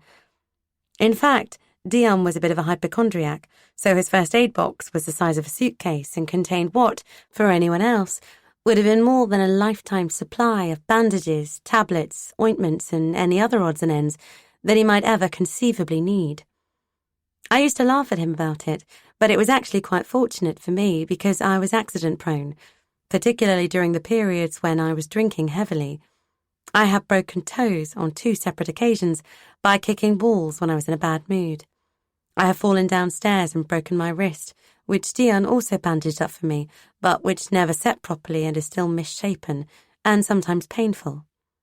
And one night when I was very drunk and making a cup of tea in Dion's little kitchenette, I dropped the kettle and spilled boiling water all over my feet. He never said anything when I came home damaged and dejected. He simply examined my latest injury, dug around in his first aid box, administered whatever pills and potions were required, and then put me to bed to sleep it off. Remarkably, the boiling water didn't leave any scars on my feet, and I came through most of the other incidents relatively unscathed too. Certainly a good deal better than I would have done without Dian's help. In fact, I don't know whether I would have survived those 3 years without him. During the last couple of years I was with Dian, I was spending time with Salim too. Because his flat was in the same house and they both worked at the same place, Dian often gave him a lift in the mornings. But they didn't actually like each other and didn't ever socialise together. When they were working different shifts, I used to hang out in Salim's room sometimes, getting stoned, while Dian was still at work. I wasn't sleeping with Salim. I was past my sell-by date as far as he was concerned, and he had other girls he was pimping for by that time. New girls between the ages of 14 and 17 who were more easily cajoled and coerced. Salim still held parties, although they were much smaller events than they had been when I was involved, usually with just 2 or 3 guys and 2 or 3 girls, and only the occasional threesome. To me, that was further proof of something I already suspected, that it was my fault the parties I went to turned out the way they did for me. I thought that the reason I had been so badly abused must have been because of something I was doing wrong, particularly in view of the fact that the parties had been presented to me as such a fun idea. There was a large lounge upstairs in the house, where the girls used to hang out, and I started going up there too, hoping that I would get the chance to join in and have a drink with them. But I had never had any friends of my own age, and I didn't know how to act or what to say to the other girls. I used to stand there for half an hour, watching silently from the sidelines, feeling embarrassed and uncomfortable, then edge my way out of the door again, as inconspicuously as possible, and go back down to Dian's flat. When I started projecting some of the anger I felt towards myself onto other people, like the perfectly innocent girl on the bus, I would sometimes pick fights with the other girls. One day, when there was a party in the house and some girl started mouthing off at me, calling me stupid and ugly, I pushed her down the stairs. I was drunk, which always made me even less able than usual to express myself verbally, and just gave her a shove, without having any real intention of hurting her. Fortunately, she was drunk too, and she wasn't badly hurt. It wasn't until much later that I realised how easily it could have ended in disaster for both of us. But it was after that incident that I started avoiding everyone, although I did continue to smoke weed with Salim. My mental health was already precarious, and the cannabis only made it worse, until eventually I was so paranoid I became convinced that everyone was laughing at me. The more paranoid I became, the more time I spent drinking with Dev and strutting around town looking for reasons to air my attitude problem. And when I wasn't doing that, I was sitting alone in Dian's room, listening to music with a can of cider in my hand. It was being alone that I found really difficult, just like my mum, I suppose. I hadn't ever been on my own before. My earliest memories are of being surrounded by people when Mum and I lived in Cora's flat, which became the Doss house. Then we moved in with Dan and his children. Then, for me, the parties and years of abuse began. Now, though, because of my paranoia, I didn't want the company of other people, and I began to isolate myself. I hated myself and everyone else. Eventually, I was so full of anger that I began to hate Dian too. I treated him very badly at that time. But I didn't really want to be without him, so I was shocked and upset when he told me one day that his British passport had come through, and he was going to Iran for a few weeks to visit his family. When he left, I went back to live at Mum's. Dian had been away for a couple of weeks when he phoned and told me casually, "My family have found me a wife. I'm going to get married." He said it in the sort of voice you would use if you were telling someone an inconsequential bit of news you thought might be of passing interest to them. But I felt as though all the breath had been punched out of me. It took a huge effort of will to contain the sound, which was somewhere between a scream and a wail of pain, that exploded out of me as soon as I had hung up the phone. I had a bed in my room at Mum's house by that time, and I had been lying on it while I listened to Dian. Now I buried my head in my pillow and sobbed. Mum must have heard me because she shouted, "Are you calling me? Taylor, what do you want?" "Nothing," I managed to shout back. "I'm fine, it's okay." Although the truth was I didn't think I would ever be okay again. Dion and I had been together for 3 years, and despite the way I had been treating him for the last few months, I really did believe that we were going to be together for the rest of our lives. The idea that our relationship was already dead and waiting to be buried was too immense and incomprehensible for me to process. It was so inconceivable, in fact, that I put it to the back of my mind after a couple of days and began to look forward to the day when Dion was due to come home. At around the same time as he had left England to go to Iran, I had started college. The pupil referral unit sent me on an introductory course, which included classes in independent living skills, maths, English, and ICT. My reasons for wanting to go to college weren't academic, however. I went because I wanted to learn how to socialize and to be with other people, so that I could get on in the world beyond Dion's bedsit, which was fortunate, in a way, because it meant that when the course itself turned out to be incredibly boring, I was determined to stick it out. My mental health was still erratic at that time, but I had good days and was getting to the point of almost being able to control it, at least enough to hold things together when I needed to. I was 16 and restless, and I hoped that completing my course at college might enable me to get a proper job and do something interesting with my life. More than that, though, I wanted to learn to be normal, and I realized that I could only do that by observing kids of my own age.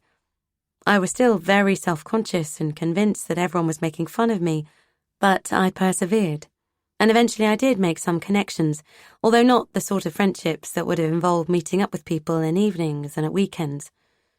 It took me years to learn how to act normally and to master the skills that enable me today to deal with simple, everyday interactions.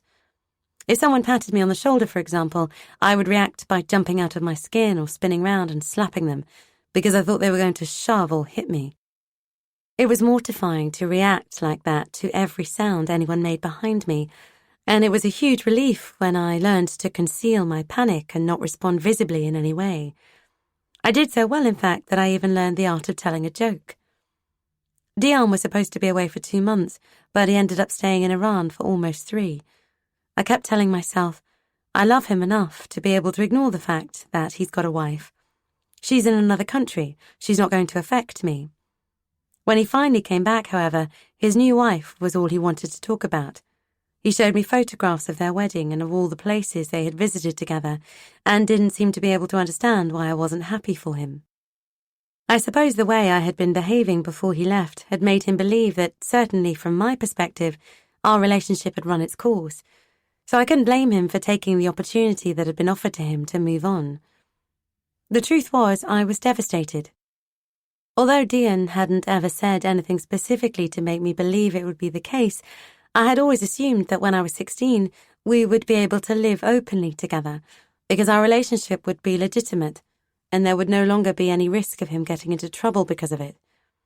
Perhaps it was an assumption I had made simply on the basis of what Tom used to tell me when I was 11. Dion had been keeping me for the last 3 years, but when I was 16, I had planned to get a job, probably in a cafe, and start paying my share of our living expenses. I had it all worked out in my head. With my income, we would be able to afford to move out of Dion's bedsit and rent our own flat. We would put money aside every month for holidays, stay in hotels, and do all the other things real couples do. I even imagined the children we were going to have, and how we would furnish and decorate the little house we would eventually buy. I turned 16 while Dion was in Iran, but when he came back, instead of talking about the future we were going to have together, he showed me a photograph and said, "This is the woman I have married. I thought you would be happy for me." That's when I realized that the life I believed we were going to share had never existed except in my own imagination. Dion and I often used to walk along the towpath beside the river. It was peaceful and pretty, and I had really enjoyed those walks to begin with. Then, before he went to Iran, I started to get bored of doing the same old things. He was happy doing normal coupley things like cooking a meal, watching television, and just being at home in the evenings. He liked routine. It made him feel secure to go to the supermarket every Saturday or stroll along the same stretch of beach we had visited 100 times before. But I wasn't interested anymore in sitting with him on the swings at the children's play park, watching the sunset in a glow of colour across the river. Perhaps I had grown so complacent in my belief that we would always be a couple, I felt safe wanting to go to parties and do all the other things 16-year-olds want to do, rather than what I saw as mundane couple things. I sometimes got frustrated with Dion and told myself he was stupid. But it was only because I was angry with the world and skeptical of his belief that love and kindness could make bad things better. The truth was that I loved him. He had been my whole world for almost 3 years, and the only good thing I had ever had for as long as I could remember. So although I sometimes lashed out at him, it hadn't ever crossed my mind that when he came back from Iran, we wouldn't find the middle ground and be together forever. The first time I went to see Dion after he returned from Iran, I slept with him. But I knew that day that everything had changed, for both of us. He was married and planning to bring his wife to England as soon as she got a visa, and I had grown up and moved away from him. We were two totally different people, different from the way we had been 3 years previously, as well as different from each other, and we didn't really understand each other anymore. It was incredibly sad. After we had been together for so long, it was hard enough to admit, even to ourselves, that it was over, and neither of us wanted to say it out loud. During the next few days, we gradually drifted further and further apart, and then stopped seeing each other altogether. Despite the heartbreak of our separation, I hadn't actually been faithful to or honest with Dion while he was in Iran. There had been a fun fair in the local park about a week before he came back, and when I went to it one evening, I bumped into a guy called Bashir, who worked in a takeaway food place in town. I had chatted to him before, and when I went back to his flat with him that night, we both got paralytically drunk. Even though it was after Dion had told me on the phone about his marriage, in my mind we were still technically together, so sleeping with Bashir was like cheating on him. Maybe that's why it felt almost like a punishment, and why I hated every minute of it and kept thinking, I don't want this, I want Dion. Bashir was the first person other than Dion I had had sex with for more than 2 years. We didn't use protection that night, and I was very worried afterwards in case I had caught an STD or got pregnant. I had grown up a lot since the days when I used to lie on a bed in someone else's house, waiting for the door to open and the next faceless man to walk into the room and have sex with me. Being 16 years old and aware of the risks of having sex without contraception might not sound like a very significant marker of responsibility, but it was a real turning point for me. After that first night, Bashir started following me around town, offering me bags of chips and drinks, and eventually I went with him again because there was no one else. I had no feelings for him at all. It was just that being with him seemed like a better option than being on my own, and I needed someone's company at that time, because I had recently stopped drinking during the day. I really wanted to control my mental health, and it had become clear even to me what effect alcohol was having on it. If I didn't have a drink in the morning, I would get the shakes and feel physically sick. I was getting fed up with not being able to cope, so I began to wean myself off drinking by telling myself, get through the morning and then you can have a drink. Then when I achieved that first self-imposed goal, now just get through the afternoon and you can have a drink tonight. Bashir was 19. He had arrived in England as an illegal immigrant from Afghanistan about 6 months before I met him and had been given a temporary visa. He was actually Pashtun, which is an ethnic group of Muslims who have their own specific religious and ethical traditions. None of the other Pashtun boys I knew had relationships with English girls. But when I became Bashir's girlfriend, he was very protective of me, and I knew no one else would dare lay a finger on me. In fact, most of his mates simply ignored me, and I quickly learned to ignore them too. I didn't love Bashir. What appealed to me about him was the fact that he was everything Dion wasn't. He liked parties, drinking vodka, and doing all the other things I thought young people were supposed to do. After the pain of my breakup with Dion, he seemed to offer me the perfect opportunity to take life less seriously and lose myself for a while. I was still clinging to the dream of having a home and a family. Now, though, having lost Dion, I had decided that it didn't really matter who made that dream a reality. Bashir had a flat overlooking the river, and one evening, when we were watching the sunset from his window, and he was standing behind me with his arms around my waist, I suddenly thought, yeah, this will do. I can make it work with Bashir. I think it was at that moment I realized that for me, what was really important was the dream itself. If I couldn't make it become reality with Dion, Bashir would do instead. In fact, I had become so fixated on chasing my dream of having a home and a family as soon as possible that I allowed it to obscure what should have been the bigger picture, and as a result I made a decision that is perhaps my greatest regret. It was while I was seeing Bashir that I met an English boy called Adam, a normal 18-year-old teenager who liked to go bowling and whose idea of a meal out was a burger and fries at McDonald's. Adam and I became good friends who enjoyed each other's company and had great times together, laughing and joking around like normal teenagers do. That in itself was a huge landmark for me, because I had begun to believe that I would never have any normal friendships with people of my own age. I know Adam thought I was his girlfriend, but when it came to deciding who I really wanted to be with, Adam or Bashir, I chose the dream instead of the more sensible option of waiting, getting a good education, then a job, and going through all the other stages that would have prepared me much better for becoming a wife and mother. I actually sat down one day and weighed up all the pros and cons on each side. Okay, so Adam. I'm happier with Adam. He makes me smile. I feel safe with him. I think I could quite easily fall in love with him. Then there's Bashir. I don't love Bashir. I don't even really care very much about him. But he has got a job, so he would be a better provider and therefore a better father. When I looked at it like that, in simplistic black and white terms, and bearing in mind my fixation on having my own home and family, the choice seemed obvious. It was the wrong choice, of course, and although choosing Adam might not have turned out any better for either of us, I wish I had given it a try. At least then I would have had a few years to be young and the chance to rebuild the childhood I had lost, to stay on at college and get some qualifications that would have given me real choices in life. So yes, when I think about it now, not giving my relationship with Adam a chance is definitely my greatest regret. One of the many mistakes I was making was trying to run when I could barely walk. Losing Dion felt like losing my security.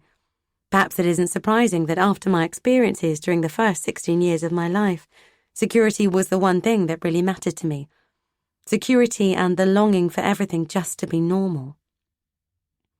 I think it was when I was struggling to understand and copy the behavior of my fellow students that I began to realize that despite my relatively easy relationship with Adam, I was never going to have a normal life like his, even if by some miracle he did become the person I shared my future with.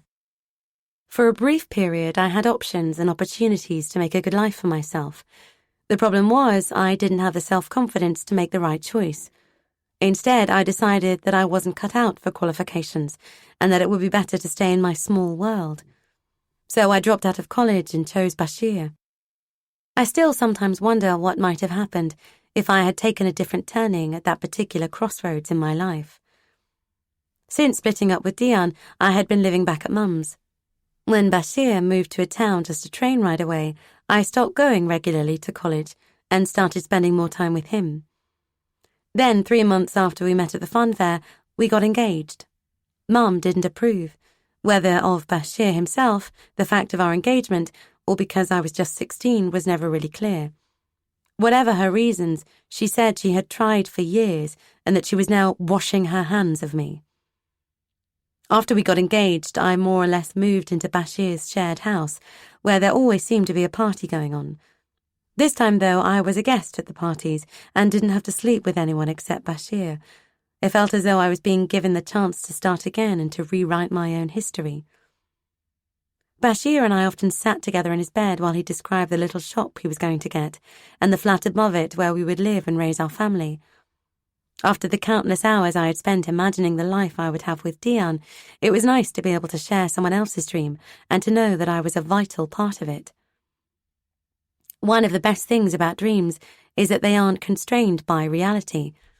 In a dream, you can live with the man you love and your perfect children in a beautifully furnished flat above your own thriving business without having to consider any of the practicalities of the real world. It was that sort of dream we were pursuing when we started trying for a baby. Chapter 12. Although Bashir was Afghan, he had lived in refugee camps in Pakistan from the age of 8 until he came to England at 17. To anyone born and raised in a house with brick walls, decent furniture, heating, hot water, and all the other things most of us take for granted, it's impossible to imagine what his childhood must have been like. Whatever else had been missing from mine, at least I had lived for most of it in a solid, clean house. Bashir had a strong personality, which was fascinating to me because I had almost no perceptible personality at all when I was 16, and absolutely no idea who I was. I don't know if it was because of his experiences as a child that he often got involved in physical fights. It was one of the reasons why I was always a bit wary of him, although he didn't ever threaten or frighten me, at least not to begin with.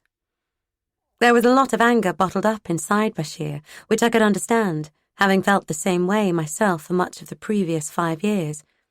Inevitably, his anger would often erupt when he was drunk, and he would sometimes walk down a road kicking lampposts and cars. He attacked his friends, too, when they tried to restrain him so that he didn't damage other people's property or hurt himself. The guys who had been in refugee camps had a bond that united them and set them apart from everyone else. So Bashir's friends never held it against him, however many times he lashed out at them and kicked or punched them. Even when he broke someone's nose on one occasion, they all still stuck by him and continued to try to protect him from himself. Whenever he lost his temper, he didn't ever mention his violence the next day, when he had sobered up. His way of apologizing was to slap his friends on the back and ask, "You all right, mate?" And they would turn and smile at him and tell him they were fine. They had shared the same childhood experiences, so they must have felt the same sense of anger and fear themselves. They were just better at hiding it, or perhaps they gave vent to it in different ways. What also helped to retain those friendships was the fact that Bashir was a charmer. When he wasn't drunk or stoned, he was good company and everyone's best friend. In the first couple of months after we got engaged, I had at least one very early miscarriage. It sounds a terrible thing to say, but I was almost pleased when it happened. I knew I wasn't ready to have a baby, but a child was such an essential part of the dream that, in my mind, becoming a parent came as an indivisible package that included the marriage, the home, the family, and the security. I'm ashamed to say that I got pregnant because I was bored, too. Becoming a mother and a wife can seem like a good ambition to have when you're 16 years old and don't have any discernible place in society or anything constructive to do to occupy your time, so we kept trying. And 3 months after Bashir and I got engaged, I fell pregnant again, and this time it stuck. I knew I was pregnant even before I took the test. Bashir lived in a shared house when he wasn't sofa surfing. I still took my washing home to Mum's, sometimes staying there for 2 or 3 days, just to clear my head a bit and get some space. But Bashir was with me when I did the test. Crouching behind a bush to pee on the little stick when we went for a walk in the woods. I knew what the result was going to be even before I looked to see if the indicator had changed colour. But until I had proof, I could at least tell myself that there was a chance I was wrong. Bashir was delighted, though, when the test turned out to be positive, whereas all I remember thinking was, fuck, that's it now. I'm just going to have to manage. I must only have been about 3 weeks pregnant when I took the test. I was already working part-time in a cafe, and a few days later I dropped out of college completely. In fact, I got the sack from the cafe not long afterwards for telling the owner what I thought about his 2 sons standing around chatting while I did all their work, as well as my own. Maybe someone who wasn't on the autistic spectrum would have made the point more diplomatically. But I was glad, in a way, to lose that job. Although Bashir and I were saving all the money I was earning so that we could get married, the work there was incredibly stressful, and I suspect that lugging heavy trays of plates and cutlery around the kitchen might have contributed to my previous miscarriage. After the cafe, I started doing work experience in a shopping mall. Retail probably wouldn't be the occupation of choice for anyone who finds social interaction difficult, and I found the whole experience quite traumatizing. But I had to do something because Bashir's visa had run out, so he couldn't be legally employed. He had started working, illegally, in a car wash, where he was barely paid enough to buy food for himself, let alone to keep the 2 of us and the baby when it was born. I wanted to work anyway. At least I wanted to do something. Things didn't work out at the mall, though. It knocked my confidence when I found out I couldn't cope. I had dropped out of college. The thought of going to university or doing any other kind of higher education was inconceivable to me.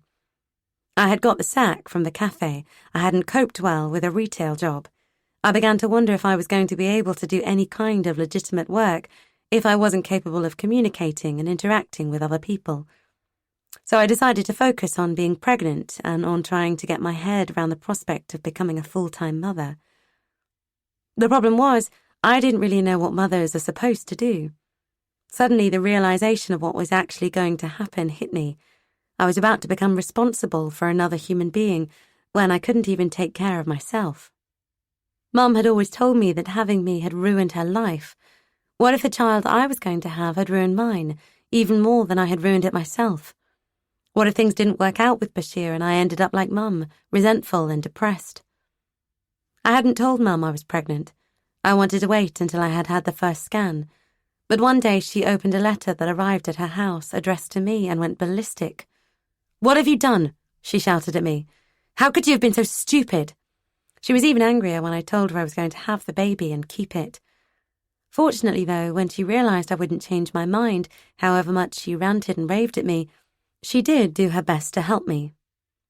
Bashir wasn't comfortable with the idea of me living with him in the house he shared with his friends, so Mum let me go home.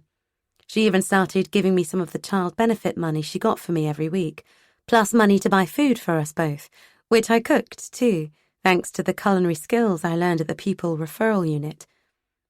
Mum continued to come and go, leading the life she had established for herself during the period when our paths had rarely crossed. But after she got over the initial shock of finding out I was pregnant, we began to rebuild our relationship. It was a slow and very cautious process. The end result was never going to be perfect. Too much time had passed and too many things had happened, for Mum as well as for me, I imagine. I was still angry with her too. There are always going to be aspects of the Asperger's syndrome that I will struggle to deal with, but I had enough common sense and maturity by the time I was 16 to feel that, as a child, I hadn't always had the protection I should have had. Mum was trying, though, and when I was 7 months pregnant, she even allowed Bashir to move in with us. Within days, Mum and Bashir had become best friends. I wasn't sure how I felt about it for a while, particularly when Mum reverted to ignoring me most of the time. Then I realized that it suited me fine, because with Mum's attention taken off me, I had some space to breathe. It also meant that she was always civil to me, at least when Bashir was around. The last thing she wanted was for him to see her screaming at me and pulling my hair. So in the end, Bashir moving in and occupying a place in Mum's affections that I had never seemed to have access to turned out to be a good thing. By taking the pressure off me, it did my relationship with Mum a power of good, and gave me the peace and quiet I needed, but would otherwise never have had. The only problem was that Mum seemed to hate it if Bashir and I spent time on our own, and to do everything she could think of to prevent it happening. If we were together in my bedroom, she would come storming up the stairs and bang on the door, shouting, "Do you want a cup of tea? Are you coming downstairs? Shall I just sit down there on my own, shall I? Is that what you want me to do?" It only made her worse if we had tried to explain that we hadn't shut ourselves away because we hated her or didn't appreciate what she was doing for us, but just because we needed some time alone together. So we would go downstairs to sit with her in the living room, and after a while she would relax and make coquettish remarks to Bashir to make him laugh. She reacted in a similar way whenever Bashir gave me any attention. For example, if he ever cuddled me while she was in the room, she would storm out like a spoilt, bad-tempered child having a tantrum. We got used to it in the end, and when we really wanted to be on our own, we went for long walks in the countryside, then ignored Mum's sulks and the sound of slamming doors when we got home. When I was about 7 months pregnant, I was officially considered to be no longer able to work and became entitled to income support. Bashir was giving me what he could spare out of his earnings at the car wash, most of which I was spending on clothes for the baby and on all the other things we were going to need after the birth. We were saving up to get married too, so I also put aside what I could for our wedding. For a while, the wedding became almost the sole focus of my attention. The event itself was going to be a very small affair. It really was a visa wedding, a marriage of convenience for Bashir that would enable him to become a legitimate resident in the UK. So it was all the paperwork related to that which occupied all my time, and a considerable amount of money. Bashir's original visa, the one he had been given when he arrived in the country as a refugee at the age of 17, had expired, which meant that technically he no longer lived here, and that made everything even more difficult than it would otherwise have been. I think at that time, when someone's visa expired, they had a window of a few months to apply for a new one.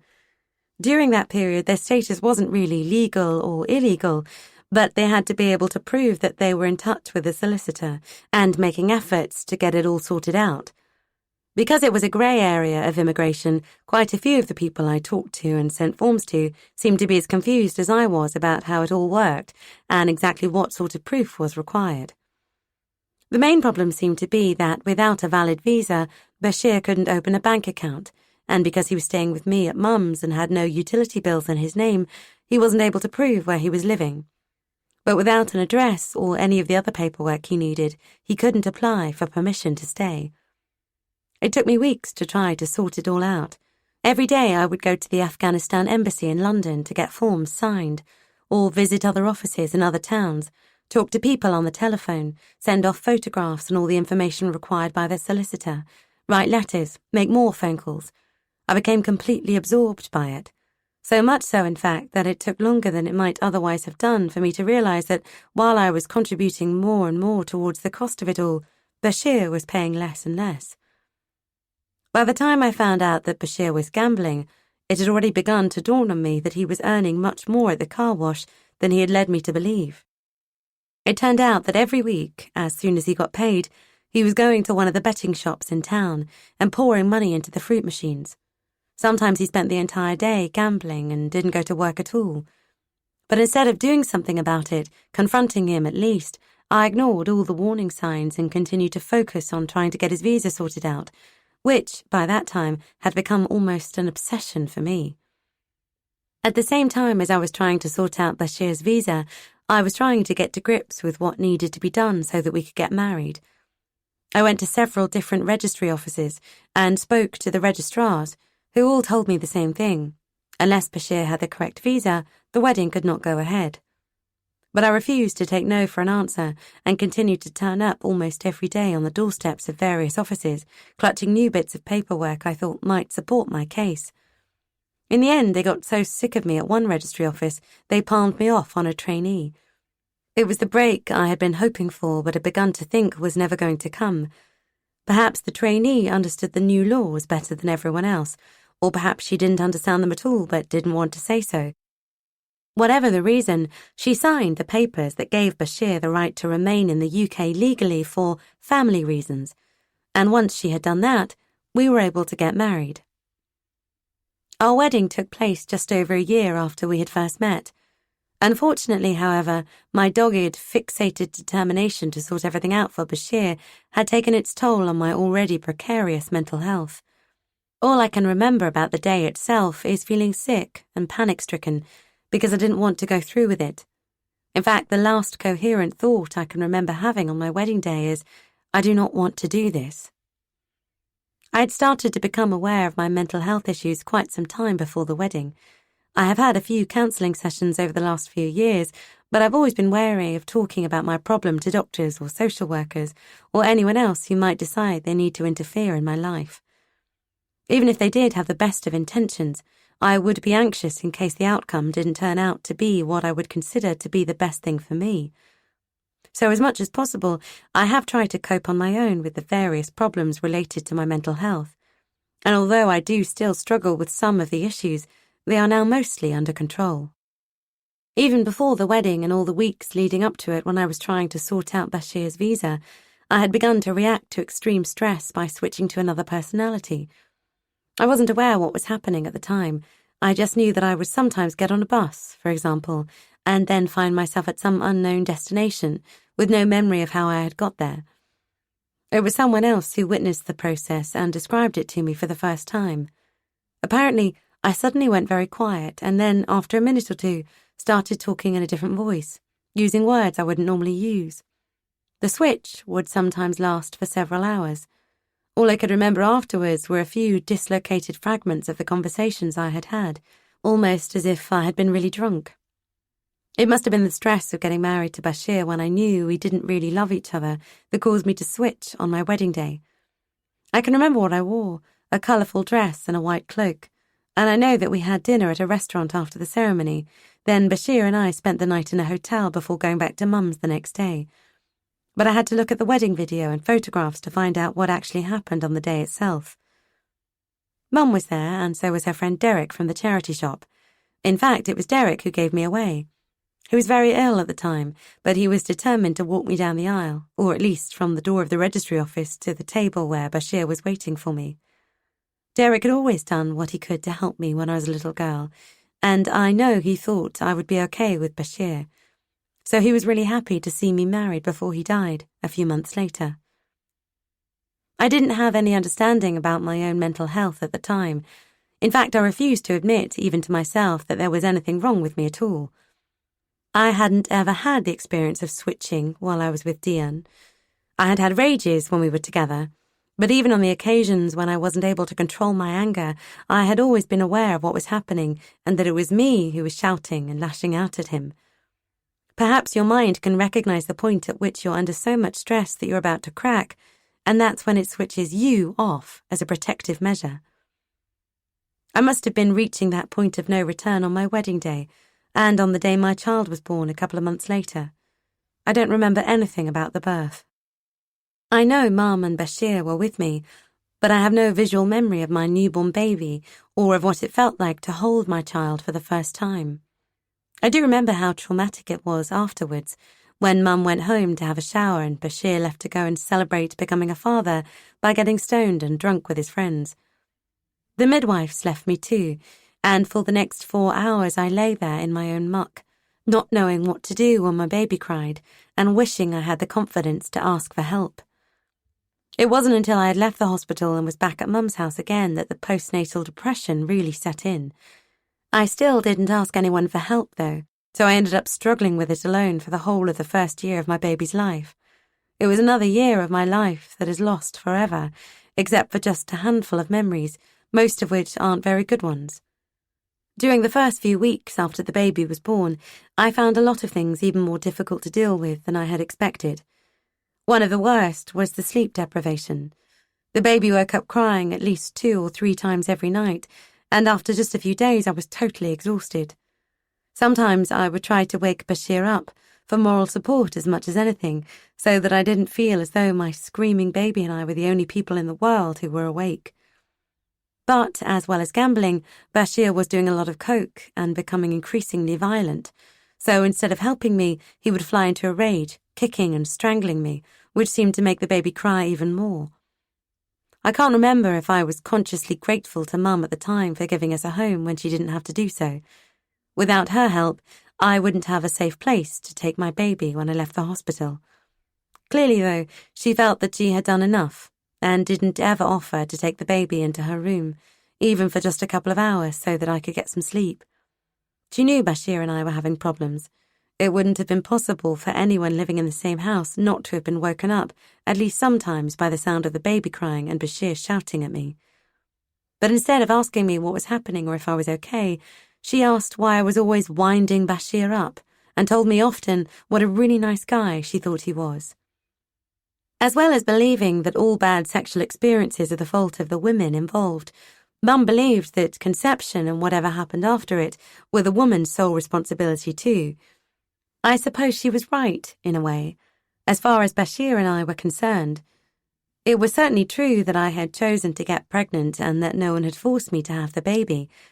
But whether it had been my fault or not, I really needed someone's help, and she was the only person I had, now that Bashir seemed to be intent on making my life even more difficult than it would otherwise have been. When I discovered that Bashir was stealing from me to buy coke, it felt like the last straw. I was spending almost all the money I was getting in benefits on nappies and clothes for the baby, but when I started hiding it, in books and DVDs and under the mattress, he just trashed my bedroom until he found it. I was beginning to feel overwhelmed and just wanted it all to stop. I didn't want to be with Bashir. I didn't want to have to deal with Mum's criticism of me. Perhaps most importantly of all, I didn't want my baby. Mum couldn't understand it. "You don't even like your own kid," she would say angrily. "You can't even be a decent parent." I was too weary and depressed to even think to remind her that, for as long as I could remember, I had grown up with the knowledge that she hadn't ever wanted me. Despite everything, though, I did take care of my baby's physical needs during that first year, when I was struggling to cope. I was breastfeeding for the first 6 months, so at least the baby was always fed. Even when Bashir stole my money and I couldn't buy food for myself, Mum was reluctant to help me financially, which was reasonable enough in view of the fact that I was getting income support and living in her house. But even when I told her that Bashir was stealing from me, she just shrugged and didn't answer. In the end, I was so sleep-deprived I barely knew what I was doing. So hungry and malnourished I sometimes collapsed, and so guilty about the fact that I didn't love my child, my self-esteem had sunk to an all-time low. It was horrible. Everything was horrible. Although I seemed to be surrounded by people, I didn't have anyone to turn to for help. I didn't tell the health visitor about any of my problems because I was afraid of social services becoming involved. Fortunately, she was as easily fooled by clean clothes and a well-fed baby as the social workers had been when I was a child. I don't know what she would have thought if she had known I was nicking nappies and baby clothes from Asda. Chapter 13. I knew by the time my baby was just a few weeks old that the life Bashir used to describe to me when we sat together in his bed had just been a dream. There wasn't going to be a shop with a flat above it where we would raise our children and be a family. The reality was he didn't want to be a husband or a father. In fact, he didn't want to have anything to do with our child. And as the months went by, we often didn't see him for days on end. At least when he stayed away, he wasn't stealing my money. Again, Mum seemed to blame me for it all, for getting pregnant, for not being able to love my baby, for driving Bashir away. Her attitude was, "You've made your bed, now lie in it." And that was what I was trying to do. It was just that, however hard I tried, I didn't seem to be able to stop myself sinking into a state of depression. Then, when my baby was 6 months old, the income support payments stopped, and I was put on job seeker's allowance. Because we were married and Bashir was still waiting for his visa to come through, so couldn't work or claim benefits, I was considered to be the breadwinner, while he was expected, reasonably enough, to be a stay-at-home dad. He was working, in fact, still at the car wash, but because it wasn't legitimate work, the pay was really poor. Probably barely enough to buy food for him to eat once he had fed his gambling and coke habits. I sometimes stood outside the gates of the car wash waiting for Bashir to finish his shift so that I could ask him for money. But usually he refused, and it was one of his friends who gave me a few pounds to buy nappies and clothes for my child. For the first year after my baby was born, I woke up every single morning wishing I was somewhere else, living someone else's life. I was under so much stress that I don't remember very much about those months, which means that I don't have any of the precious memories most parents have, of hearing their child's first word and watching them take their first steps. Gradually, though, as my baby became a toddler, there were mornings when I would wake up with a sense that something was different, and then realize that I didn't have the terrible feeling of dread I had become so used to. I began to become aware of smells, too, the warm milk and soap smell of my child, for example, or the almost tangible odor of cut grass. For months I had been forcing myself to get through just one day and then another, because I didn't seem to have any alternative. As I began to emerge from the fog of depression, I started to think about the future and about what job I might be able to do to earn some money and build an independent life for myself and my child. When I signed on at the job centre, the only jobs that seemed to be available involved working a 40-hour week. I asked Mum and Bashir if they would look after my child while I was at work, but when they both refused, I had to turn down all the job interviews I was offered. So then they stopped my money. Refusing to go for interviews meant that I wasn't seeking a job, and therefore I wasn't entitled to receive job seeker's allowance. I wasn't eligible for financial help with daycare either, because technically I had a childcare provider in Bashir. When the job seeker's allowance stopped, all I had to survive on was £20 a week child benefit, plus the money Mum's cousin Cora sometimes gave me. Every time one thing got better, something else seemed to get worse. Then something happened that changed everything, or at least brought the future into some sort of focus so that it began to seem as though things did have a point and a purpose after all. I began to love my child. One apparently insurmountable problem still remained, however. As I only had a very basic education and no qualifications, I wasn't going to be able to find a job that would pay enough for me to put my child in daycare. And if I couldn't work, I couldn't pull us out of the situation we were in and create a good future for us both. Once again, I felt as though I was trapped in a vicious circle that threatened to pitch me straight back into the hopeless, helpless state I thought I was just beginning to emerge from. When you feel as though you haven't got anything left to lose, you do things you might not otherwise have done. For me, that happened on one of the many days when I had run out of money. Except that on this particular day, I realized that nothing was going to change unless I did something to change it. So I strapped my child into the buggy, walked to Dion's flat, rang the doorbell, and when he opened the door, said simply, "I need some nappies." Sometimes it's just a case of looking for help in the right places, which aren't necessarily the most obvious ones. But I knew Dion would help me.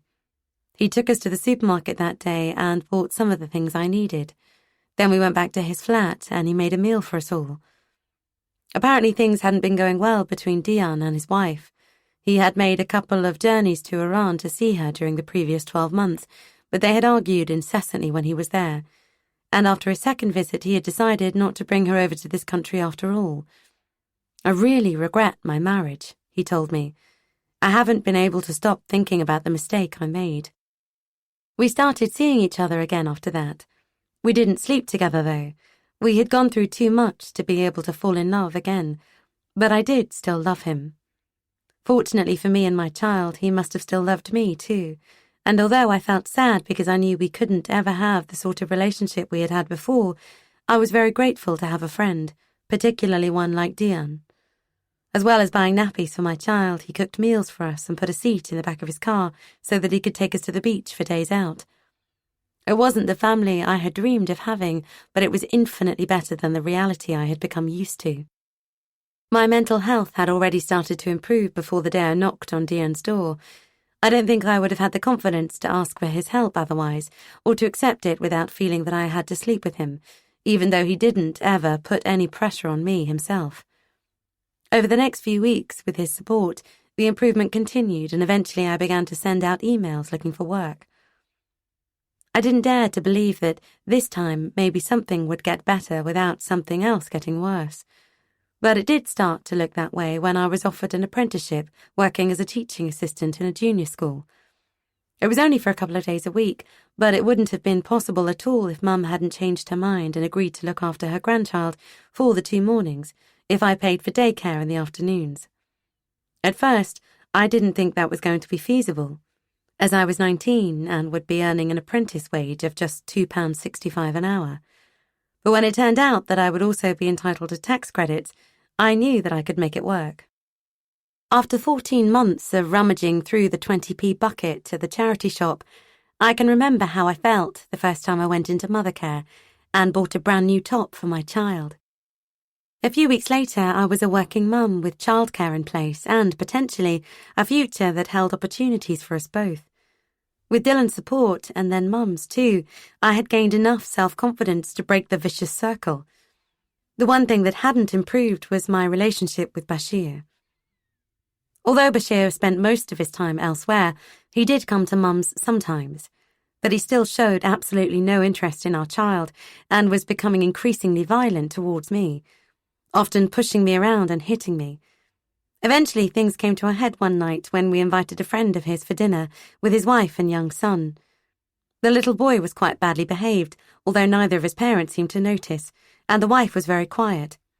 I had seen her husband hit her on a previous occasion, and it was obvious that she was frightened of him. In the end, I got fed up with sitting there watching Bashir and his friend get more and more drunk while the little boy trashed Mum's house, so I asked the man to leave. It was late, and I was tired, but I should have anticipated Bashir's reaction. He was furious with me for embarrassing him in front of his friend, and we started arguing.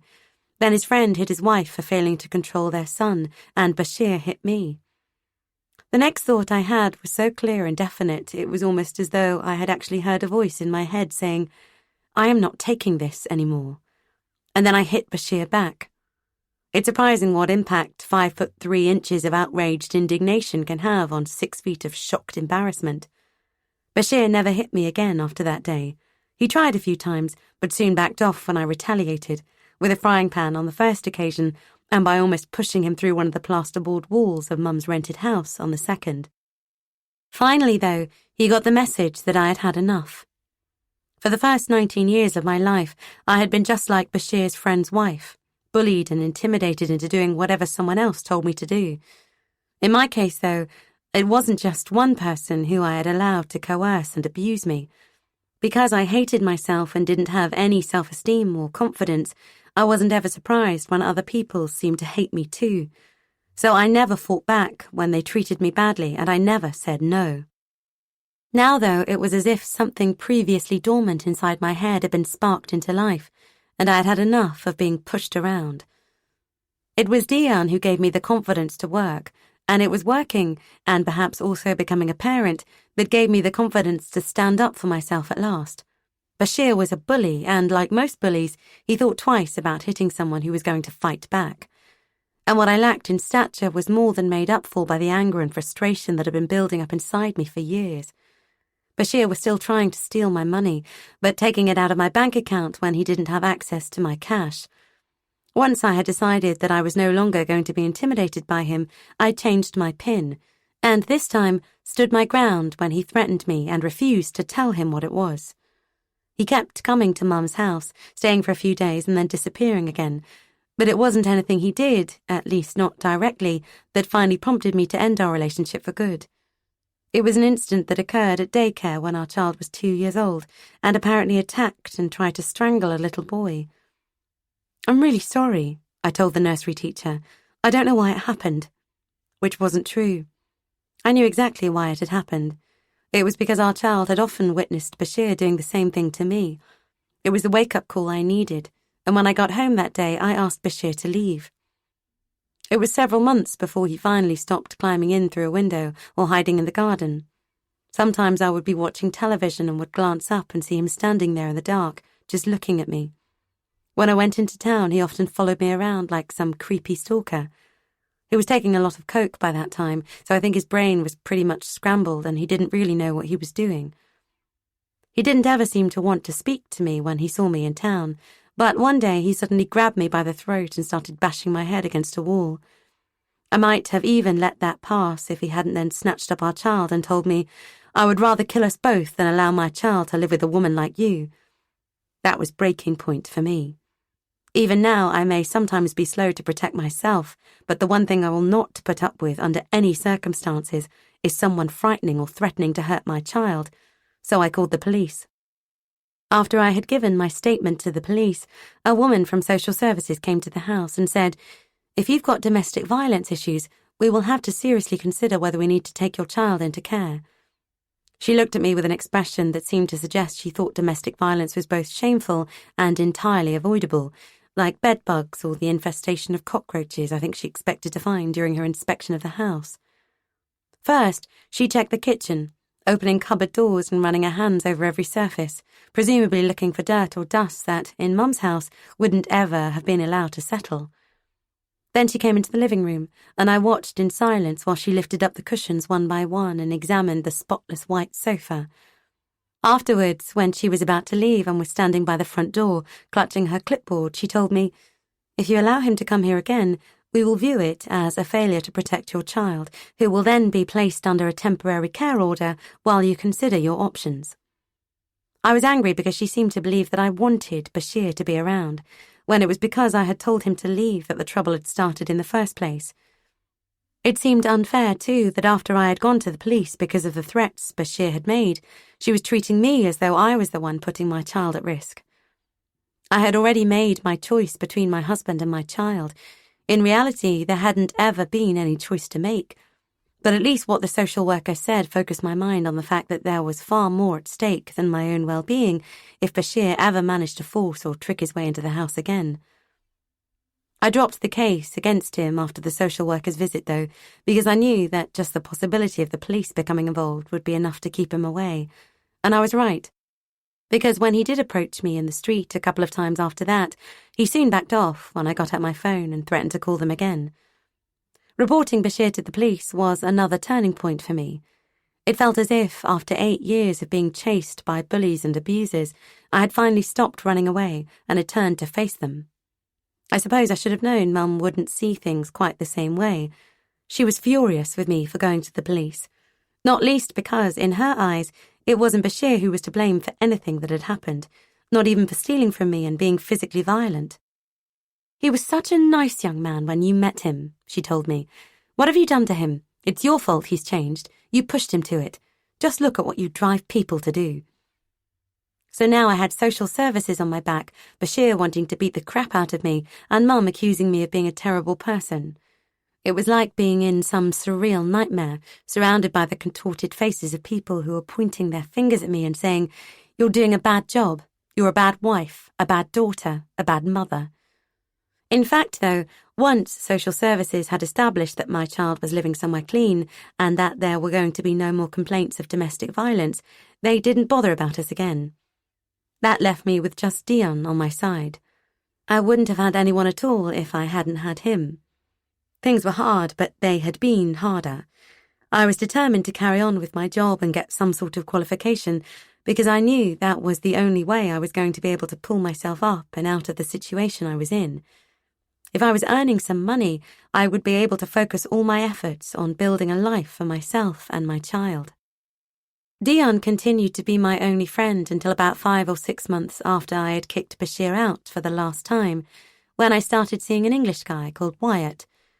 It was the first normal adult relationship I had ever had, and the first time I had fallen head over heels in love. Unfortunately, however, it seemed that for me, falling in love with someone normal and decent was as stressful as being used and abused by a man who just wanted a visa and didn't really love me at all. As soon as I was subjected to any kind of stress, my mental health began to suffer. It was as if there was a horrible, malevolent goblin sitting on my shoulder, whispering crazy things in my ear, telling me I didn't deserve the good thing that was happening to me. And eventually, as the goblin's voice grew louder, I started lashing out at Wyatt, just like I had done with Dion. Only a few people have ever seen me switch. It's something I'm very ashamed of, even though I know I don't have any control over it, and I had no understanding of what was happening at the time. Recently, someone who has witnessed it explained it to me by saying, "It's like watching that film The Exorcist. Suddenly, your eyes roll back into your head, then you clench your jaw, grind your teeth, and start to shake. When you speak again, your voice sounds completely different. In fact, you become a completely different and quite aggressive person." I know I switched a few times when I was seeing Wyatt. Even though he must have been very shocked by it, he stayed with me for 2 or 3 months and really did try to help and support me. But you couldn't expect anyone to put up with something like that for very long. I was devastated when it all went wrong. He was a really nice guy with a good job, earning good money, and he treated me the way I had always imagined a decent man would treat someone he cared about. I hated myself when he left me, and I hated the goblin on my shoulder that controlled my mental health. The one thing I am very grateful about is the fact that my postnatal depression was at its worst when my child was just a baby, and so wasn't aware of or doesn't remember what I was like. I had always been wary of talking about my problems to anyone, particularly to someone who might be in a position to get social services involved, because my main fear was that they would take my child away. But as soon as I realized I was starting to get a bit better, which was some time before I met Wyatt, I had some counselling, because I was terrified of slipping back into depression. It was my doctor who arranged for me to see the counsellor, and it was the counsellor who explained to me that what I had experienced from the age of 11 was actually abuse. Until then, I had believed that what had happened was all my fault. She was a good counsellor in many ways, but she didn't have any experience of dealing with child abuse, so I probably ended up with more problems than I had had when I first started talking to her. I was still coping with life during the time when I was seeing her. I had survived the first couple of years of being a mother, and, more importantly, so had my child. I had survived Bashir, and I had survived all the horrible, abusive years of my childhood, so it seemed particularly ironic that after everything I had survived, it began to look as though falling in love might be the thing that was finally going to defeat me.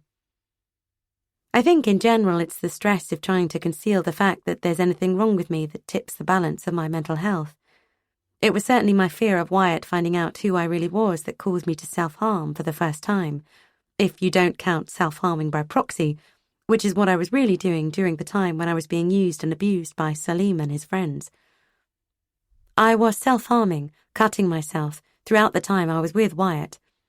I used the serrated blade of a kitchen knife on the first occasion. I can remember watching the red line of blood that appeared on my arm as I ran the tip of the blade across my skin. In fact, I was so mesmerized by the blood that seeped out of the cut that I didn't feel the pain to begin with. Afterwards, though, as the wound began to heal, I was repulsed by how ugly it looked. So the next time I cut my thigh.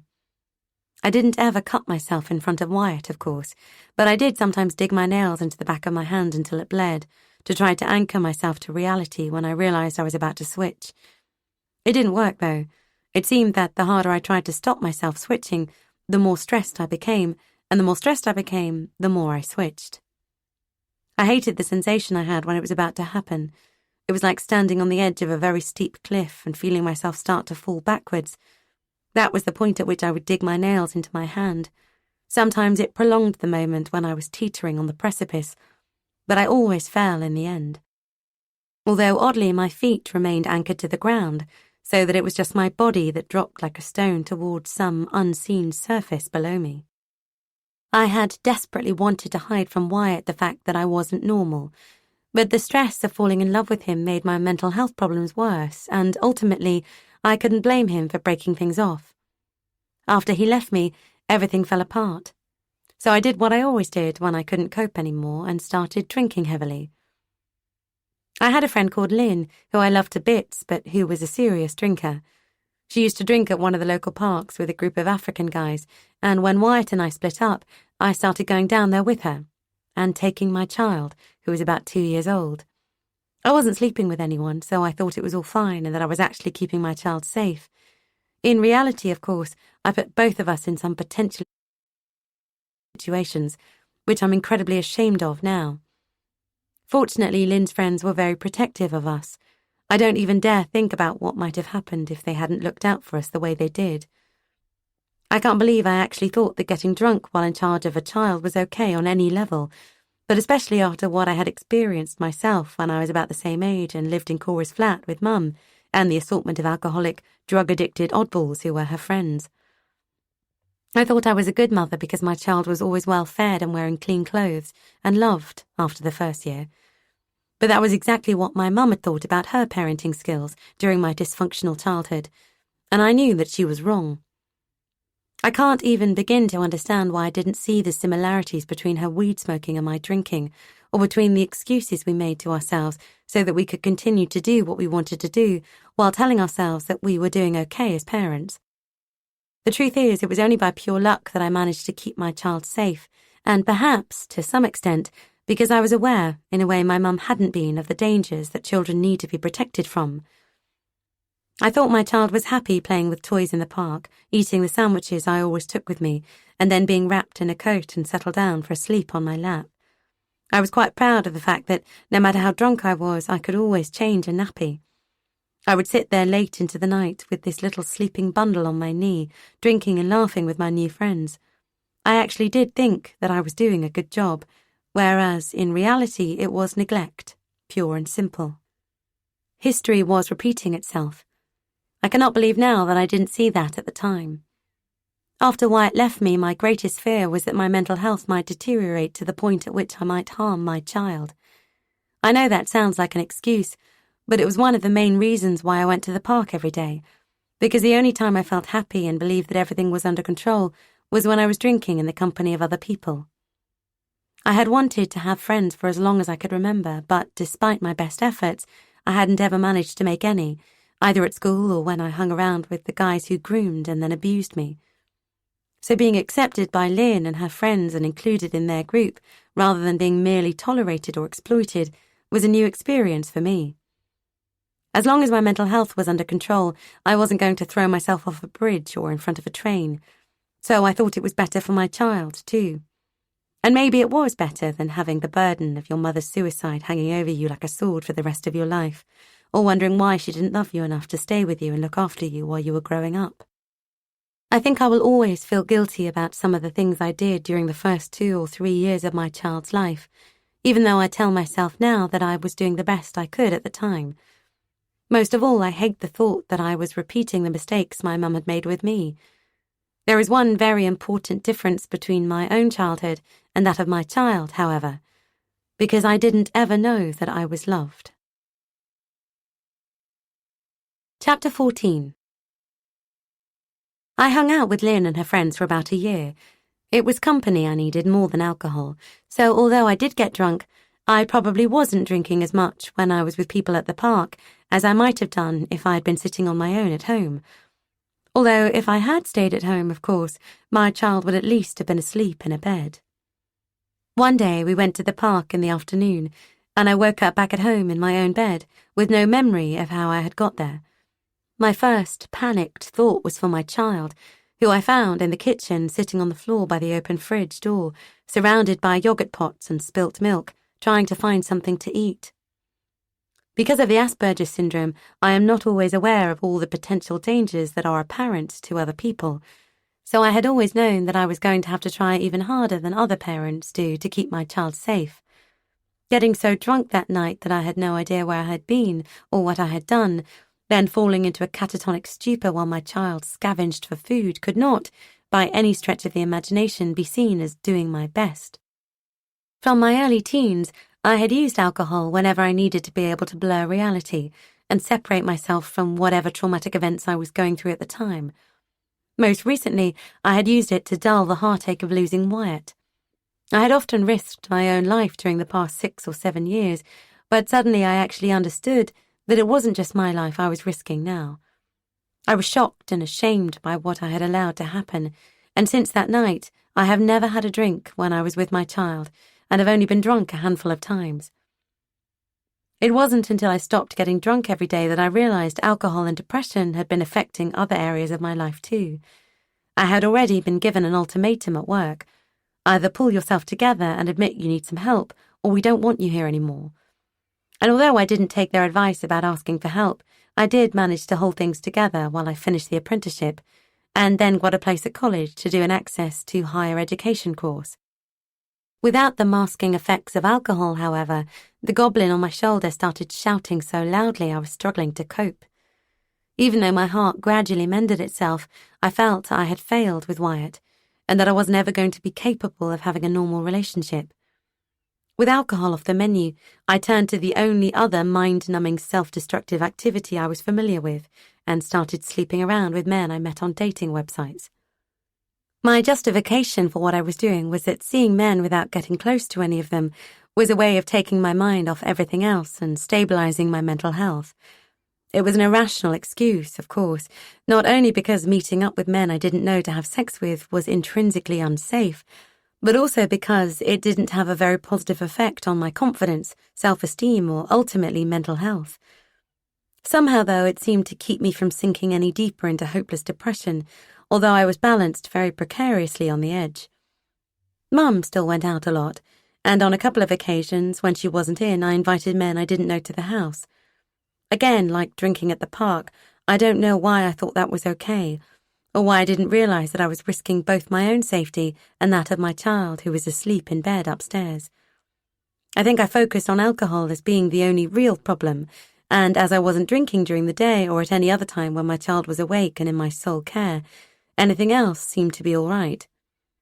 I did get very drunk on a few occasions, but only as a last resort when I was on the verge of being overwhelmed by depression and anxiety. I told myself it didn't matter if it was only once in a while. Each time it happened, I made a solemn promise to myself the next morning that it had been the last time. Then I didn't drink again for at least a couple of weeks, until something happened to make me feel as though everything was spinning out of control again. Things did change in September, when I started college. I couldn't go on forever pretending that the drinking was a form of self-medicating that wasn't doing any real damage. Despite all the problems I had, because of the autism and because of the abuse I had suffered as a child, I knew I could do something better with my life. All I had to do was work out what. But to be able to do that, I first had to wean myself off my addiction to alcohol, because it was an addiction, whether or not I was prepared to admit it. What helped in the end was the fact that I loved college. It was incredibly stressful for the first few weeks, meeting new people and not knowing how to behave or what I was supposed to be doing. In fact, I had a few problems initially, including some mental health flare-ups and several incidents of switching, and I started self-harming again too. Then I began to find myself having conversations with people and realizing that they were laughing at something I had said and being genuinely friendly. It was a huge surprise to me to discover that I was actually capable of living in the normal world, being a college student and making friends. When I completed the Access course at college, I got a place at university, which I ended up delaying for a year so that my child would be at nursery full-time, and I would have had a whole year more to continue getting better. It also meant that the divorce Bashir refused to give me when I asked him would have come through automatically, as we'd have been separated for 2 years. I was very happy at college, so I'm really looking forward to going to university. Since I was diagnosed with Asperger's syndrome almost 15 years ago, I've learned to deal with quite a lot of its aspects. I still walk into danger sometimes because I don't see the warning signs that are probably easily apparent to most other people. And I've still got lots of issues that make relationships difficult for me, as well as for the poor men who get involved with me. It's as if there's an aberration that has been hardwired into the depths of my psyche so that I believe that the only proof of my existence is the attention someone else is paying to me, usually some man I don't really know and who doesn't even matter to me. I'm going to keep fighting it though, and maybe eventually all the bad neural networks in my brain will reorganize themselves and I'll be normal at last. I know that won't ever be quite true because you can't cure Asperger's syndrome, but if you're lucky like I am, you can learn to cope with it well enough to be able to make real friends so that you won't have to be alone for the rest of your life. I know that the time has come for me to stop trying to manage my mental health on my own and get some professional help. I probably should have done it some time ago, but I'm still afraid to ask for the assistance I need, because if social services find out that I have mental health problems, they might take my child away. And I honestly don't think that would be the best thing for my child or for me. The last time I decided that I had to get help was more than a year ago. I went to an NHS drop-in centre quite late in the day and had already signed in when the anxiety made me switch. It usually only lasts an hour or two these days, then I pull myself back. This time though, without being conscious of what I was doing, I walked out of the drop-in centre and down to the river. When I eventually came to, I had one leg over the barrier and some man who had been fishing had his arm around my waist, trying to stop me climbing over and dropping down into the river below. It upset me so much I decided I wouldn't ever try to get help again. But I've got a friend who says that I must and that he'll go with me next time so that I'm not alone if the fear takes over. He's someone I can trust. Without him and Dian, I'm pretty sure I wouldn't still be here today, and he's every bit as determined by nature as I am. So it will be interesting to see what happens. I'm in a good place at the moment. I'm taking care of my child and getting on reasonably well with my mum. I haven't had a switching episode for more than 4 months, and I haven't self-harmed or been drunk for even longer. It's because things are going so well that I'm even more reluctant than usual to start getting involved with doctors or social workers or anyone else who might end up making everything worse rather than better. Part of moving forward with my life has meant closing the chapter of it that involved Dian, which is sad, although inevitable, I suppose. He did bring his wife over to this country in the end, but he was very unhappy. In fact, the last time I saw him a few months ago, he was very depressed and almost in tears as he told me about the problems they have been having. I felt really sorry for him, and really bad for not wanting to get drawn into it all, in case it dragged me back into a world I know I have to leave behind me, in the past. That makes me sound horrible, after everything Dian has done for me. I wouldn't be going to university at all if it hadn't been for him insisting on my phoning the social worker that time to tell her I had changed my mind and did want to go to the pupil referral unit after all. But I have to look after myself now, because if I can't take care of myself, how can I possibly take care of my child? That's my priority, and I daren't risk getting dragged down by something I have a choice about. Apart from anything else, I have to accept the possibility that just one more worry might prove to be the one that tips the balance of my mental health. My child and I have moved out of Mum's house for similar reasons, really. It took me a long time to realise that what happened to me when I was a very young child wasn't my fault. I do have a type of autism, and I know that that made me more difficult to deal with than a child who doesn't have it, but I was a child. And I often only reacted the way I did because I was frightened and confused by things that other people understand and take for granted. I know Mum has her own mental health issues to deal with, but I think she was wrong to blame me for whatever it was that made life such a struggle for her. Even more importantly, She shouldn't have told me when I was a child that I was responsible for her unhappiness. I think she has always believed that having a child not only ruined her life, but also made her weaker. Whereas I have had completely the opposite experience. Having a child has given me a purpose and strength I didn't have before.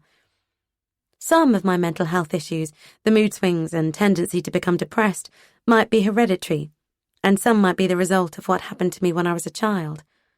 Whatever the causes might be, it's because I want to break the family tradition of not talking about things that matter, that I don't try to hide my bad days from my child.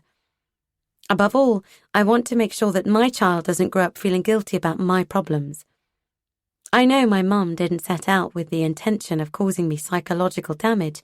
I'm sure she didn't for a moment realise what she was doing, or that it was because I wasn't protected and didn't have any sense of self-worth, that I was such an easy victim for the men who abused and exploited me. But it was because I want to be the best mother I can possibly be that my child and I recently moved out of Mum's house and into a flat, which we share with a couple of my girlfriends. As well as signing off on my relationship with Mum, both mentally and emotionally, I'm staying away from men too, for the time being. It's a bit lonely sometimes, and I still wish I could have a proper relationship with a decent man, but I know from experience that being with someone I care about is possibly the most significant trigger for my mental health. And when it's a choice between being with someone or being sane enough to look after my child, there really is no choice. The problem is that whenever I find someone I think I could potentially fall in love with, the stress makes me switch. So they either meet the bolshy, confident, fun-loving, switched-on me first, and then don't like the quieter, more reserved real me when I resurface, or they can't cope with my mood swings, which result from the stress of wanting it all to work out well, but being afraid that it won't. So they don't hang around long enough to find out who I really am. There have been many times over the last few years when I would have liked to have been able to ask social services for help. The reason I haven't done so recently is because of what the social worker said about taking my child away after I made a complaint about domestic violence, so I'm doing the best I can to repair myself. If I didn't have my child, I don't think there would be any point to any of it. It's the only reason I've clung on during all the times when it would have been much easier to simply walk into the river or go to sleep and never have to wake up again. But whenever I have thought about taking the easy way out, I've imagined my child asking, "Why did my mummy leave me?" And that's a question no one should ever have to ask. I grew up feeling alone and unloved, and perhaps even worse, unworthy of being loved. In fact, throughout my entire childhood, I felt grateful to my mum whenever she spent any time with me, because I believed that I was a horrible child. So I know what that does to the place deep inside you where bad things get stored away until they become an indestructible part of your self-image. I have a friend who often tells me that none of what happened to me in my childhood was my fault. He says that I should feel good about the fact that I've been strong enough to pull myself through it without any help. Sometimes, though, when you are used to believing that you're only responsible for the bad things, it's hard to accept it when someone says something positive about you. I think that if you tell a child something often enough from a young enough age, there will always be a part of their brain that believes it, even when they're old enough to understand all the reasons why it isn't true. So although I know that it wasn't my fault that I was abused when I was a child, or that I have Asperger's syndrome, or that Mum's life was so difficult, there's still a part of me that can't quite accept that I'm not to blame, for some of it at least. I don't know if a day will ever come when I forgive myself for what happened to me and reevaluate my self-worth, but I hope that it will. For now, though, I'm just happy that my life is finally worth living, thanks to the child I love.